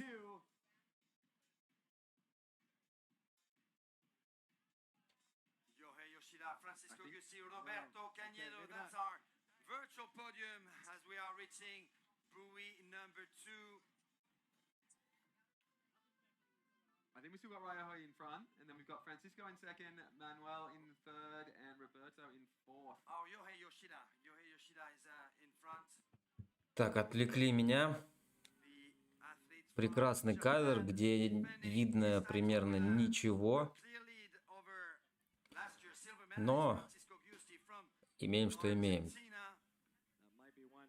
Francisco Gussi Так, я might не be пойму, one кто на for первой gold. позиции Yes, сейчас, но we как will будто бы confirm as soon as это we can, but it doesn't look like it. Рио It Йошида looks like на that is Rohit Сике. Yoshida. Да, вот как раз, конечно же, почему бы и не поснимать болельщиков, ведь на трассе совершенно ничего важного не происходит, и нам абсолютно не важно, что там на вашей этой обоссанной трассе происходит. Indeed, Francisco Gussi, is that what our GPS says? Our GPS is saying Francisco is in front, we got Ryohei in second, and Roberto in third currently. And then back in Не пойму, где Ваня, но да, Спасибо большое, да, добрый день, добрый день. Нам это очень важно.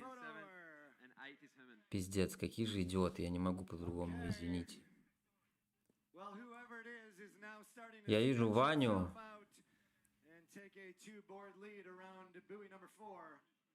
Ваня на последней позиции сейчас.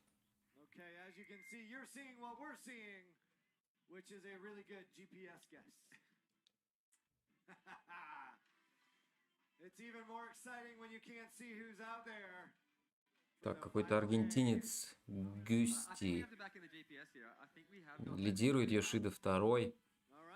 Дальше там борьба плотная. Ваня, к сожалению, как будто бы на последней позиции сейчас идет. На 8-й.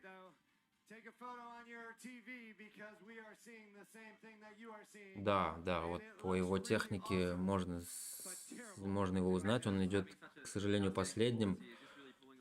Но я надеюсь, что кто-нибудь, да, ошибется, Ваня поднимется. Хотя бы было бы классно в топ-5 попасть. Это прям был бы хороший результат очень. Ваня вроде пытается нагнать, не бросил, не сдается. И по частоте грибков видно, что вроде бы силы еще есть. Опа, вот тут подловил себя. Все-таки, видимо, болтает там прилично. Так, здесь у нас борьба на первом буе. Вторая, третья, четвертая строчка между собой борется. Так, кто-то у нас вот ушел. Вот, отлично. Ване надо пользоваться этой возможностью, быстрее разворачиваться и хотя бы одну позицию отыгрывать.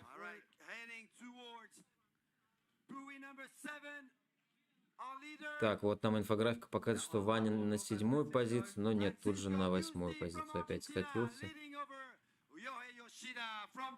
Да, мы видим, что Ваня все-таки 8-й. Скорость 10,7. 10,8. Да, отлично. Опять нам показывают комментаторов. Какой же это пиздец. По-другому не скажешь. Так, первый у нас Рио Йошида все-таки, да? Нам же лидеров показывают, да. Рио Йошида первый.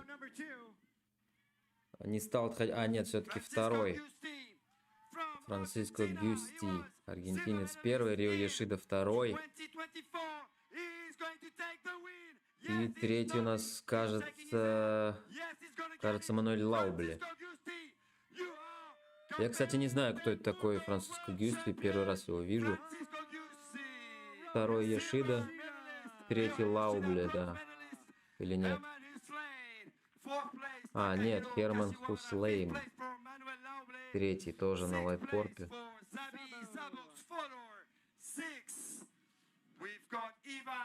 Ну, Ваня 8-й. А, нет, Ваня отыграл все-таки одну позицию. Хорош. Ваня 7-й.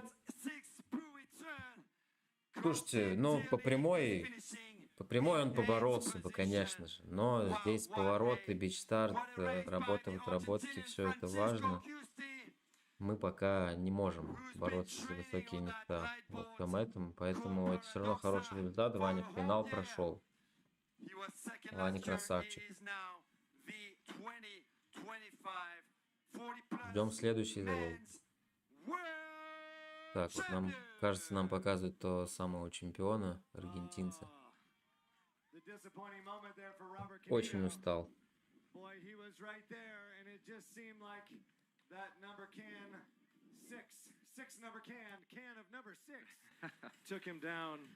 Yeah, these races are having everything, and I think it's really exciting. You're not really expecting people to be getting past in those final stages, but just that lactic acid, you know, the bodies are getting tired. They've been racing for 4 days, and mistakes are being made.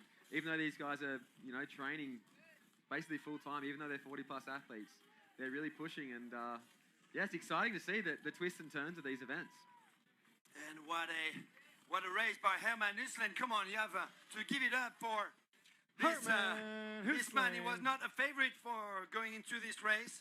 Herman Nusslein was a little bit in the shadow of Manuel Lauble, his teammate from the Lightboard Corp team, but Herman Nusslein, a sprint canoe specialist, from Germany / Thailand, representing Thailand, is now on the podium. He is the bronze medalist. Congratulations to Herman. I think he had quite a big comeback too. I think he was a bit back towards at the front end of the race, and then sort of really fought his way back, capitalised on those mistakes of the other athletes. And I think if you're one of those athletes who don't get to that first mark, you know, in that top three, you should be sitting, waiting, you know, happy to swing your board up the inside. And if you can accelerate off those marks, you're really going to make a lot of meters back on your competitors. And a big shout out also to Takahiro Kashiwabara. Not on the podium this year, he was the bronze medalist from last year, but he finished short, one step off the podium. In 4th place, Takahiro Kashiwabara from Japan. All right. Don't leave your flat screen 80-inch TV yet. The technical junior women are on the horizon. Their heat goes off in 6 minutes. We will have the junior women followed by the junior men. And then we go on to our finals. Open women and open men coming up. 6 minutes. And you can see the ladies behind us warming up, getting fired up, talking to their coaches, getting their final pieces of strategy. Some are like talking, some are trying to work out what they're doing, and some are really just trying to stay content, staying in their own mind. Some have got the headphones on. It's really interesting to see the different processes of the athletes before they get started, because different things work for different people. All right, yeah, we're going to have the junior women coming up indeed, and we'll have the returning champion. She's actually a 2-time world champion in 2024. Tilak Kochis will be in lane number 4, the Infinity Speed Freak. Black Project paddler as well. And it's worth noting that the 2 other podium makers from last year are not here. We're talking about Cecilia Pampinella, who wouldn't be a junior anymore anyway. She would be racing the Open, but she decided not to come, or she's not here. And Sorin Preston was definitely an exciting athlete that we were looking forward to seeing here in Abu Dhabi, but she's not here to defend a bronze medal. Alexia Soto, worth noting, was 4th in 2024 in Sarasota in Florida. And she is here, and she is strong, and she is looking determined. She took the silver medal yesterday behind a very, at the top of her form, Claudia Postiglione from Taranto, Italia. Claudia Postiglione will be in lane number 7, right next to her teammate from Taranto. The 2 paddlers coached by il signore Mario Tagarelli from SUP Academy in Taranto, southern Italy.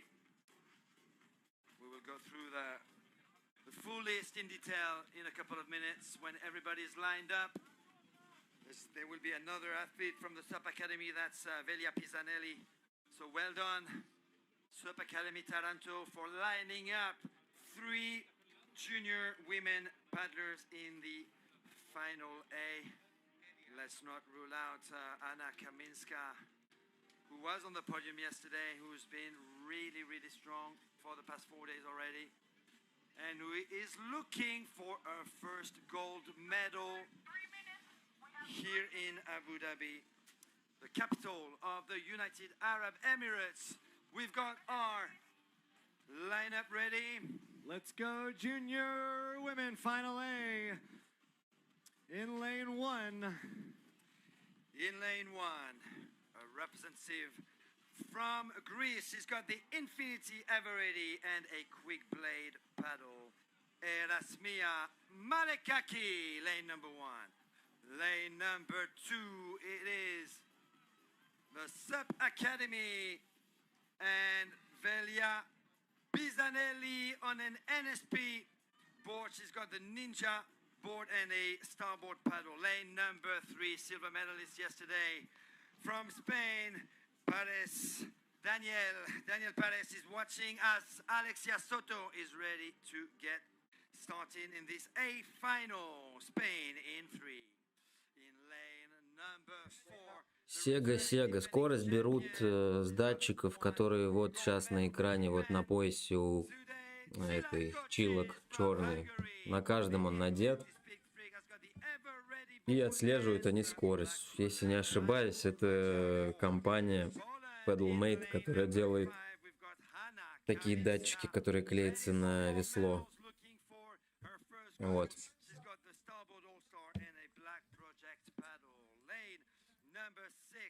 Also from the SUP Academy Taranto, from Italy, Sveva Sabato, fully geared up with NSP paddle and board.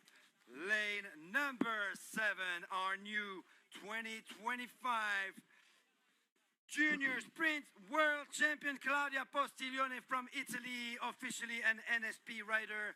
She was the technical race champion in 2023. So watch out for Italy and Claudia Postiglione in lane number 7. And in lane number 8, with some Italian descent, representing Spain, Bianca Toncelli on the starboard all-star with a starboard paddle in hand.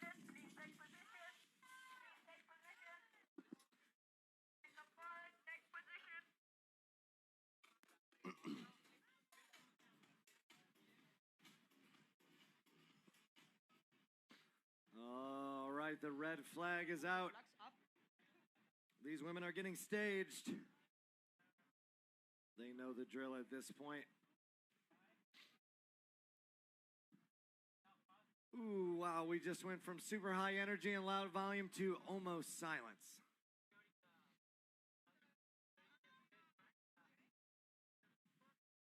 White flag is out. All competitors, be prepared. Ready. Oh, all right, the nerves are high. It is final A. That's what we're talking about. A lot of people jump on the start trying to preempt it. Okay, the red flag is still up. Our athletes are getting back in place. The white flag is back up.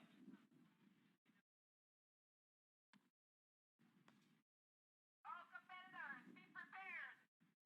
Ready. Oh, Chile coaches gets out in front. Hannah Kaminska on the right, battling it hard, thrashing to the front. Chile coaches goes down. Sila Coaches Oh, go no. down. The defending champion is down. Hannah Kaminska got Вот clear что waters. я заметил, слушая тут все комментарии. Я поражаюсь, как иностранные комментаторы вот все что угодно превращают в какое-то невероятное событие. Там особо ничего не произошло, ну не в данный момент, там понятно, да, она упала, тем более она чемпионкой мира является действующей. И спринт у нее не пошел в этом году. Вот. Они так эмоционально комментируют, что из ничего могут просто такое ощущение создать, что там рекорды какие-то мировые бьются. Там Усейна Болта рекорд побили, или Майкл Фелпс какие-то рекорды. Вот, мне кажется, наши комментаторы все равно так не умеют. Ну, по крайней мере, не так много. Для меня вот это вот самое сложное. Хотя, может, это из-за языка. Как-то он более гармонично, что ли, звучит.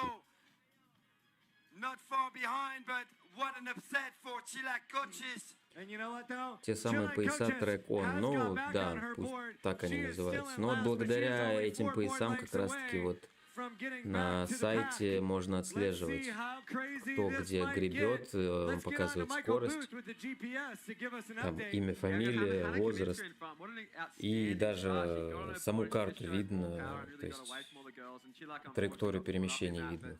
То есть это хорошая инфографика,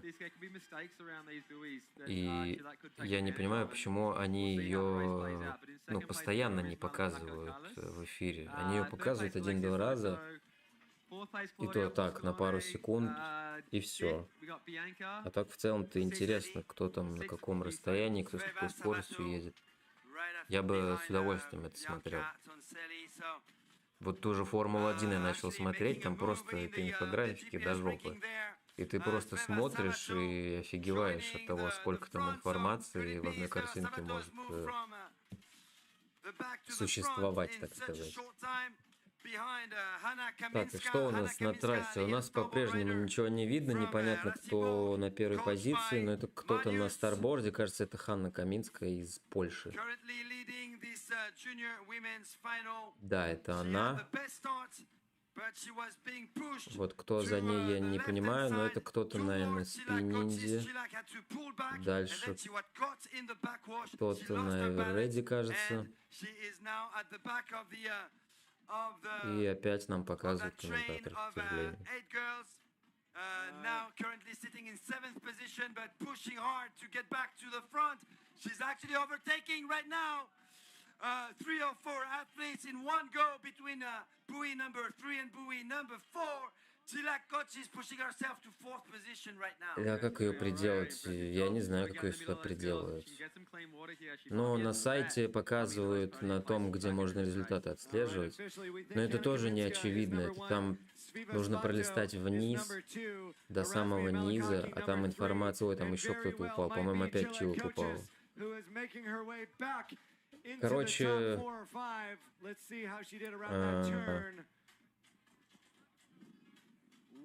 в общем, я не знаю, как эту инфографику сюда добавить, но на сайте она есть. Но она лежит в неочевидном месте, я уверен, что многие не дошли даже. Почему Ханна? Ну, потому что мне так удобно, поэтому Ханна. И комментаторы ее тоже так же называют.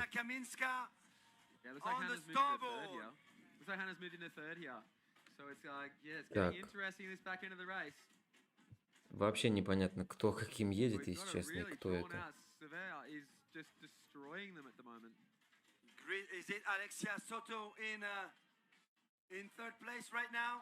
Someone's on an infinity in second spot. Yeah, we have an infinity in number 2, so that's either Razmia Malikaki or that's Chilek Koches, but I don't think she's made her way that far yet. No, it's the Greek athlete in second. In third, I have the feeling it's Alexia Soto, but it could be Velia Pisanelli catching everyone by surprise. Так, Вела Сабат, да, значит, она в лидерах.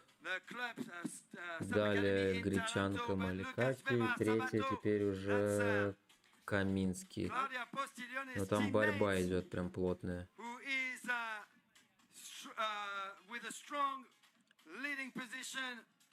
Ну, в общем, у нас будет новая чемпионка, да, потому что Коч последняя упала. И в целом, я хочу сказать, прям неплохо состав так обновился. Вот сейчас будет финал у мужчин Open, там вообще чисто японо-французский состав. С инфографика, да, в реал-тайме. Но надо зайти на этот сайт, открыть этот заезд, и там будет видно.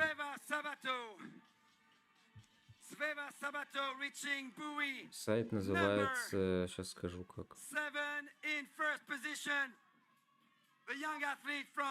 Result.sap25.com. Сейчас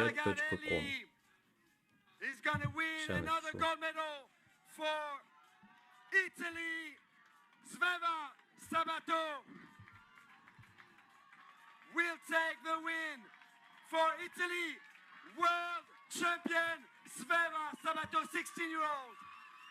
We've got Erasmia Malikaki from Greece taking the silver medal. Velia Pisanelli, yes, Velia Pisanelli, bronze medalist.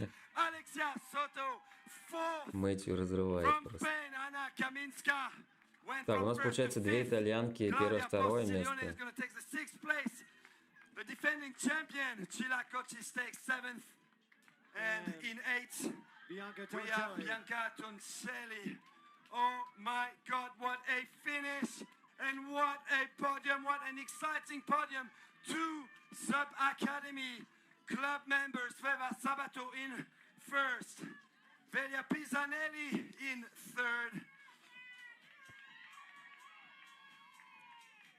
Oh, what a result with Erasmia Malikaki taking the silver medal. So new fresh faces and super Academy Taranto, Claudia Postiglione, congratulating the new world champion Sveva Sabato.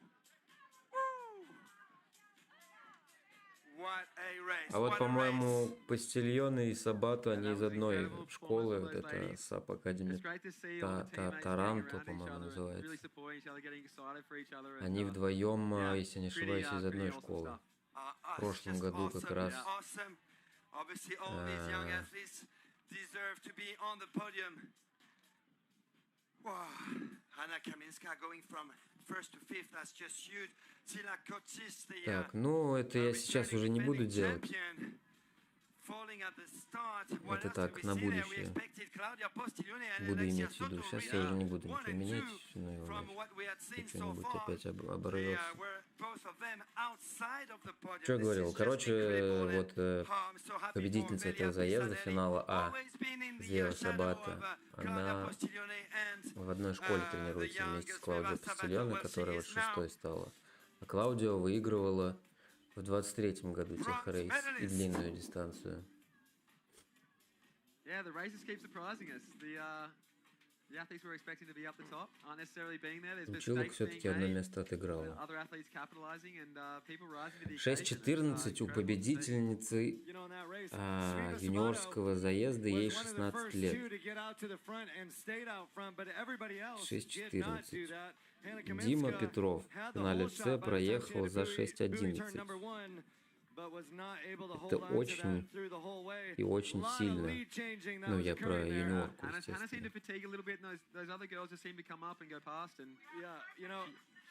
Еще, кстати, смотрел полуфинальные заезды у девушек, именно у девушек, Open Class. Первый или второй. Первый полуфинал выиграла Альба Фрей. У него время 6:06. У Димы Петрова лучшее время 6:03, по-моему. Или 6:09, что-то такое. Ну, это самое быстрое время из всех наших. То есть топовые девушки сейчас едут на уровне наших топовых парней. Ну, именно про техрейс речь. И я, если честно, в шоке от этого. Опять же, никто из парней не смог из 6 минут выехать. А у юниоров, если открыть все заезды, абсолютно все заезды у юниоров открыть, каждый заезд техрейса, там по несколько человек из 6 минут спокойно выезжает. А полуфиналы там 5:32, 5:30, 5:35, 5:40. И это очень близко к уровню Open класса мужчин, и в некоторых заездах это даже быстрее, чем у мужчин. Вообще надо будет сравнить финалы. Вот сейчас как раз финал юниоров, и сравним с временами финала Open класса мужиков. Я думаю, там будет очень близко. Про финал мужиков в Open классе я говорил, что там будет точнее испано-японский финал. Там 3 человека японца, 3 испанца и 2 еще каких-то там, не знаю кто. Сейчас я найду и попробую.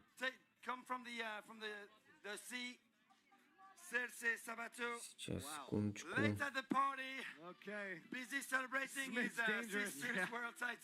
Nearly missing his race to celebrate his sister. Cersei, come here. Take out a couple humans. I think He's got to go through. Кого они там зовут? Another exciting story. Так, зависло что-то.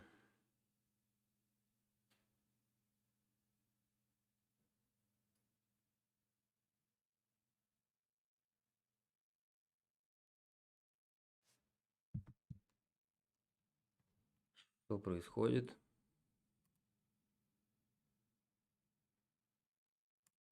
It is clean. Get ready to scribble your name.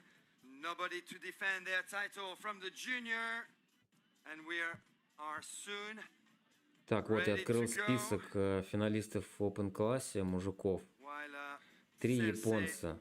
Pio Райта Sabato, Гуччи, All right. Sveva's little двукратный brother, чемпион мира. is getting Флориа some Раки, last-minute по-моему, coaching from a happy coach. Mario семикратный или Tagarelli шестикратный has чемпион got мира. 2 junior Нарякира women on the Шимацу. podium in the technical race.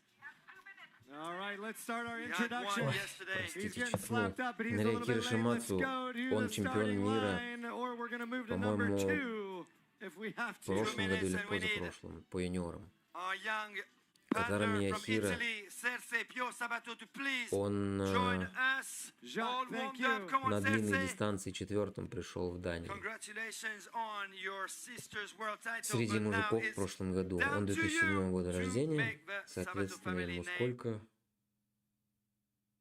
Ему 18 лет. Возможно, даже еще не исполнилось. В прошлом году ему было 17. И вот в 17 лет, в прошлом году на длинной дистанции, он был четвертым, и его средняя скорость была 10,7. Я точно помню, потому что там первые 4 человека проехали со скоростью 10,7. Вот такие пацаны в финале будут рубиться. И еще грек Федендукас.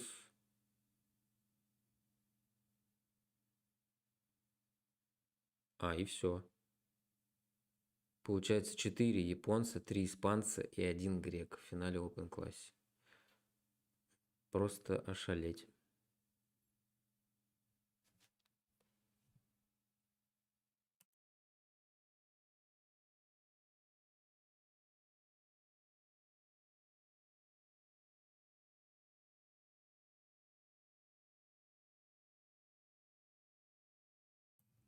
Так, теперь смотрим. Серсе Сабато, да, скорее всего, это братец. Тацума Нишикава, не знаю, кто такой. Нагита Хирата, тоже не знаю. Жоао Пимента, он, кстати, по-моему, чемпион Европы по Ю-18 или что-то такое. В каком-то там году. Зенос Забо, но это, мне кажется, Забо, это чисто венгерская фамилия. Но вроде династия гребцов каких-то, если я не ошибаюсь. Там прям поколениями. Беням Босак, это вот этот пацан 2009 года рождения, который тоже едет среднюю дистанцию, длинную, со средней там 10,5. Матеас Сукуб и Эллиот Бри. Эллиот Бри это брат другого француза, тоже Бри.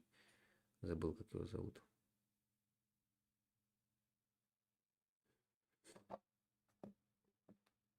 Зенус Забо, по-моему, первый вот в истории чемпионата Европы выиграл по юниорам, когда это было в прошлом году. Старший Забо 50+. Да, это там они с семьей 100%.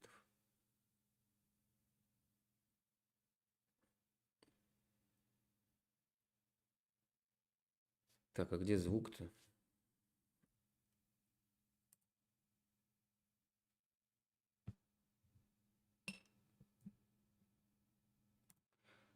Звука нет, ну ладно, тогда вам придется потерпеть меня. Здесь был фальшстарт. Пацанов возвращают обратно. Посмотрите вот на лайткорпе вот этот парень Беням Босак. Вот какой он спортсмен. Ну, такой худоватый. Но, блин, так едет. Так быстро. И при этом вот на прошедшем Lake Rocks фестиваль он приехал вторым. Там несколько секунд или секунду, что ли, всего проиграл Мануэлю Лаубле, который вот выиграл спринт вчера у Вани Шершова 40+. Там очень близко все было. Ну и, соответственно, там средняя скорость тоже была там 10,5 где-то так.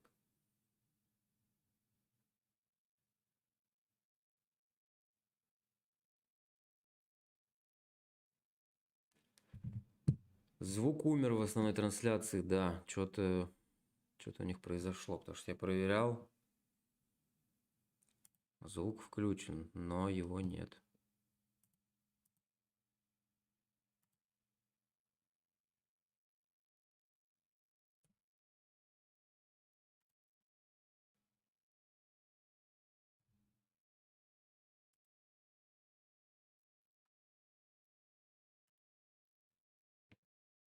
Все, пацаны готовы. Я думаю, сейчас мы посмотрим хорошую борьбу. Честно, даже представления не имею, какая будет тройка призеров. Ну вот Бениам Босса классный сделал бичстарт. И вот слева парень в центре гребет. Тоже хорошо сделал и вот потихонечку отрывается. И слева вот еще японец, кажется.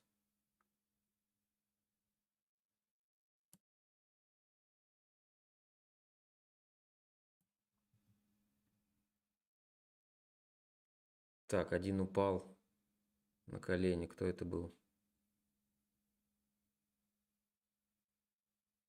Мне так не разобрать, кто это был.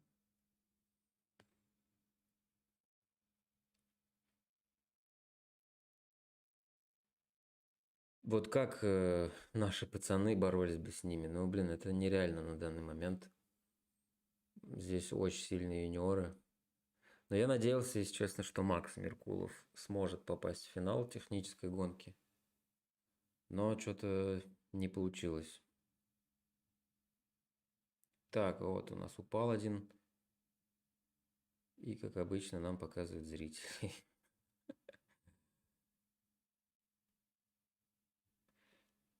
Как они широко расходятся, чтобы в отработку не попасть. Я думаю, это не специально сделано. Просто вот, ну, так получилось, мне кажется. Вот, Дима Петров показывает, что он в шоке от этих юниоров.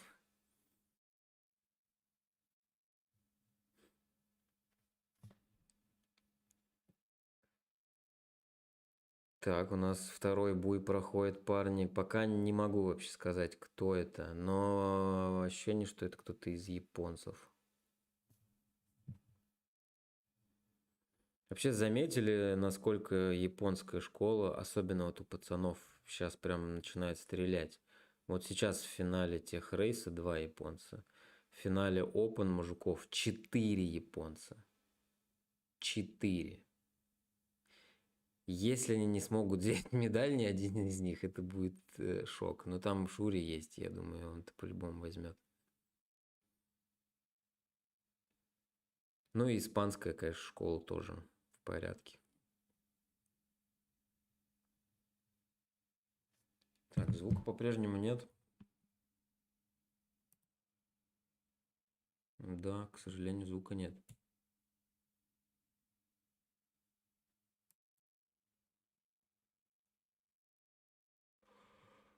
Крайтера съели где? На спринте в плане? Ну, Серхио уже не юниор, и он давно показывает результат. Он по юниорам часто выигрывал. Во взрослой гонке лез тоже, но он не первый раз участвует. Как бы по нему было видно, что ну, будущее у него есть, потенциал, то есть есть. Но вот чтобы он так выстрелил, я не ожидал, если честно. И тем более на NSP. Как по мне, NSP это вообще доска не для спринта. Но, как оказалось, на ней можно выигрывать чемпионат мира. Так, ну вот второй точно японец с хвостиком. Я его вот запомнил. А вот первый я, честно, не могу сказать, кто.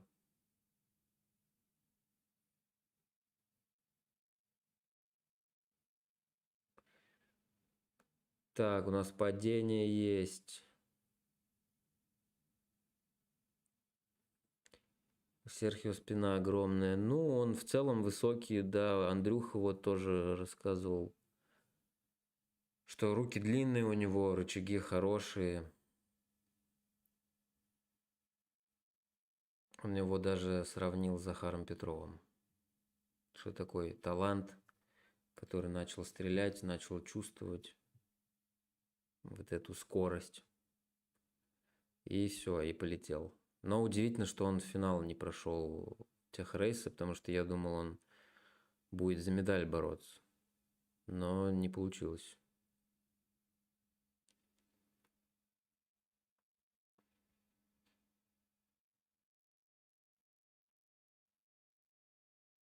Накидывают пацаны. И вот смотрите, никто не сдается, все стараются приблизиться. Вообще ни на секунду не сдаются. А вот на заднем плане мы видим Наташу готовится, настраивается. И Сергей, он там есть, рядом с ней стоит. Так, а тут за первое место прям заруба. Серьезная такая заруба. Посмотрите, как они едут. Ну, прям быстро-быстро. Вот здесь инфографика, кстати, понадобилась бы.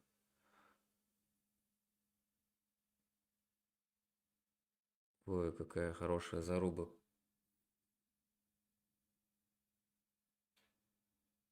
Ой-ой-ой, упал. Я даже не знаю, кто это. Он оглядывается, чтобы посмотреть, где он находится. Он сейчас может второе место потерять. И выигрывает у нас японец. Честно. Сейчас я посмотрю по фотографиям. Это Тастума Нишикава, 2009 года рождения. Японец. Выигрывает. Ну и время тоже хорошее они показали.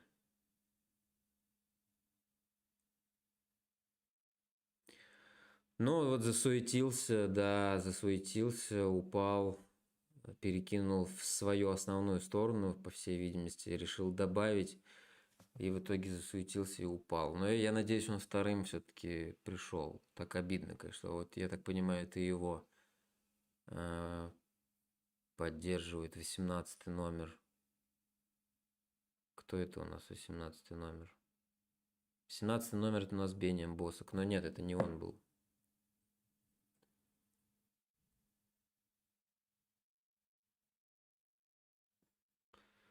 Хороший финал, хороший.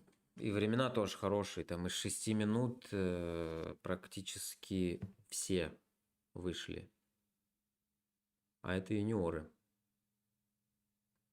Вот парень, который первым стал, 2009 года рождения. То есть ему сейчас сколько? 16 лет? Да, ему сейчас 16 лет.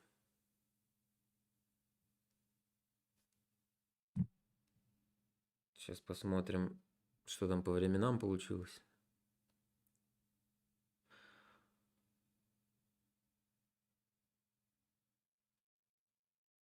Еще, кстати, минус к вот этим соревнованиям в плане организации. Вот этот сайт, где все результаты высвечиваются, он очень сильно глючит. Там очень все нестабильно. Приходится по много раз обновлять, иногда вообще не прогружает.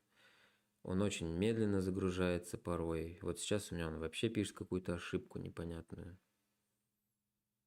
И, как по мне, вот старая система IMOS, не знаю, как она правильно считается, она вот, по крайней мере, стабильная и уже привык.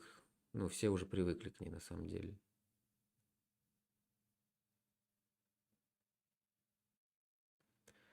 Так, 5.37, да, Тастума Нишикава, Жоа Пимента второй, хотя мог быть первым, по идее, 5.42. Ну, смотрите, 6 человек из 8 из 6 минут вышли. Причем так, уверенно. Первые 4 вообще там из 5.50 даже вышли. Бенем Босок, 16-летний пацан, третьим стал, красавчик.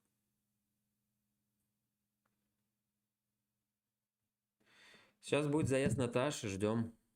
Звука у нас по-прежнему нет. You cannot hear us. Well, we're still talking. That's why you need to travel to Abu Dhabi, because you can still hear us on the speakers. Book your ticket next time.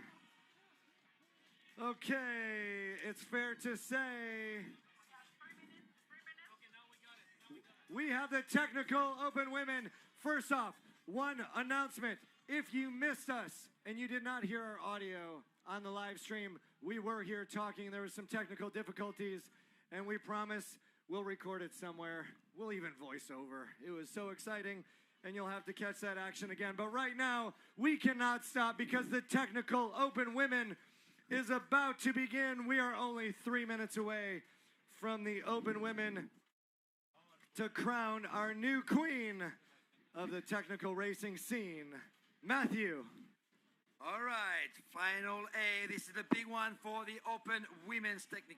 Так, в прошлом году у нас в Сарасоте выиграла Дуна, воспользовавшись замесом на буе. Вот нам показывают Наташу. Наташа в прошлом году, если я не ошибаюсь, она не вышла на какой-то полуфинал, по-моему. Решила на спринте сосредоточиться. Поэтому сравнивать не с чем. Кирияки, она у нас чемпионка Европы. Board and a black project paddle. We've got in lane number 3 the defending champion from 2024, Duna Gordillo, representing Spain. The NSP rider will paddle with a quick blade paddle. Lane number 4, and we've got Spain again. Watch out for Alba Alonso Frey. Так, там музу показывали, ну ладно, я не успел. Альба Фрей. Альба Фрей, что у нас в призы попала на спринте в этом году, в прошлом году выиграла в Дании спринт. Мари Кармен, чемпионка вчерашняя. Если честно, мне кажется, что Мари Кармен сегодня выиграет, потому что она вообще в полном порядке. Она быстрая, она мощная, она хорошо стоит, хорошо поворачивает. И самое главное, у нее отличный вот этот первый стартовый отрезок до буя. Но и у Наташи тоже он хороший. В полуфинале она прям хорошо сделала старт, и первая была на буе. И долгое время шла так и первой.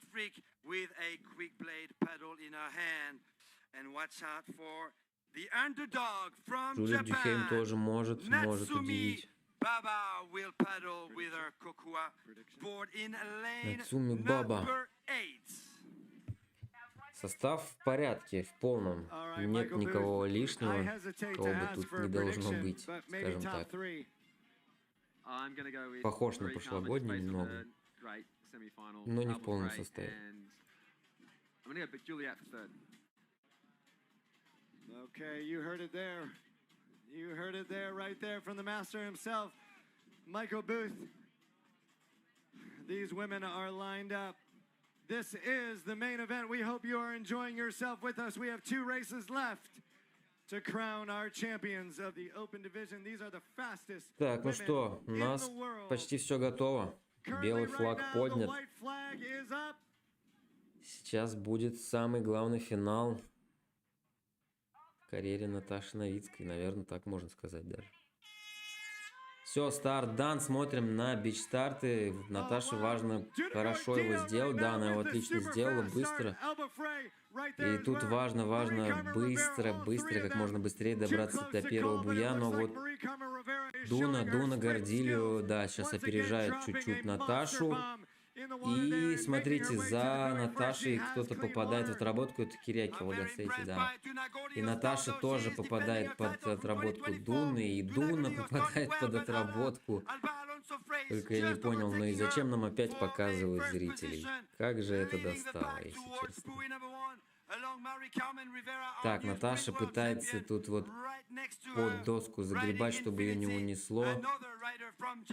Непонятно пока, на какой она позиции. Мари Кармен первая, за ней дальше идет Альба Фрей, дальше Дуна, дальше кто-то из японок.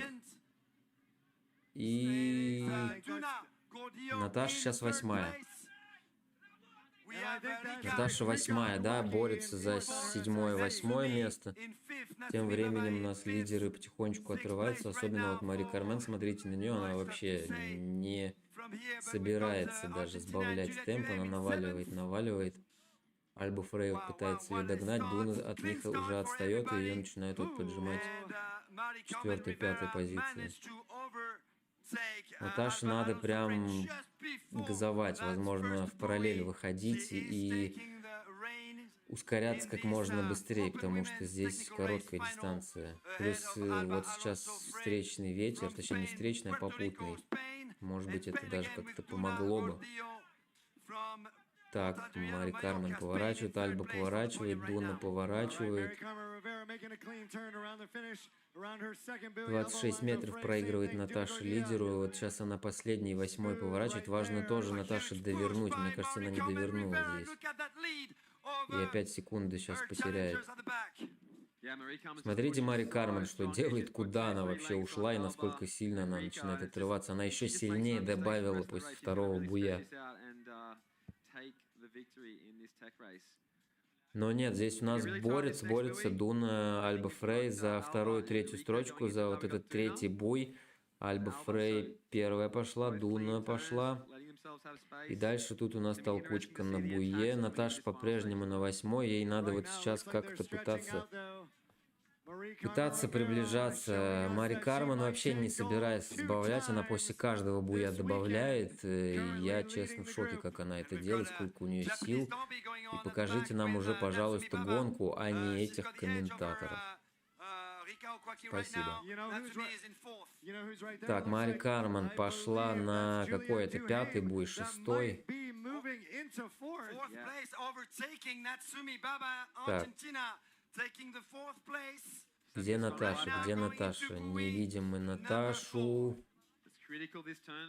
Так, Дуна сейчас на вторую строчку, кажется, выходит. Наташа у нас 7-я? 8-я? Нет, Наташа все-таки 8-я.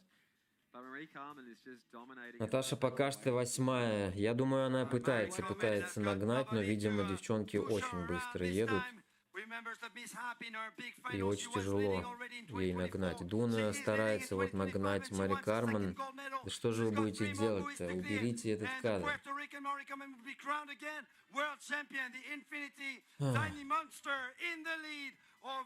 Так, Дуна по-прежнему 3-я, пытается все-таки нагнать Альбу Фрей. Наташа у нас по-прежнему 8-я, и уже, видите, отстает где-то на корпус, на 1,5 корпуса. Сложно ей приходится, и пока что даже такого шанса нет, чтобы остальных девчонок нагнать, потому что на буе девчонки поворачивают, к сожалению, побыстрее, и по прямой тоже не получается догнать. Так, Дуна добавляет, хочет все-таки первее на буи пойти. Да, выдавила Альбу Фрей, сейчас будет по внутреннему поворачивать. Хороший такой рывок делает Дуна, и смотрите, сейчас еще начинает ускоряться с правой стороны.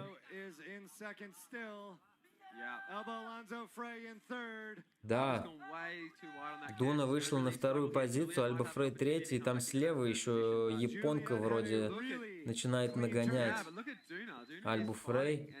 Наташа по-прежнему 8-я, к сожалению. Я думаю, уже ничего не поменяется, потому что девчонки очень сильные, просто, но невероятно сильный какой-то состав. А это Джулия Дюхейм на 4-й позиции тоже пытается нагнать своих оппоненток. Вряд ли тоже получится. Смотрите, Дуна пытается нагнать, добавляет, но, честно, мне кажется, что у нее не получится. Мари Кармен уж очень хороша. Она не сбавила вообще ни на секунду. Если кто-нибудь считал количество грибков в минуту, я думаю, там ничуть не изменилось. Да, Мари Кармен в порядке, просто в порядке. Так, Дуна добавляет, Альба 3-я, Джулия 4-я. Мари Кармен, что она делает? Это просто топ. Двукратная чемпионка мира теперь, 5:49. Я повторюсь, это быстрее, чем все наши мужчины. Дуна тоже быстрее, 5:55, 2-я. И 3-е место, естественно, не покажется. Но вот Альба Фрей 3-я, Джулия Дюхейм 4-я. Первые 4 быстрее, чем все наши мужики. Наташа, к сожалению, 8-я. Но такова реальность. Эти девушки очень сильны. Наташа вон уже запинается, очень сильно устала, но все равно Наташа молодец. Поздравляю. Во-первых, прошла в финал, чего не получилось в прошлом году. И в целом, техническая гонка, это для российских атлетов, для нас это вообще самое сложное. Это то, что нам дается всегда сложно. Тем более на мировой арене с такими монстрами. Здесь, если посчитать, сколько у девчонок медалей из чемпионатов мира, там можно запутаться, пальцев рук точно не хватит. И, возможно, еще и пальцев ног не хватит. Поэтому это достойный результат. Наташа молодец. Понимаю, что она, конечно, вряд ли довольна, но очень сильны. Все остальные очень сильны. А Мари Карман, видите, улыбается, особо так и не дышит. Все у нее хорошо. Она двукратная чемпионка мира теперь. Хороший заезд. Но видите, вот здесь первый бой решил Мари Карман. Так, что-то там случилось с Дуной, кажется. Плохо ей стало. Срочно помогите. Музыка канала должна жить. О чем я говорил? Мари Карман первый бой забрала, и он оказался решающим. 43 секунды, видите, разница, отрыв от первого места, это, конечно, огромная пропасть. Но это не в адрес Наташи ни в коем случае. Наташа молодец, Наташа все делала, чтобы достойно выступить, и она достойно выступила. Она тренировалась в группе, чтобы как раз прорабатывать вот эти моменты на буях. Она оттачивала повороты. И прогресс, на самом деле, там за один сезон довольно приличный. Очень приличный. Поэтому Наташу поздравляю, несмотря на то, что она вряд ли довольна, но она все равно молодец. А всем остальным это очередной показатель, что Наташа лучшая из нас. Быстрая, самая быстрая сейчас в России. И она 8-я в финале. 43 секунды отрыва, почти 44. Что было бы, если бы там был кто-то другой? Поэтому, ребята, тренироваться и еще раз тренироваться. Желательно в группе. И ездить на соревнования, конечно, международные обязательно надо ездить. Потому что без этого опыта невозможно прогрессировать. Наталья крутая, как ни крути, пишет Евгений Павлов. Да, я полностью согласен. Я писал перед чемпионатом, что Наташа, можно смело пожать руку в целом за то, что она сместила акцент на техрейс на самую сложную дистанцию. И сложность еще заключалась в том, что у нее были проблемы с этой дистанцией. Были плохие повороты, был не очень бич-старт, но она над всем этим работала, сделала офигенную работу над ошибками, так сказать. Вот теперь она классно выступила, попала в финал, а здесь в финал попасть, это уже что-то невероятное.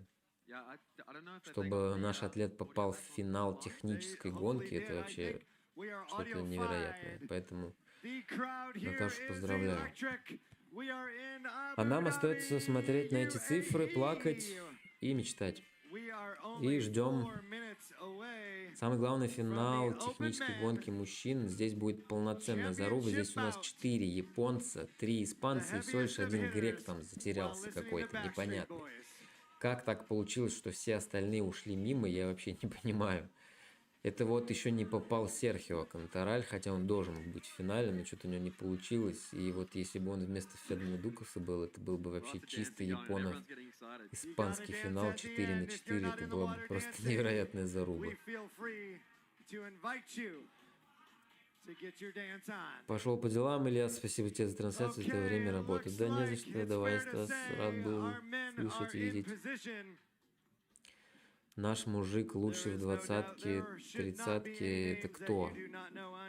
Дима Петров. Так, Дима Петров у нас 7-й в финале С. Это получается 16 плюс 7. Сколько будет? 23, да? То есть Дима попал в топ-25. Но это тоже хороший результат, да, я не спорю. Это хороший результат, и чего-то большего ожидать, тем более в мужском техническом спринте, ну, нет смысла. Потому что там конкуренция в 2 раза выше, чем у девушек. Вот на вот этих вот только посмотрите. Рай Тагучи, двукратный чемпион мира. Аарон Санчеш, он не чемпион мира, но он постоянно в финалах. Бывает в призах международных соревнований. Чемпионом мира он пока не был, но В призах он был. Феден Дукас тоже не был чемпионом мира, но был в призах Кубка мира, Евротуров, по-моему. Но он очень такой сильный спортсмен, но его бы не было в финале, если бы он не был сильным спортсменом. Но этого даже представлять не надо. У него золотых медалей больше, чем у меня пальцев на руке, на ногах. Шури Араки, смотрите, как он настроен. И вот мне нравится в японской культуре, вот они все такие вежливые, с уважением ко всем им относятся. Вот этот поклон, мне вот это импонирует, мне это нравится. Шури, я думаю, может выиграть. Если там еще болтает, я думаю, может. Но здесь есть и другие пацаны. Вот, например, вот он.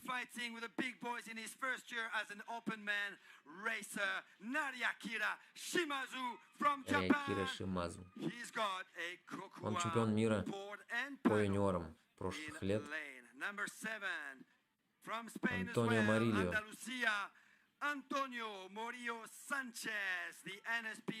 Он, по-моему, чемпион Европы был в 23-м году, если не ошибаюсь. Только по федерации ИСА. Вот этого парня... я знаю, это Катар Мехир, да, он тоже чемпион мира, если не ошибаюсь, по юниорам был. И в прошлом году на длинной дистанции он стал 4-м в Дании со средней скоростью 10,7. Такие пацаны тут в финале обитают. Если кто-то из японцев не сможет попасть в призы, это будет очень смешно. Но я думаю, Шури первый. Нет, я не могу сказать, очень сложно. Вот очень сложно, правда. Но Шури в призах должен быть, я думаю. Так, у нас все готово. Только я не вижу белого флага. А, вот судья сейчас поднимет белый флаг. Грек затопчет, но не факт. У него хороший бич-старт, и до буя он до первого отлично. Так, фальш-старт.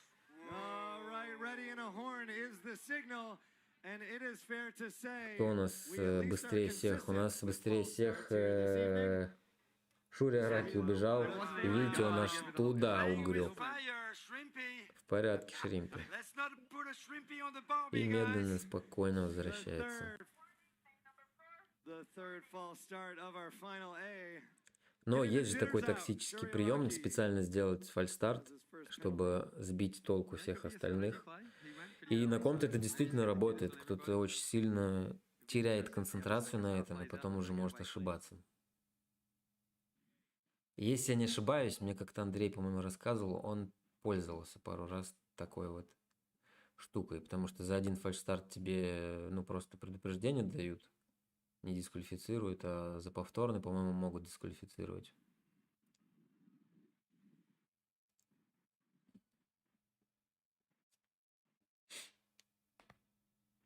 Все, заветный белый флаг есть.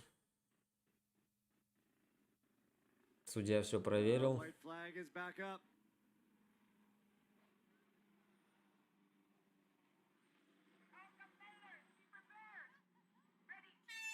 И погнали. Вы смотрите, как они все вскочили синхронно, моментально. Так, кто у нас первый? Там у нас Антонио Марильо упал, замыли его, упал парень, все. Это до свидания. А здесь еще можно без лишей, и он поплыл за своей доской. Так, у нас Шури Араки, Аарон Санчеш первый. И смотрите, Рай Тагучи чуть не навернулся слева. Вот его показывает. У него доска, кстати, 19,5 шириной.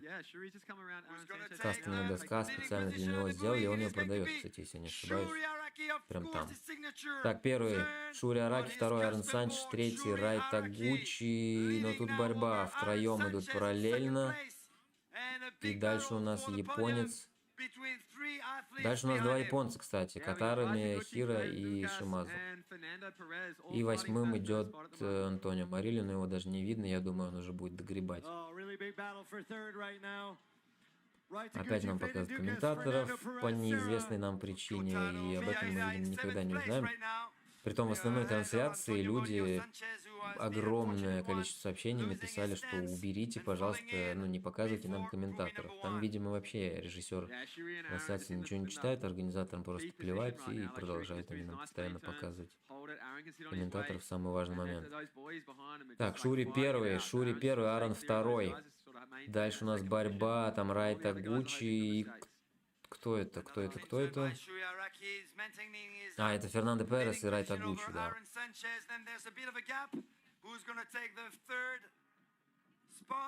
Third place at the moment looks like Fernando. It looks like that long sort of stroke on that starboard. It looks like he's really lengthening out, trying to get back onto Так, Шури по-прежнему первый. Я, конечно, вообще удивляюсь, как у него это получается. Если посмотреть на грибок, он у него не такой широкий. Он как будто просто там под себя. Ну, не под себя, но так, как будто что-то макает, копает, но при этом доска едет, и он на ровной воде, без волн особых. От всех уезжает, борется. Ну, для меня это удивительно. Я не понимаю, как он это делает. Так, у нас третий Фернандо Перес, четвертый Райта Гуччи. На пятую строчку вот вышел, кажется, Катаро Мехи. Нет, это Шимацу, да. Первый по-прежнему Шримпи, второй Арон Санчеш, третий Фернандо Перес, четвертый Райта Гуччи, пятый Шимацу и шестой, седьмой там у нас борются Феден Дукас и Катаро Мияхира. И опять нам показывают чем-то зрителей.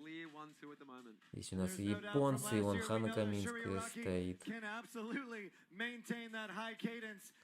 Не, ну я понимаю, на 2-3 секунды показать зрителей какую-то эмоцию, но не 5-10 секунд же показывать. Как же он быстро поворачивает.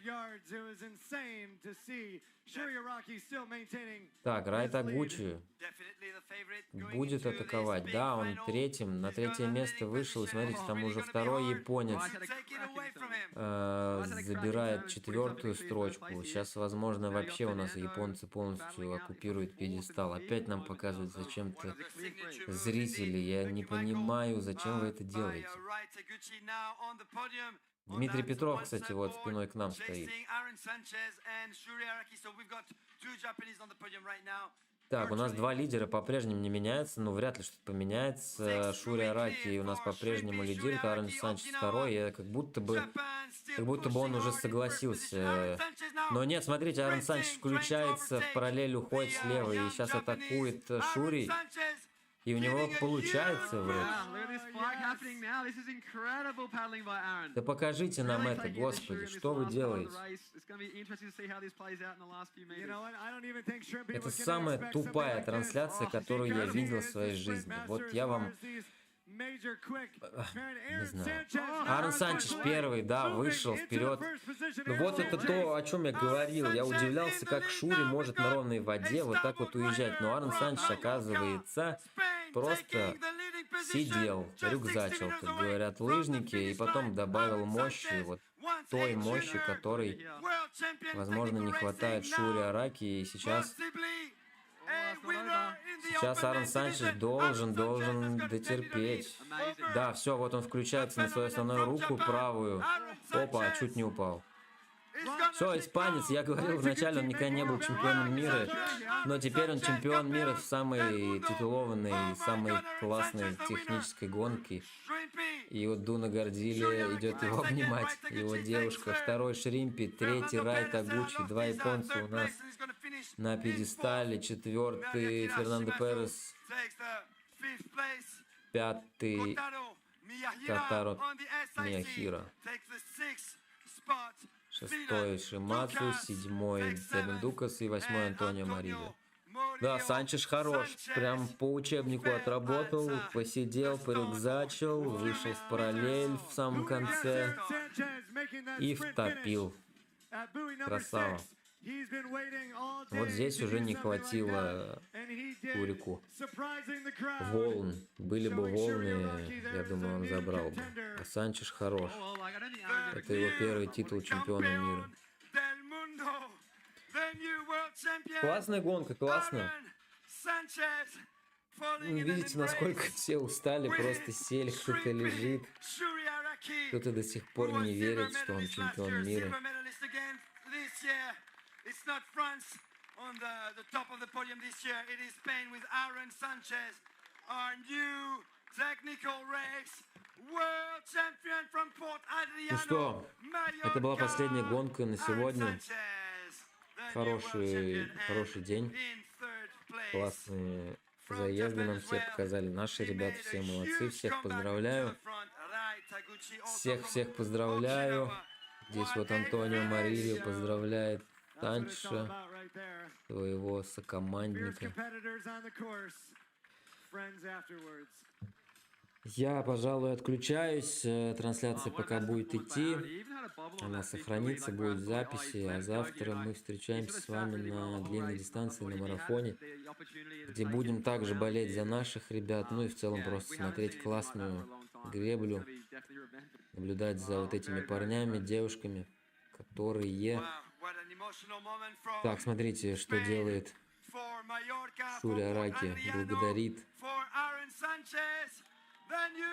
Майкл Бус. Майкл Бус подошел поздравить и как-то поддержать, наверное, Шуриараки. Но я думаю, да, для Шури нет никакого места, кроме первого, и я думаю, он расстроился. Все, всем пока, хорошего вечера, завтра увидимся на связи. Кстати, подписывайтесь на канал, если что, Бичстарт, все дела.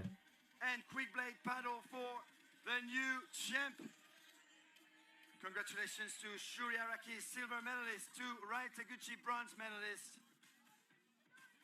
What a finish here in Abu Dhabi, the capital of the United Arab Emirates, delivered on day number 4. And you know what? It's not even over, because tomorrow we're gonna be crowning 8 new long-distance world champions. And you know what? Maybe Boothby might be on the podium tomorrow. He's been warming up with us today. Thank you very much, Michael, for joining us today in the booth. Thanks for having me, and mate. good luck tomorrow. All right, we appreciate you being with us all day and hope you enjoyed that visual, spectacular moment that will be rewatched for years to come. Так, я еще тут 5:12. Вы просто посмотрите на это время, ё-моё. 5:12, 5:17, 5:18. Нет, конечно, юниорам до этого времени еще далеко. Там больше 20 секунд разницы. Не, 5:12 это очень сильно. 5:40 самое последнее место. 5:40. Да, мужики вообще на другой планете находятся, и я не знаю, как их догонять, вот честно. Это невозможно.